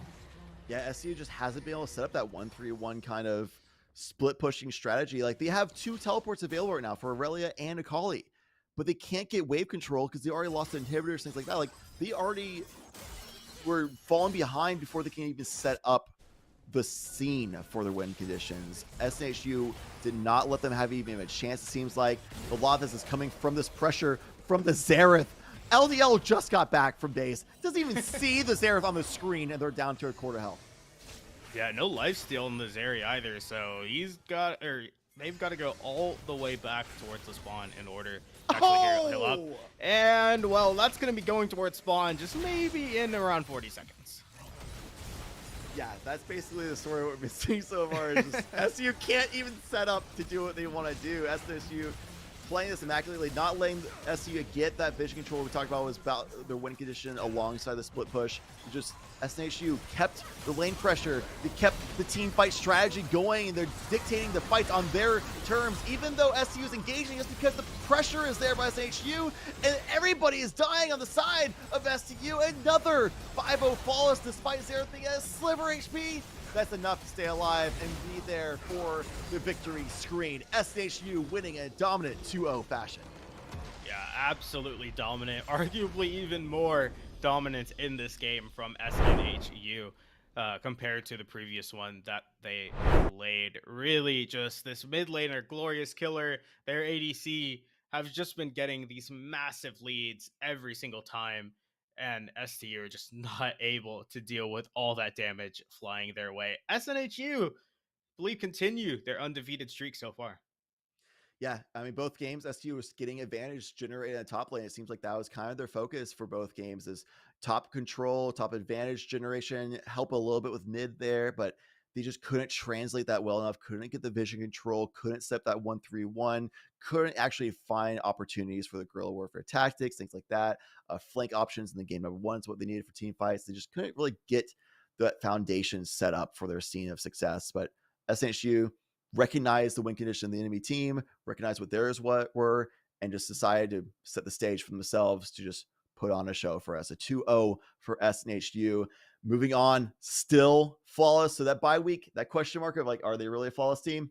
Yes, they definitely look dominant. They turned inches into miles, and they look strong moving forward into week number 4, which of course will be next week. That's it for us today for week number 3 of the ECC League of Legends spring season. It was SNHU, SU, both teams showed up great, but SNHU, of course, greater today. That's me, Chad Lannis. Joining me is Sparky. We'll see you next time.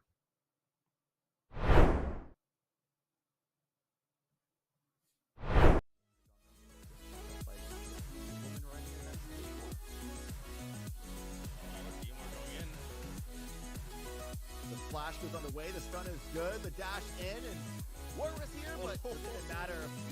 Aurelia shows up. The flash goes on the way. There's ultimate there as well. The follow-up stun to chain the CC. The damage is good because Aurelia has been just popping off this game. Around 2 to 3K a couple minutes ago. Now it's at 5K. This Rift Herald's about to crash into the heart.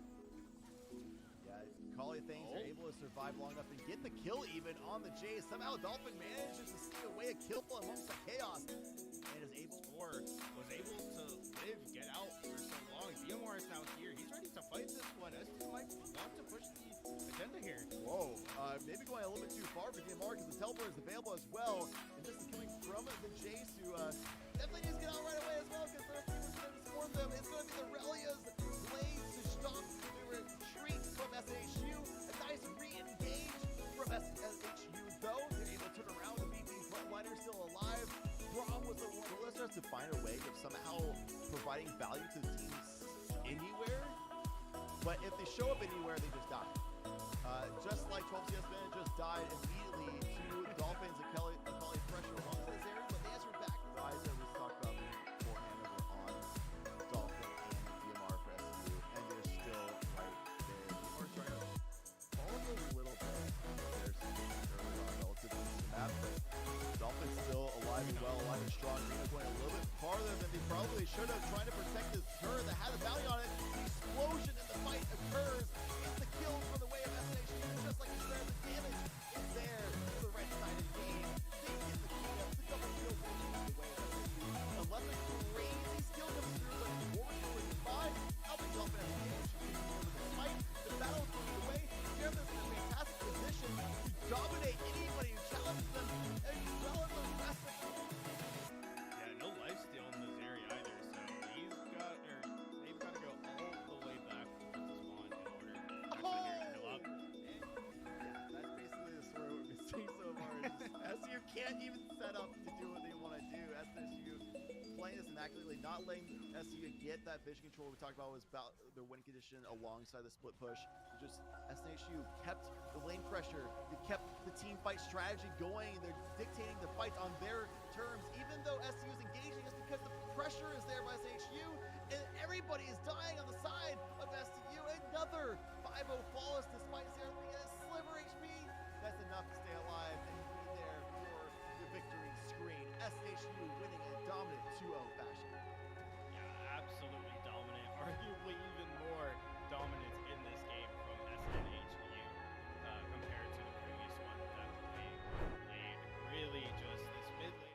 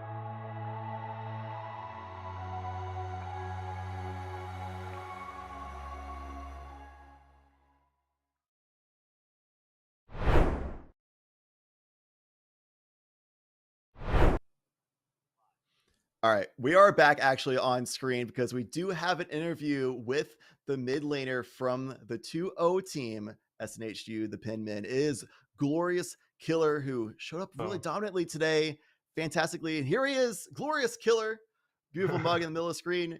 And Glorious Killer, I want to open up on the fact that you've played Lux twice before, and they tried banning out Lux from you both games, but you seem to be not phased by that at all. Is Lux really that big of a pick from you that they needed to ban that out both games in a row and then just end up not doing much against Atari and Xerath anyway? So I did play Lux both of the first 2 games that we played last week, and I did pretty well on that. I usually do play like control mages, like, or things that have like high burst damage from range, which is why they banned the Xerath as well the first game. So Ari is a little bit out of my comfort zone, but it's something I've been trying to practice a lot, and I think it worked out pretty well for us. Yeah, I think it worked out beautifully. I mean, you had such aggressive looks, especially once you got a little bit ahead. I remember you dashing in every single time once you think you could get a pick. The charm and all the follow-up damage was absolutely amazing. Speaking to something about, your laning presence, during these games, did you ever feel like the laning, was it under your control? Did you feel pretty confident in your laning overall over the other mid laner? So I will say, at the beginning of game 1, the first couple levels, I did have a disadvantage. I had to play very safe versus that Victor, and he was playing like extremely aggressive and up into the lane. So I had to just play back and wait for my level 6 at least, because I can't really do much. I can't really get close to the Victor until level 6 when I have my ult. So I had to play back a while. But until like once I hit 6, I felt a lot more confident on the Ari. Love it. And game number 2, it became like just a moment where we realized the moment you see Lulu on your screen, they just died instantly. You're up to like a 13 versus level 8 lead. They just finished Shirley, has not even upgraded the boots yet. You're sitting there like 3 items. Like, how much of that game plan was around like you just controlling and the team rotating away from you, because you found yourself like isolated on lanes very often times on a Xerath, which is something we don't often see in team comps? Yeah, so as long as I have the vision, if I can see that I'm gonna be safe if I'm alone, like even if it's like a 5v4, if I'm by myself, I can ult without without them needing to cover me, and I can just ult onto, like you said, that Lulu is what I like to do a lot. Is if I'm really ahead like that, I can turn the game instantly to a 5v4 because I can just one shot the Lulu. Like, she doesn't really have much for movement besides her W. So if I can instantly kill that Lulu, like in 1 or 2, like literally like 2 ults sometimes, if I'm that far ahead, then it turns the game in our favor, I feel like, really heavily. Great. I mean, I love to hear it. I want to pivot a little bit more towards something more team-based. So we saw from your team, you guys had extremely dominant games. Your guys' macro looked extremely well in terms of vision control, in terms of going for the objectives at what I think would be the right time. So do you guys have someone that's like calling for all of these really big plays? You guys just talk it out with each other during the match? Basically, do you have like some IGL of sorts, or is it just more just everyone talking and you guys are just making the decisions on the fly? So we do have a couple like main people. Our support talks a lot about our plans, Pancake Man, and as well as it is a lot of everyone depending on the situation. If someone feels like there's a good call, we'll just say it, and then we'll kind of talk it out as we're going. Be like, yeah, we'll like corroborate that. And we do have we're a pretty like new squad together. So as the last couple of weeks we'll be doing scrims and stuff, we've kind of gotten that synergy over time. So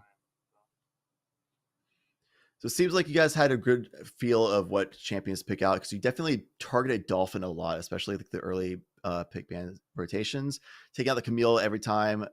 Left with the Kali the second time around, but took out the Trendemir before, things like that.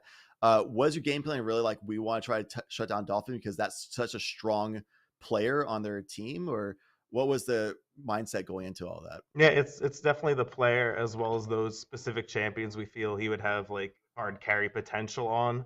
Like we saw, like even when I was super far ahead on the Xerath in the bot lane at the end, I got absolutely one shot by the Akali. So things like that can just snowball the game so hard. We're trying to get rid of that potential.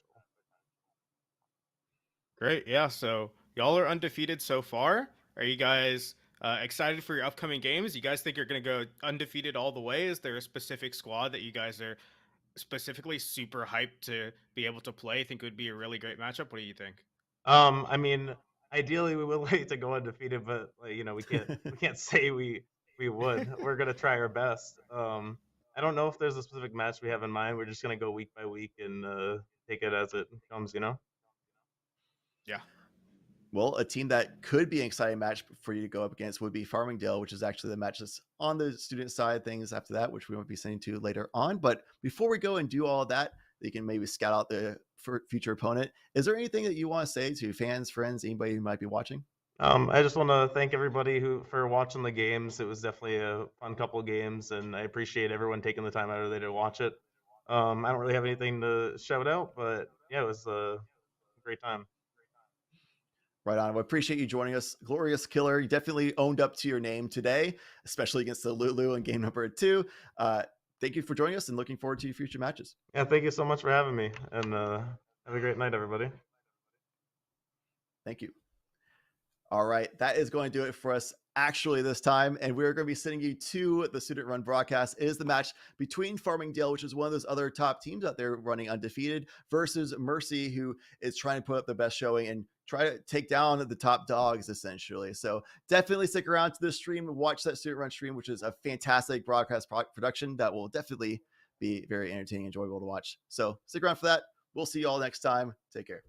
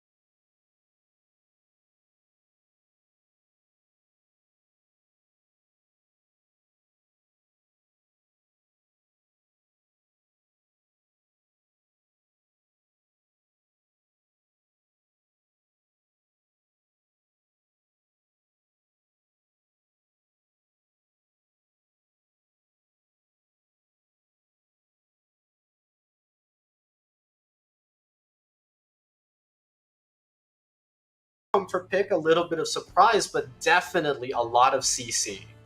Yeah, so a lot of CC. That's another pick for Alpals that I was looking at. The Talia, that's their second most played right now. Very strong champ. A lot of damage can be thrown out. But the Annie, a lot of CC as well. Good Tibbers can be a good front line for them whenever they do throw it out.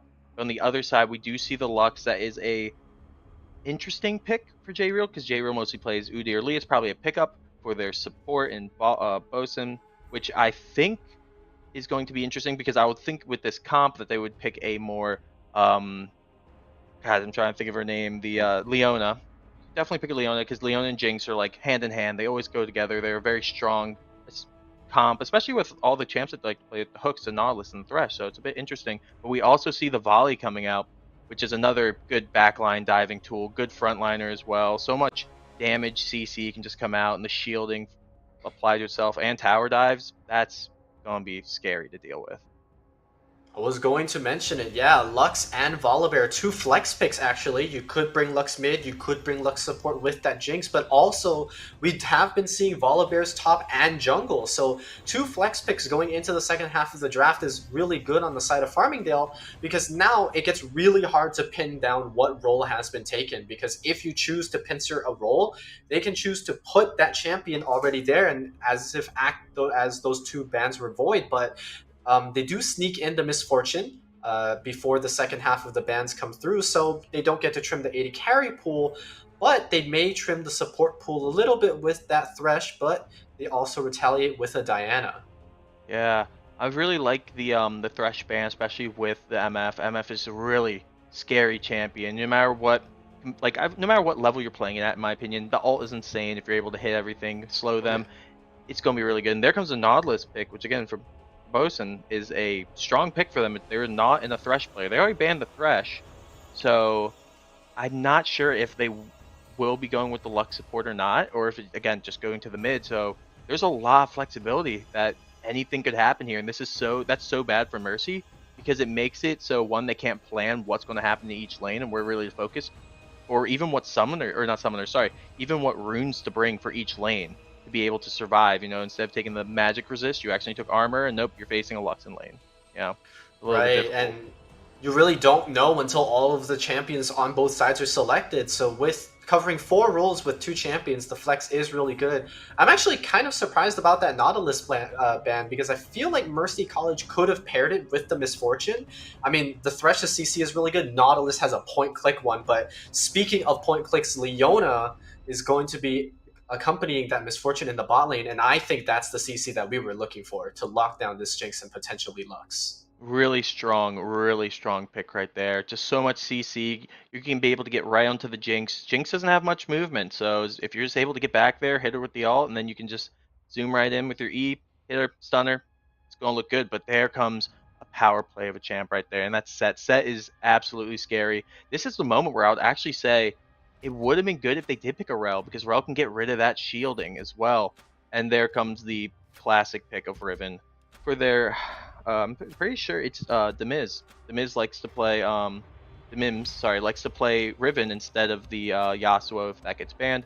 So that's gonna be another interesting pick. So 2 tanks, like 2 really good bruisers, a lot of CC on the side of Farmingdale, and then just massive kiting and damage from the Mims. Or I'm guessing that the Mims isn't gonna be the one, but from the Jinx. So it's gonna be a very good comp for them. And only one less pick to go for Mercy. And I think this kind of confirms the comp. It is going to be a Lux support, probably Volibear jungle, Set top, or I should say Riven top and Set mid. And I mean, you were talking about getting rid of those shields. Renekton also a really good choice here, still able to select it if you choose to put the Annie top and follow that Set whichever lane he goes to. But it looks like it is going to be that Garen locked in, I believe. So going to be a very interesting matchup here for the solo lanes. Yeah, I'm gonna counter you. I think it might be the Set in the support role. It's been a thing for a while, but I could be wrong. But I'm thinking it could be the Set. The mid Lux would be pretty good against the Annie, I think. Gives range.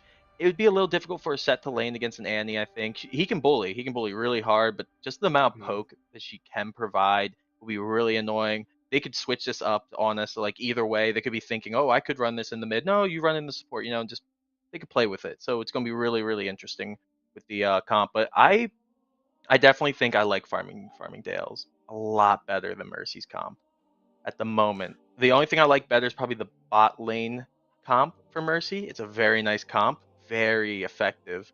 So that's one thing I am excited to watch and see how they execute. Yeah, it looks like if you look at the full identity of both teams, right? Farmingdale is clearly going for that all-in aggression, trying to dive that back line. They have the set ult, they have the Volibear ult, Riven even as well, while the Jinx and Lux poke from a very far range. I think Mercy have kind of built up what is I like to call a shield up composition, where they're not necessarily going to be the one to engage. They obviously can with stuff like the Leona ult and like the Annie ult, but they have shields, they have the CC, and they have the peel to sort of retaliate what Farmingdale wants to offer in terms of a team fight. And we're going to hope to see, I think Mercy's goal here is probably to stall for that Dragon Soul, for that Elder even, or maybe even Barons, and try to win out the late game with a single team fight. Definitely. I honestly feel that one support pick I would have liked, because I'm a support main that I would love to see in this, and I ran a lot of tournaments, was the Amumu support. He did just get nerfed a while back, but with a misfortune, if you're able to hit the Q on the ADC in lane, whereas you hit 6, and you ult, and you hit both of them in the ult, and like the MF ulted as soon as you hit Q, it's instant death every time. It is a very strong lane. I would love to see that if I ever get to, see more games from this division. I'd love to see them pull that out. It's such a strong comp. But Leona's also strong. Leona does fall off a little, not fall off a late game, but like isn't as strong as Amumu would be, or some other characters like Enchanters. Like Enchanters are broken right now.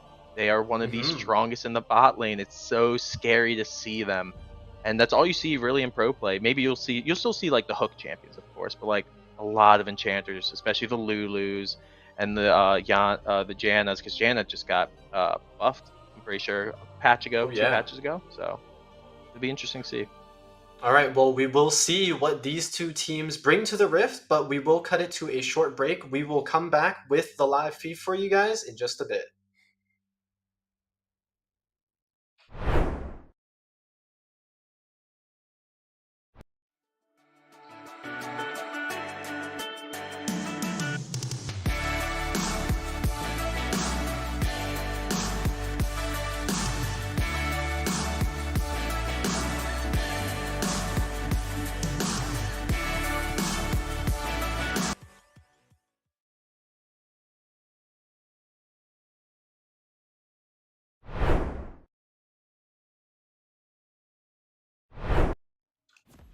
Welcome back. We are loaded onto the Rift for Game 1 between Mercy College and Farmingdale State. I am Henry, joined by Major Lofty, and we had a pretty interesting draft towards the latter half, I would say, but now both teams have to prove themselves on the Rift.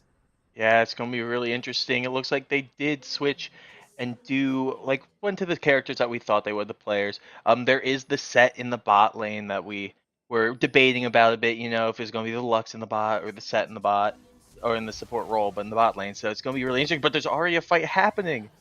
Oh yeah, my you're gosh. absolutely right. Biological just caught off guard, got pincered, I believe, actually. Not respecting what could happen in the river, and it's moments like those where this has happened pretty quickly, and you kind of just got to shake it off before the rest of the game, because that's quite a bit of gold going to the Riven, who is really good at Riven. Yeah, I didn't even get a chance to really look at that. I was looking at the the runes and seeing what summoners were brought, and then immediate death came out for for the character. So that's for the mid. So that's a little bad to happen. That also shows he didn't respect him, like you said, and you have to respect the other team, especially a team as good as Farmsdale.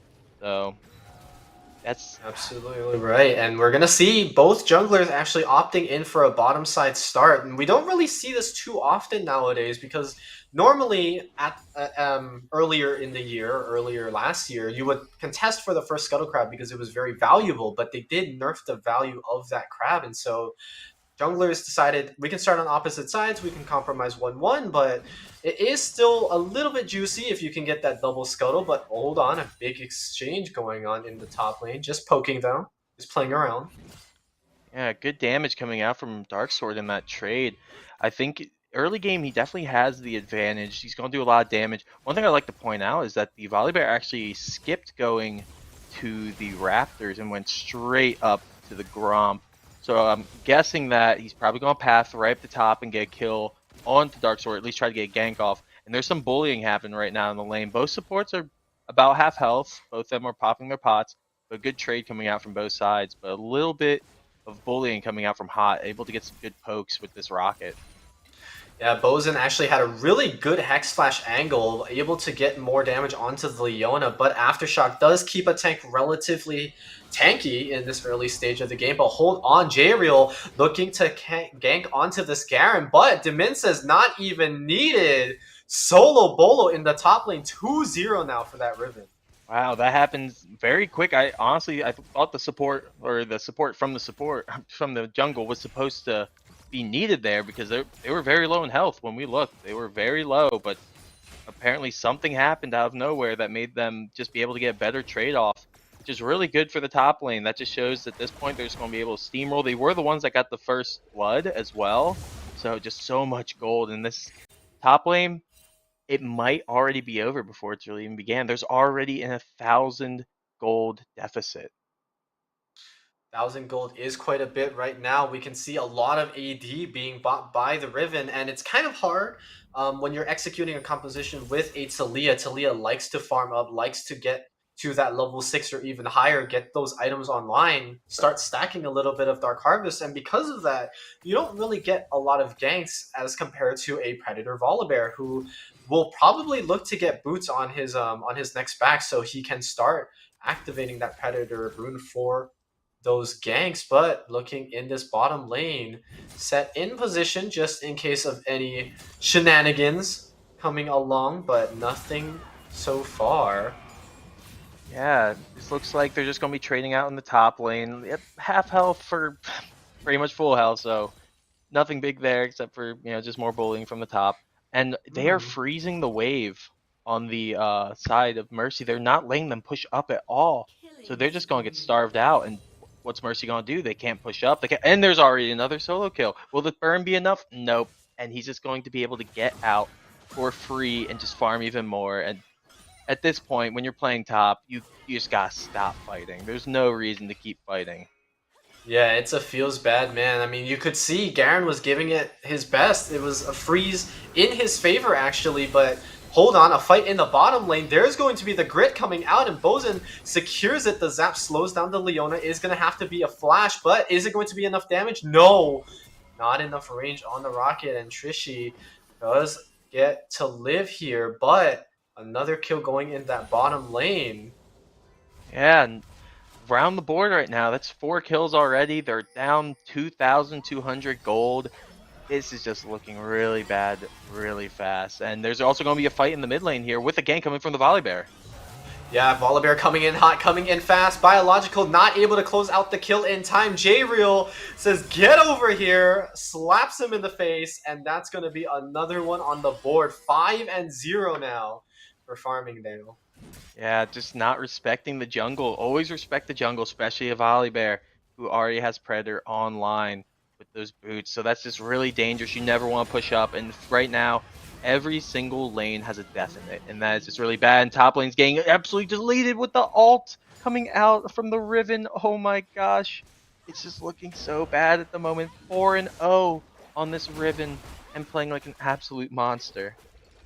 And if you're the jungler, if you're Alpaz in this situation, you're kind of sweating a lot right now. You know what you drafted for. You drafted this Taliyah. You knew you were going to be farming it up, but just seeing your lanes having this difficulty, having the struggle this early into the game, it can kind of affect your mental going forward. I mean, what are you really looking for from now? I think if you're going to be freezing like this, like it is in the bottom lane, I think it is a good opportunity to get the dragon, but J-Real is in the vicinity. He does have his smite up. It's almost upgraded. He's 1 smite ahead of the Taliyah, so a little bit scary here, but J-Real looking for another bot.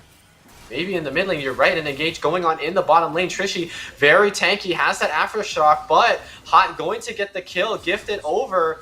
Jackie trying to put up a fight, but it's not going to be enough. Taliyah shows up a second too late, a double kill for the Jinx, and I believe that Annie fell as well, so 3 kills across the board for Farmingdale. Oh my, just everything that could be going wrong is going wrong. Top is 0-3, mid's 0-3, bot to combined is 0-3, and the jungler's just confused. Even got his buff stolen. The buff's completely stolen by the level 5 support. and he's not even going to get punished. And right now, Volley's next to it. This is going to be a double kill. I'm pretty sure it's going to be a double. I don't think they're aware the Volley Bear was in position, right place, right time. That's going to be another kill. Misfortune now forced to run away. There's not much Annie can do. Has ult, I believe. Oh no, it's actually on cooldown, so that's just going to be Farmingdale getting away with murder. 3 more quick kills, and at this point, it's pretty difficult. Yeah, but oh, it looks so close, and I feel so bad for Dark Swordsman almost getting the kill. That will have made it feel a little bit better, but 3 plates are gone from the top at the moment, and everything is just going so wrong so fast. 13 kills in 8 minutes. That's 1 kill. That's more than 1 kill a minute. That's almost 2. Almost 2 kills per minute for the side of Farmingdale. I think I've only seen those kills per minute rates in either the LPL or in my ARAM games. This is kind of a bit interesting here. I mean, Garen opting in for the boots finish first. It does make sense. Garen now with the E attack speed build can do a lot of damage, but still just needs to get those items going. And Talia keeping up in farm is, I guess, a good saving grace, because Talia obviously can provide that CC and that damage. She has a really good burst combo. So when in due time, this Talia could show up and present a very big threat onto the Rift, as we see the gold disparities right now. As you were mentioning, what was it, 1K earlier? Just in 1K the top at 3 lane? minutes. I think there's 1K for almost every player now. Even the support, the set is 1,000 gold up, 2-0 and 5. Everybody has a bounty on their heads. But if you're looking at this from Mercy College's perspective, that's a lot of extra juicy money that you can redeem if you're able to get those kills down. Oh, definitely. I think right now, I would say you can't really help the top lane at this point. The top lane's kind of... Oh, and they're actually going for a jungle invade. They're not even letting the Talia farm. The top lane is in the jungle. Yeah, no Chilling Smite here to slow down. Ult not going to land the Riven ult there, but surrounded but very strong. Not sure if this is going to work. Immediately jumping on the Misfortune. The heal's not going to save you there, buddy. The flash key burst and the showstopper. There is going to be a kill traded there onto the set. It is going to be a shutdown for that Annie, but Riven being alive, lots of CC, and the reinforcements have arrived for Farmingdale. A little bit of an overstay, but they do get that 1 kill on the side of Mercy College. Yeah, it's just every fight now. It's not even like one person's getting picked off at this point. It's literally every fight, 3 to 2 people are going down. And there's a numbers difference. That started as a 2v4 if I'm correct. It was a 2v4 with a set and a Riven versus pretty much everyone except the Garen. And they came out on top. I'm pretty sure one person died and it was a set. That's the only death in that fight, in the lobby, and top lane's also getting ganked by the support and the jungle right now. Yeah, with the bot lane being so ahead, Jinx doesn't need that supervision anymore from the set. In fact, has that cleanse. So if Jinx finds themselves in a sticky situation, can get out scot-free, and that frees up the support to start roaming around. Goes in, capitalizing on that top lane kill. In fact, the top laner wasn't even there for that one. It was Garen versus a jungler and a support. So kind of crazy here. Rift Herald being taken at the 11-minute mark, going to be an opportunity to open the map a little bit more. I expect that not to be dropped in the mid lane. Probably going to be a bot lane angle here for the Volibear, but we're going to have to see. The Min's trying to stick around, getting a little bit of damage dealt to him, has that shield. Isn't going to get stunned by the Annie, as that was the 3rd stack of the passive and not the 4th, but does have the stun ready. There it is. Doesn't block a lot of damage, but Final Spark, a huge combo coming out from the Lux and the Riven, but both ults expended, so a lot of damage capabilities here, but the stun, the CC, the Gore Drinker puts him back at half HP. Showstopper from the set slaps 2 faces together. Is going to be a lot of true damage, and Farmingdale has shown up once again. Taking too long is Mercy College, and they get collapsed on. This is just a bloodbath. It's just so sad to watch. You even look at the bot lane, they're still level 5. They didn't have ults for the fight. No! It's so bad, and then this is so sad to watch. The one thing I would have said earlier was that I don't know. They took a tower really early in mid. That means that the Annie would just get free farm. They could sit and be very safe, very far back, get the farm, and then they would lose some gold. But they're just that far ahead where it doesn't even matter if they get overextended. They could just kill. They could win a 1v3 right now. I'm pretty confident about that. And with that, inner turret in the mid lane is broken. So now Farmingdale can move up their wards. I mean, they've been in the jungle of the enemy side already, but now they can get vision even if they're not there. And this is a little bit of a double-edged sword here. Obviously, you can get the inhibitor at a very early stage in the game, take the inhibitor tower, take the inhibitor, and you would have super minions pushing in all the time. But the flip side to that is the fact that you would have super minions pushing in all the time. If you don't capitalize on that push, you're actually not going to get any income from the lane because it's always going to be pushed in. But we're going to have to see J-Real getting caught using the Stormbringer here, looking to target down Alpaz, and does get taken down, traded 1-for-1. Unfortunately, though, the gold does go over to Leona, so the shutdown in the pocket of the tank, and not very ideal here. Just a simple dash forward forces the flash out from Trishy, but Bozen in the vicinity. Showstopper catches out two people. There's going to be the flash. There's going to be the haymaker. The dive coming out, and even the tank looks squishy in that situation. 11-0 for the Riven. Wow. Again, I don't even know what you do at this point. There's nothing you could do to even get back in this game. What's the gold deficit? They are almost doubling their gold at the moment. It is close to becoming doubled. And I don't think I've ever seen that in, let alone competitive play, pro play, or even a ranked game. Yeah, and that's kind of sometimes the thing with collegiate, you know, putting universities in a specific region across the continental US or even across the United States in general. You do have those disparities where maybe some schools, they're not as dedicated to the scene of esports as other universities, and so you may sometimes have game disparities like this. And I think at this point you kind of want to just, if you're a Mercy College, you want to play, finish out this game obviously, but get a feel for how Farmingdale have been playing. You know, they're obviously exerting a lot of aggression. Talk about in between the two games, what went wrong, what could be fixed. And I think there have been some, let's say, over greedy plays that have been made. Obviously, if there are 2 kills, then that shows that even gods can bleed. So talk about those. Talk about how you can capitalize on those, and maybe, if possible, apply them to this game, because it's not over until the Nexus breaks. Exactly, it's not over yet. Maybe if they can just get some good combos. They are going in the mid lane, get big overextension. Not much is going to really come out because it looks like the Volley Bear will just be able to walk out. But that is 2 ults on the side of Mercy going down in the MF and the Iona. So, also the Talia as well. So 3 for no ults on the side. Another fight is breaking out, and down goes the Annie.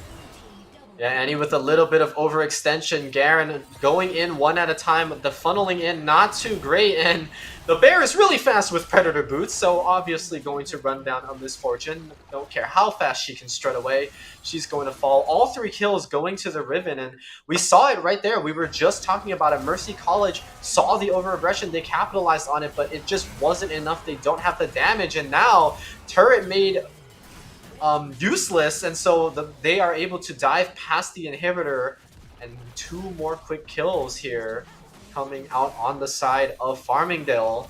And it looks like this could be the game-winning push. I mean, death timers are pretty short. I think 2 inhibitors here at the most, but definitely not going to be a game-ending play with that, unless they keep dropping like flies. Yeah, they are going to be able to push them off. They are going to, again, chase the set here. Not sure if they're even going to be able to... No, they weren't able to get pullback, so nothing really can get done there. But again, this is just looking almost 30-3. That's 3 times their kills, and it's just looking really rough. All the lanes are pushed in. 1 inhibitor is exposed, almost 2 in the bot, so it's just looking really rough. And the support for the side of Mercy has 2 kills. That's 2 gold, 2 shutdowns too. That could have gone to the MF, could have gone to the Annie, the Talia. Most probably you won it on the MF or the Talia, but went to neither. So that's something to really gonna kind of be a little sad about. You know, you didn't get the gold to the people who need it, especially Leona. That's not a support that could really use the gold. She's just a CC bot. Honestly, that character is just for CC. nothing else really, and a little bit of tank with that with her W, which gives her armor and magic resist. So Yeah, and speaking of tanky, let's see if this Riven's able to show that she is going to, for the time being, gets that double kill in that top lane. Actually initiated that engage, so we're gonna see if is able to hop onto that misfortune. Not necessarily so. So Jackie gets to live another day. In fact, they actually have their sights on biological, and Hot's gonna secure another one for himself. Haven't seen the Jinx icon up there in a while. Riven's kind of been hogging the show, but this is going to be an inhibitor. It is a 3v5 for the time being. I'm not sure if they're going to be able to stop them. Bullet time to try to trim the wave out a little bit is a bit successful. Only the caster minions left. They are going to defend for the time being. Rooted up by the Chompers, has that extra range because you are a Jinx. A lot of damage onto Alpaz, but is going to heal up with that fountain right there. But it looks like they want to get triple inhibitor. They want to clean. They want to finish off this game textbook style. yeah, they're not getting over aggressive right at the moment. They're just trying to get some towers up, but another fight is breaking out. Looks like the Annual has been expended, and nothing much is going to come out except a big chunk. Oh, there goes the Riven. The Riven does want to fight. Pulls the Ignite, gets the ult off. Riven hopping in into the middle of everybody. Does have that Gortring so he can heal up, but is already fallen. One kill traded back, but they are just getting run down. I'm pretty sure the Garen can't do anything at this point, and it's just going to be a little bit of mockery. Are they going to try to finish him off? No, Haymaker doesn't go that far, but 19 minutes, just a little bit over that, and Farmingdale State, they're going to take game number 1 in convincing fashion, I would say. 36-4. Support just playing around, trying to see if they can finish off that Garen, but it's not going to be it. They're going to close this game out. GG's for game 1. GG's, yes, it was a game. That was something else, honestly. Just massive damage just coming out from the side of Farmingdale. It was absurd. Yeah. They couldn't do anything against them. Mercy was just having so many problems, and honestly, it started right from that gank. Right in the beginning on the Annie in the jungle, was not paying attention, got instantly killed, and then that set it in motion. The top laner then had 1 kill there for free, then got another one on the top laner from a gank. It didn't even need the gank, actually. Completely soloed, and it was just snowballed from there. I think there was like 4 deaths at one point in top lane, like before even 6 minutes. So it was just really, really rough game for the side of Mercy. Hopefully they can pull it back in the next one, but we're going to have to see what they do. Yeah, definitely a time for a mental reset. We are going to cut it to a short break as we prep game number 2 for you guys. Not sure if it's going to be a reverse sweep or going to be a 2-0. We're going to see in a little bit.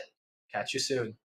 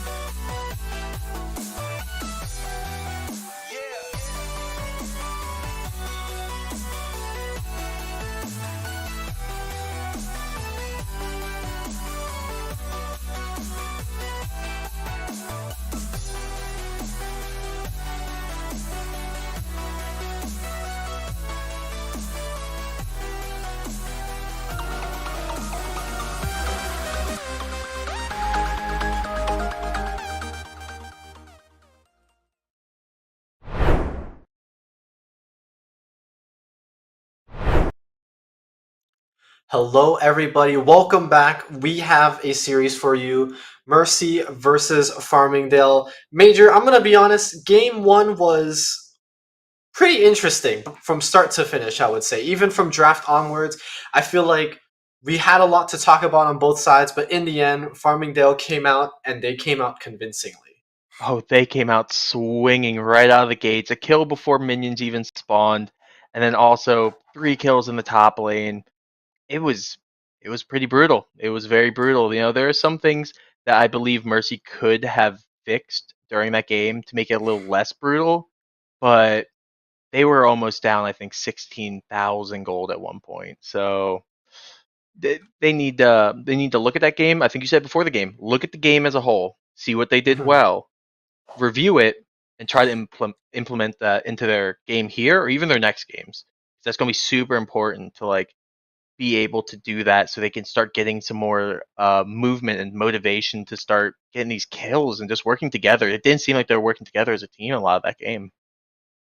Yeah, and I think that's a good thing to point out. I mean, we can keep obviously singing the praises. Farmingdale did great, but obviously, Mercy, there are a lot of opportunities for them to get back into this game. I mean, it's not over. We said it. It's a best of 3. Obviously, room for a reverse sweep.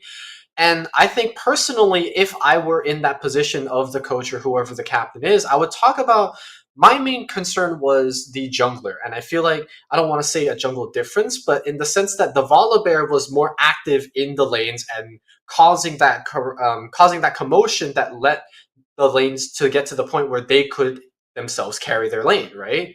I feel like what I want to see from this game too, a more proactive jungler. I don't want something farming. I don't want a Talia. I don't want a Karthus. I want something that gets in there. Maybe a Zac, maybe a Sejuani, something tanky, maybe even something like Evelyn, because you can clearly make an impact as soon as you hit 6. You're not going to be seen on the map for the most part, and just having that pressure and directly impacting those lanes. Yeah, that's really important. I'll say the bot lane did a good job not getting overextended on the side of Mercy. They weren't overextending. It was mostly the mid laner when they immediately stepped way too far. They passed the mid line, and then they just got ganked immediately. And same with the top. He was always extended and just got ganked or soloed, and that was a huge problem. And that's something as a jungler, like you're playing someone who is a very farm heavy champion. Like let's say it fiddles 6 before 6. You are so farm heavy until you hit that. You tell your teammates, don't extend, don't do anything, play it smart. I can gank your lane and we'll get the kill every single time. Just play it smart in the beginning, which they have to know with Talia. You said it earlier. That's a farming champ. She's just going to farm and farm and farm until she gets that power spike and can do actual damage. Absolutely right. And even then, I mean, farming champions do have their advantages, but if you're playing to scale, you have to have some sort of insurance that gets you through those games. Obviously, you were mentioning it, the bot lane did, I would say, pretty well as well, but when you have a winning side or a strong side and a weak side, you have to be careful that that weak side doesn't snowball in the other direction too much, to the point where your strong side can't even contest it. And that's what we saw in game 1 from the Riven. And so hopefully Mercy College has something up their sleeve, but we are going to be sending it to Champion Select right now for game number 2. It looks like both teams will be playing on the same sides here. Yeah, I'm not sure. I don't think it's going to make much of a difference. They're probably going to be playing around the same way. I think on the side of Farmingdale. You know, don't fix what's broke. What's not broke. You know, it's like, oh yeah, it's working. Just keep doing what you're doing. It's Mercy that we're going to have to make some changes. And well, first ban we have here is the same exact one. Renekton makes sense. Dark Swordsman, who I would say is their technical second best by rank on the team. That's his main. Plays mostly Renekton, so this makes sense. And the Hecarim ban as well. Yeah, so 2 bans, very familiar to the ban stage as it was in game 1. And you're absolutely right. This is the time for Mercy College to prove themselves and see if that game 1 was enough of a sample size for them to get a good read on what they think Farmingdale is going to be good for. Echo also taken off, so similar bans so far. And there's that Zeri, so 4 for 4, same from game 1. Yeah, only difference here, we see it, the Aurelia. I'm pretty sure that Biological likes to play Aurelia, so that's a target ban going for Biological, so they have one for each lane this time. So for Alpals, they got rid of, I forget who the other ban was for that character, but I think it's Udyr, maybe. It was somewhere around those lines, and they banned it. So they were looking to more space it out, and then the Riven. They're terrified of that Riven. I don't blame them. Yeah. If I saw that Riven in my solo queue games, I would never want to solo queue ever again. I would give up. Yeah, and this is the adaptation we're talking about, right? Obviously, you can't let that Riven through after that type of performance, and so a little bit of fear, but also a smart move, banning that Riven out, and immediately we're seeing some new picks coming out on both sides, a Zillion for Farmingdale and a Diana for Mercy College. I'm loving it, especially the Zillion. I'm guessing this could go in the bot lane, of course, but mid lane is never out. I remember back in the old days, was it rock solid? They used to play the Zillion all around. That was like way back in the day though. But you know, it could go anywhere. And there's they actually picked up the Yas. They let it go through, but they take it just so the Mims can't use it himself. So I really like that. You know, and it's also comboed with the Diana as well. So it's going to be a wombo combo if they can get to that mid or late game. Absolutely, right? I mean, Yasuo's not really a good B1 pick, right? Yasuo by himself, if you pincer out and I don't know, somehow make a comp with Gragas, Diana on the other side, it's really hard to get those knockups there for the Yasuo, and you're absolutely right, the Diana being picked with the Yasuo shows two champions that are pretty obvious in where they're going to go, but it's a really good wombo combo for trying to get into that backline, and a little bit of potential prevention for that is going to be the Veigar cage and the Poppy being locked in here in retaliation. 2 Yordles, almost enough for a TFT buff.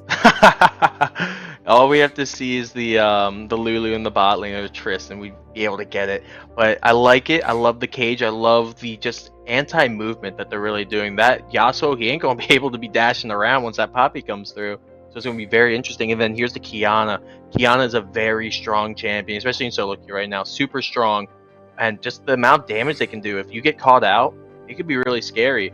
The cage is going to be annoying for her because, you know, she does rely on her movement, but if you cage her, she's almost as good as dead. The good thing is she can go invisible, can't get hit by the art at the moment, so it evens out a bit, but I'm still picking this Veigar. I really, really like it. Yeah, we're seeing a lot more utility actually on the side of Farmingdale. It's almost as if the identity of both these teams kind of swapped to here. We see way more damage, way more all-in on the side of Mercy, and I actually really like this adaptation that I'm seeing. And now, both teams obviously missing 80 carries, and so we're seeing the Pincer, the Jinx gone, the Misfortune gone, and Comfort for Jackie on this Kai'Sa. Yeah. I don't mind the Kai'Sa pick here, to be honest. It's another damaging character. One thing I would like to know, do you think they're going to be AP or AD? Because AP's been going around. It's been working in a lot of like games. You know, you get hit by her missile, and it's just immediate half health at late game. It's just really scary. Again, they have to get to the late game for that to happen, but it can happen. I think the AP build right now is really good. Crown, obviously a really good item, especially for Marksman. Marksman usually very squishy, so also going to be able to dive with the Diana with the ultimate from Kai'Sa, but we find out here on Farmingdale side, it is going to be a Veigar in the bottom lane with the Pyke, so being able to potentially hook into cage could be very deadly, but the Morgana answer does make sense. Prevent that CC, even if it's only on the Yasuo or the Kai'Sa, whoever's going in first, they could really use it here. Yeah, I want to go on that comp that you said, this cage with the Pyke. The thing is that the cage in the pool is going to be scary, but imagine if they get that cage and they put it on 2 people and they get them low enough, Pyke's ult could probably hit both of them in the cage at the same time. Oh yeah! Immediate gold. What was that 300? The Pyke and his person who got the assist or got the kill, or sorry, not the kill, got the assist with him. So that's like just so much gold that's going to be generated. And the gold was the problem last game. That was a huge problem. 17,000, 16,000 about one point, and Pyke is a gold generating machine. So they just gotta hope this doesn't get too out of hand too quickly. They just gotta play it really well and hope that they don't get overextended or caged. I like that you actually point out the caging multiple people into the Pyke ult. You're an FPS enthusiast, so you kind of can understand like the shooter, like the target practice there. But yeah, you're absolutely right. Caging multiple people can be really scary, but I feel like they do have to worry a lot about that hard engage on the side of Mercy College. I really like the adaptation from both sides. I think we had 10 unique champions as opposed to game 1, which is not something you typically see in a best of series, but it shows that both teams, they're learning from each other, they're evolving, and I'm really excited to see what this game has to bring. Yeah, it really also just shows these players, not even the characters, these players are more than just like, oh, I'm gonna pick a comfort pick. I like this. True, some of these could be a comfort pick for them, but they're not sticking with like their base, their very first, what they're best with, which I'm really, really happy to see. You know, it could go wrong, it could go great, but they're at least trying it out. They're expanding, and that's a super important thing to do as a player.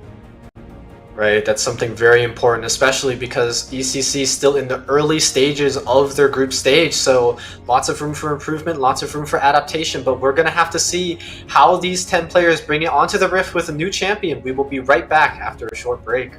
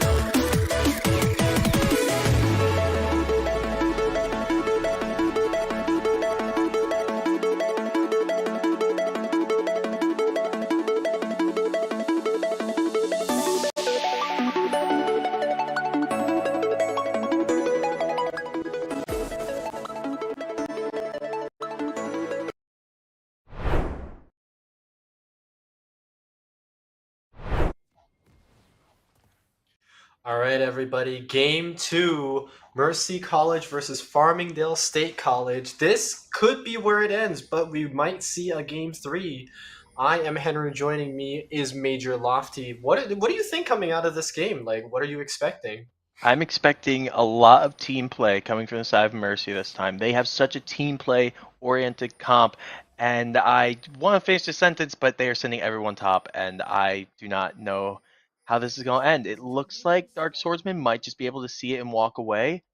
They're playing it really Oh, close, no, actually. this is the wall cheese. You hug the wall, so it's far too late when you see them. But he dodges the bone skewer, makes it out alive. So that's already way better than game number 1. Yeah, They you are know still he's sticking. sweating bullets right there. Oh yeah, I'm sweating bullets just watching. I'm not even playing the game. It's a big improvement. That's such an improvement right there. Just immediately, like you said, they need to look at this. They need to realize what they did wrong. First thing they just did, they went and they had like a 5-point pincer to make sure no one was invading. That if they were invading, and you could just walk right off. The wall cheese was really good, but good job by Dark to be able to just sidestep it.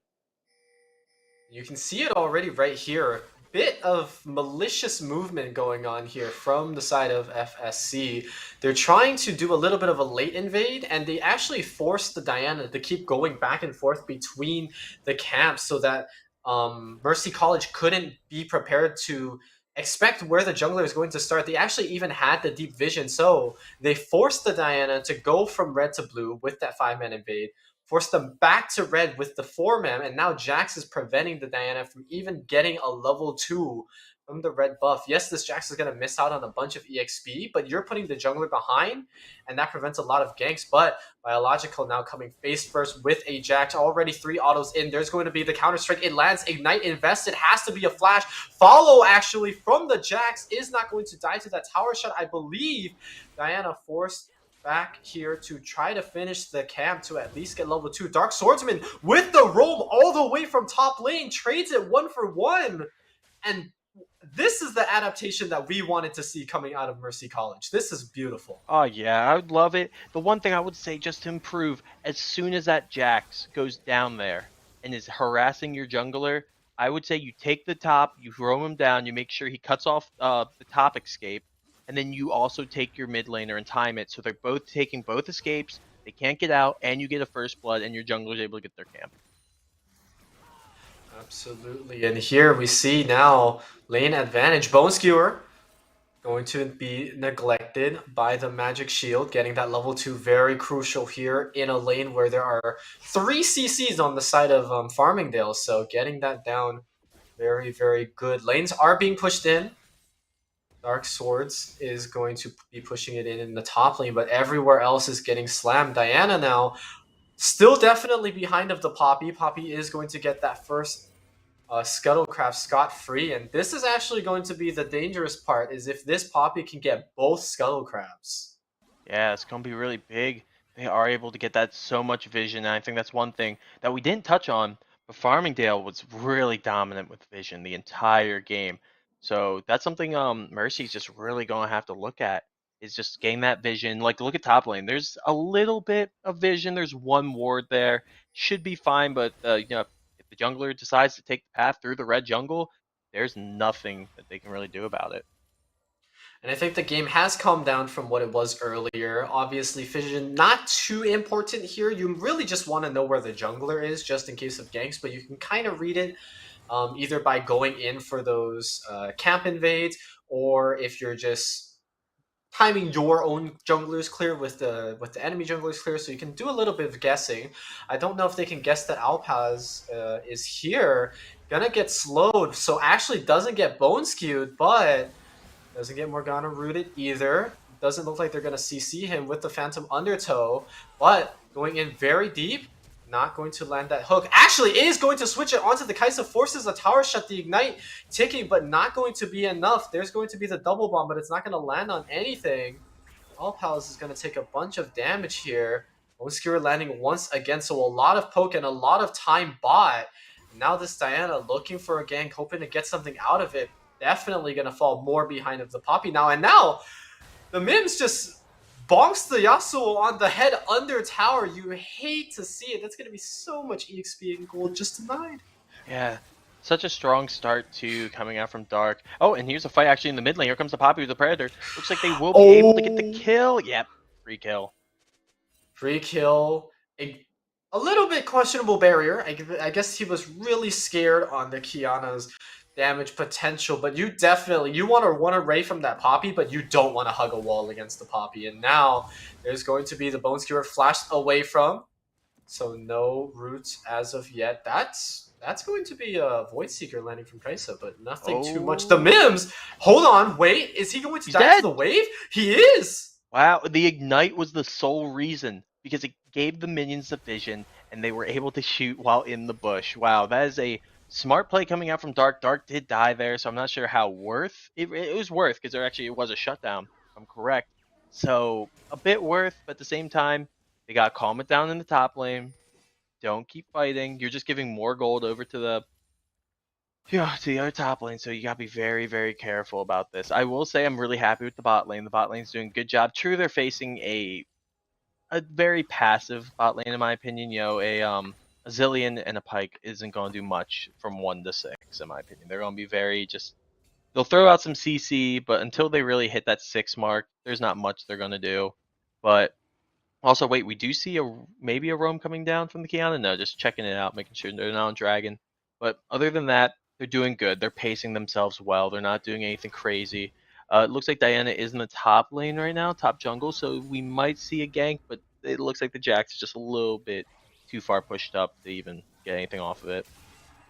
Yeah, potential 2v2 coming out on the top side. I like that you mentioned that the bot lane is really passive. If you notice in the build, both bot laners do have a tier build, and tier doesn't offer a lot of offensive stats. Yes, you get more mana, but that doesn't really offer much in terms of damage. So I'm only really seeing the Pike as the main initiator here. Yes, double bombs are possible, but there is a Morgana Black Shield, so not much going to be happening in the bot lane, but maybe in the top. J-Real kind of fishing over here. I do want to point out earlier, the Mims diving for that second kill. Yes, Yasuo was able to trade it back, but if you were looking at where the... hold on.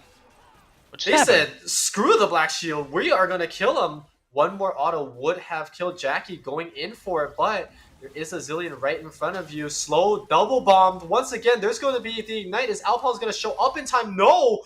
The Ignite going to take him down, and the Mims actually going to get another kill. Poppy not needed there, as you can see by the kill feed. No assist, and actually going to be a win across the board for Farmingdale. A little bit sketchy now. We were talking about how they were pacing themselves well. They need to prevent this fighting.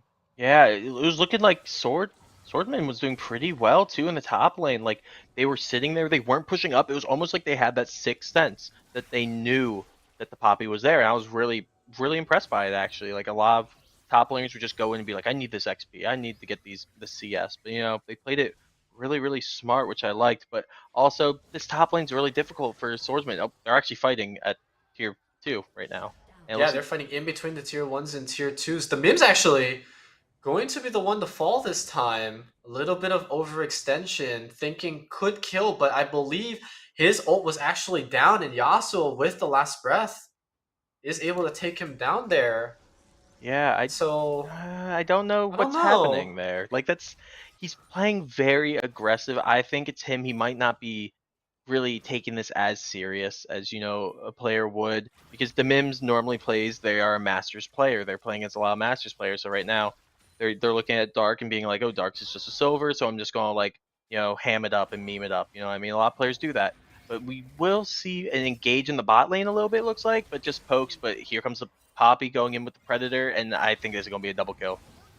That was actually really smart from Hot, using a minion to set up the double bomb. They thought they dodged it, and in fact they did, but they didn't think about how the bomb would automatically proc. And that was just clean Zillion mechanics coming out from Hot. Now, level 7 has the time in the bottle, so could give the Pike a level 6, potentially even before either of Mercy's bot laners get level 6. And now it looks like they want to capitalize on biological. There is no wave. There is going to be the hook coming out from Bozen, but nothing too much. And now Kiana a little bit skeptical of where everyone is.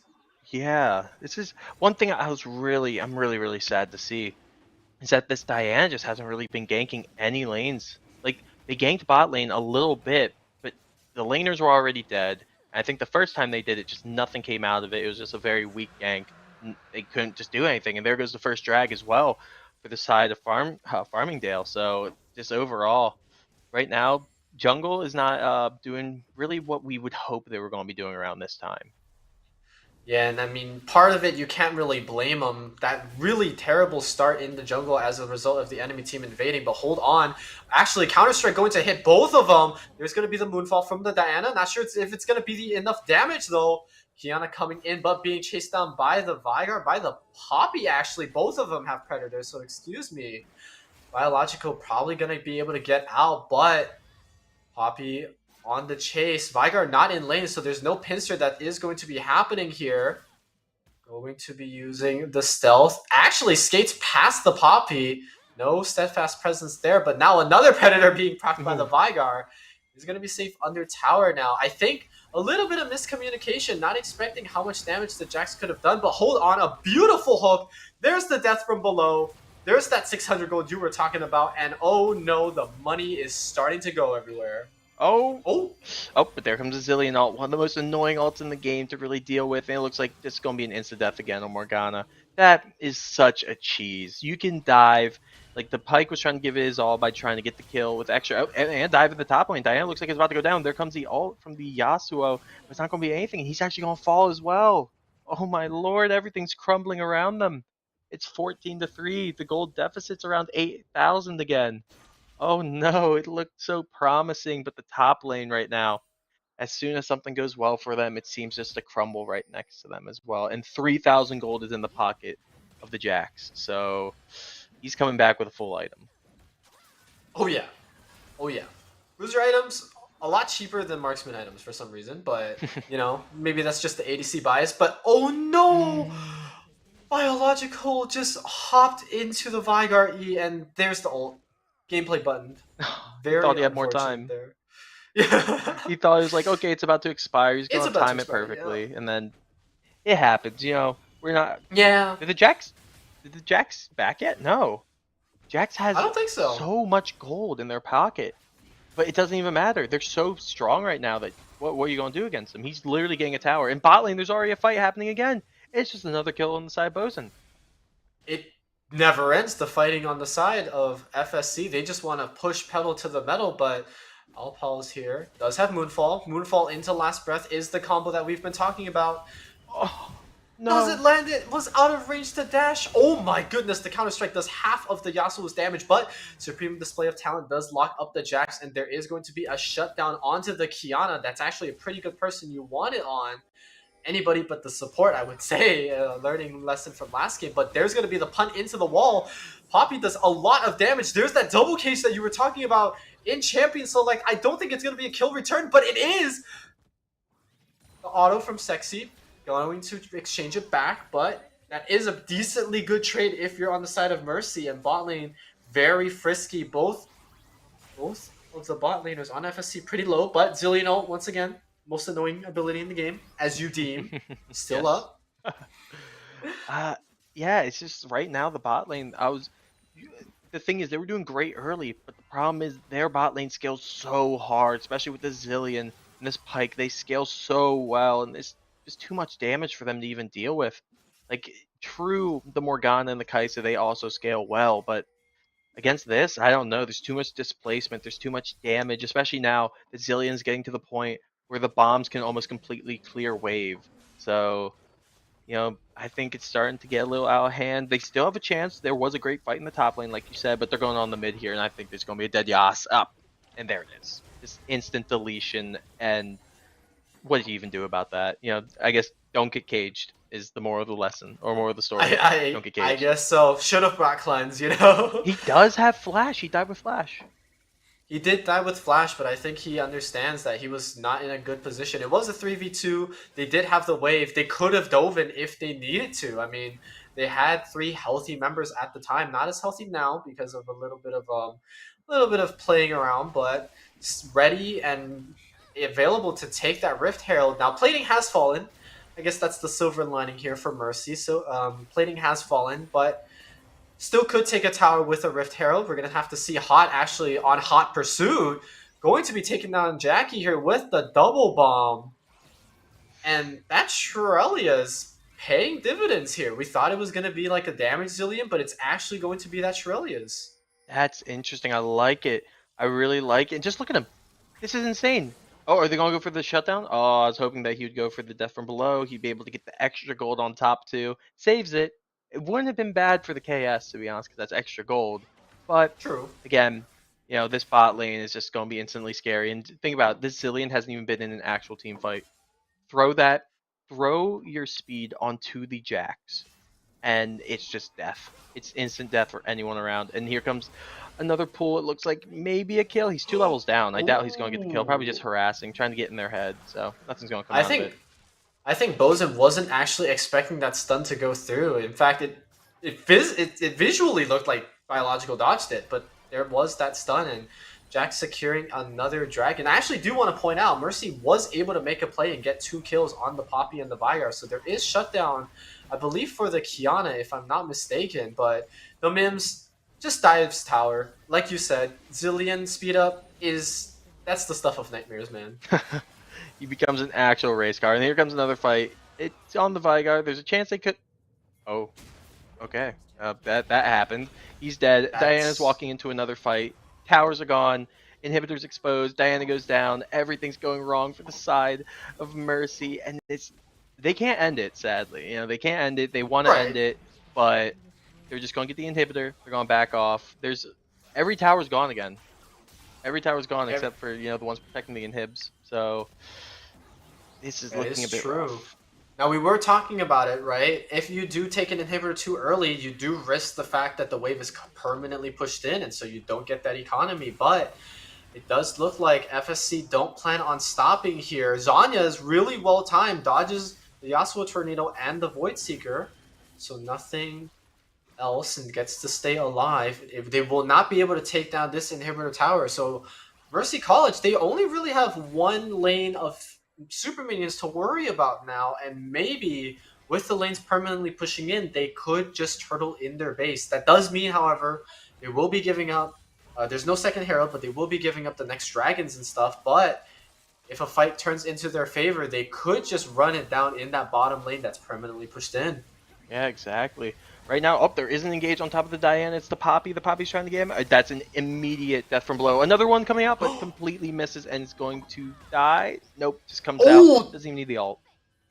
Doesn't need the Zillion ult, but that's actually very important. You now have a crucial teamfight ability on cooldown. You are going to be a little bit more hesitant when it comes to diving, and so, I mean, of course, unless you're this Jax, but that does mean a little bit of breathing room here for the side of Mercy.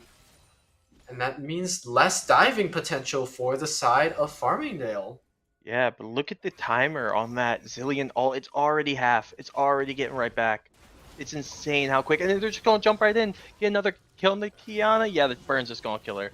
And that's just another death. And it's really just sad to watch. It's just they no respect. Another kill. It's just insanity. Yeah, and that Jax actually really limit testing here. Gets caught by the Event Horizon. Oh my goodness, our Observer gets getting a little bit of that action there himself. But, a clean punt into the wall from the Poppy, and that's going to be the ace. I think that's going to be it. Super minions are starting to funnel in. Death timers are going to be long enough for these 2 towers to fall down. They will start spawning for the Nexus, but I don't think they're going to be able to do anything. Another Zillion ult kind of just wasted here. The Mims not going to be needing that one, and that's going to be it for this series. A clean 2-0 for Farmingdale over Mercy College. GG's. GG's indeed. I will say I'm happy that we got to see it be a little bit more competitive that game. Mercy definitely learned their lesson a little bit. They learned more, which I'm happy to see. They were able to adapt and do better, which is huge. True, it was another pup stomp, of course, but they showed improvement. And one thing I really want to know what was going through the mind of the Mims and top lane, because there were just some moments where we were just sitting there like, why are you fighting this? Why is this happening? Yeah. You have the lane. It's free. There were kills under tower that just were clean, but then there were kills in between towers that were just like, you're giving away your life for free at this point. But we don't know what's going on inside their heads. So if we ever get to talk to them or know anything about it, that'll be interesting. Yeah, absolutely. So I know both teams, they will have something to take away from this. I mean, Farmingdale learned how to push a lead. very well. But Mercy College, I mean, you were talking about it, signs of life in the early stages of game 2. Hopefully, they can harness that for future matches. But we are going to call it here. We are going to take another break. We will be right back. Don't go anywhere.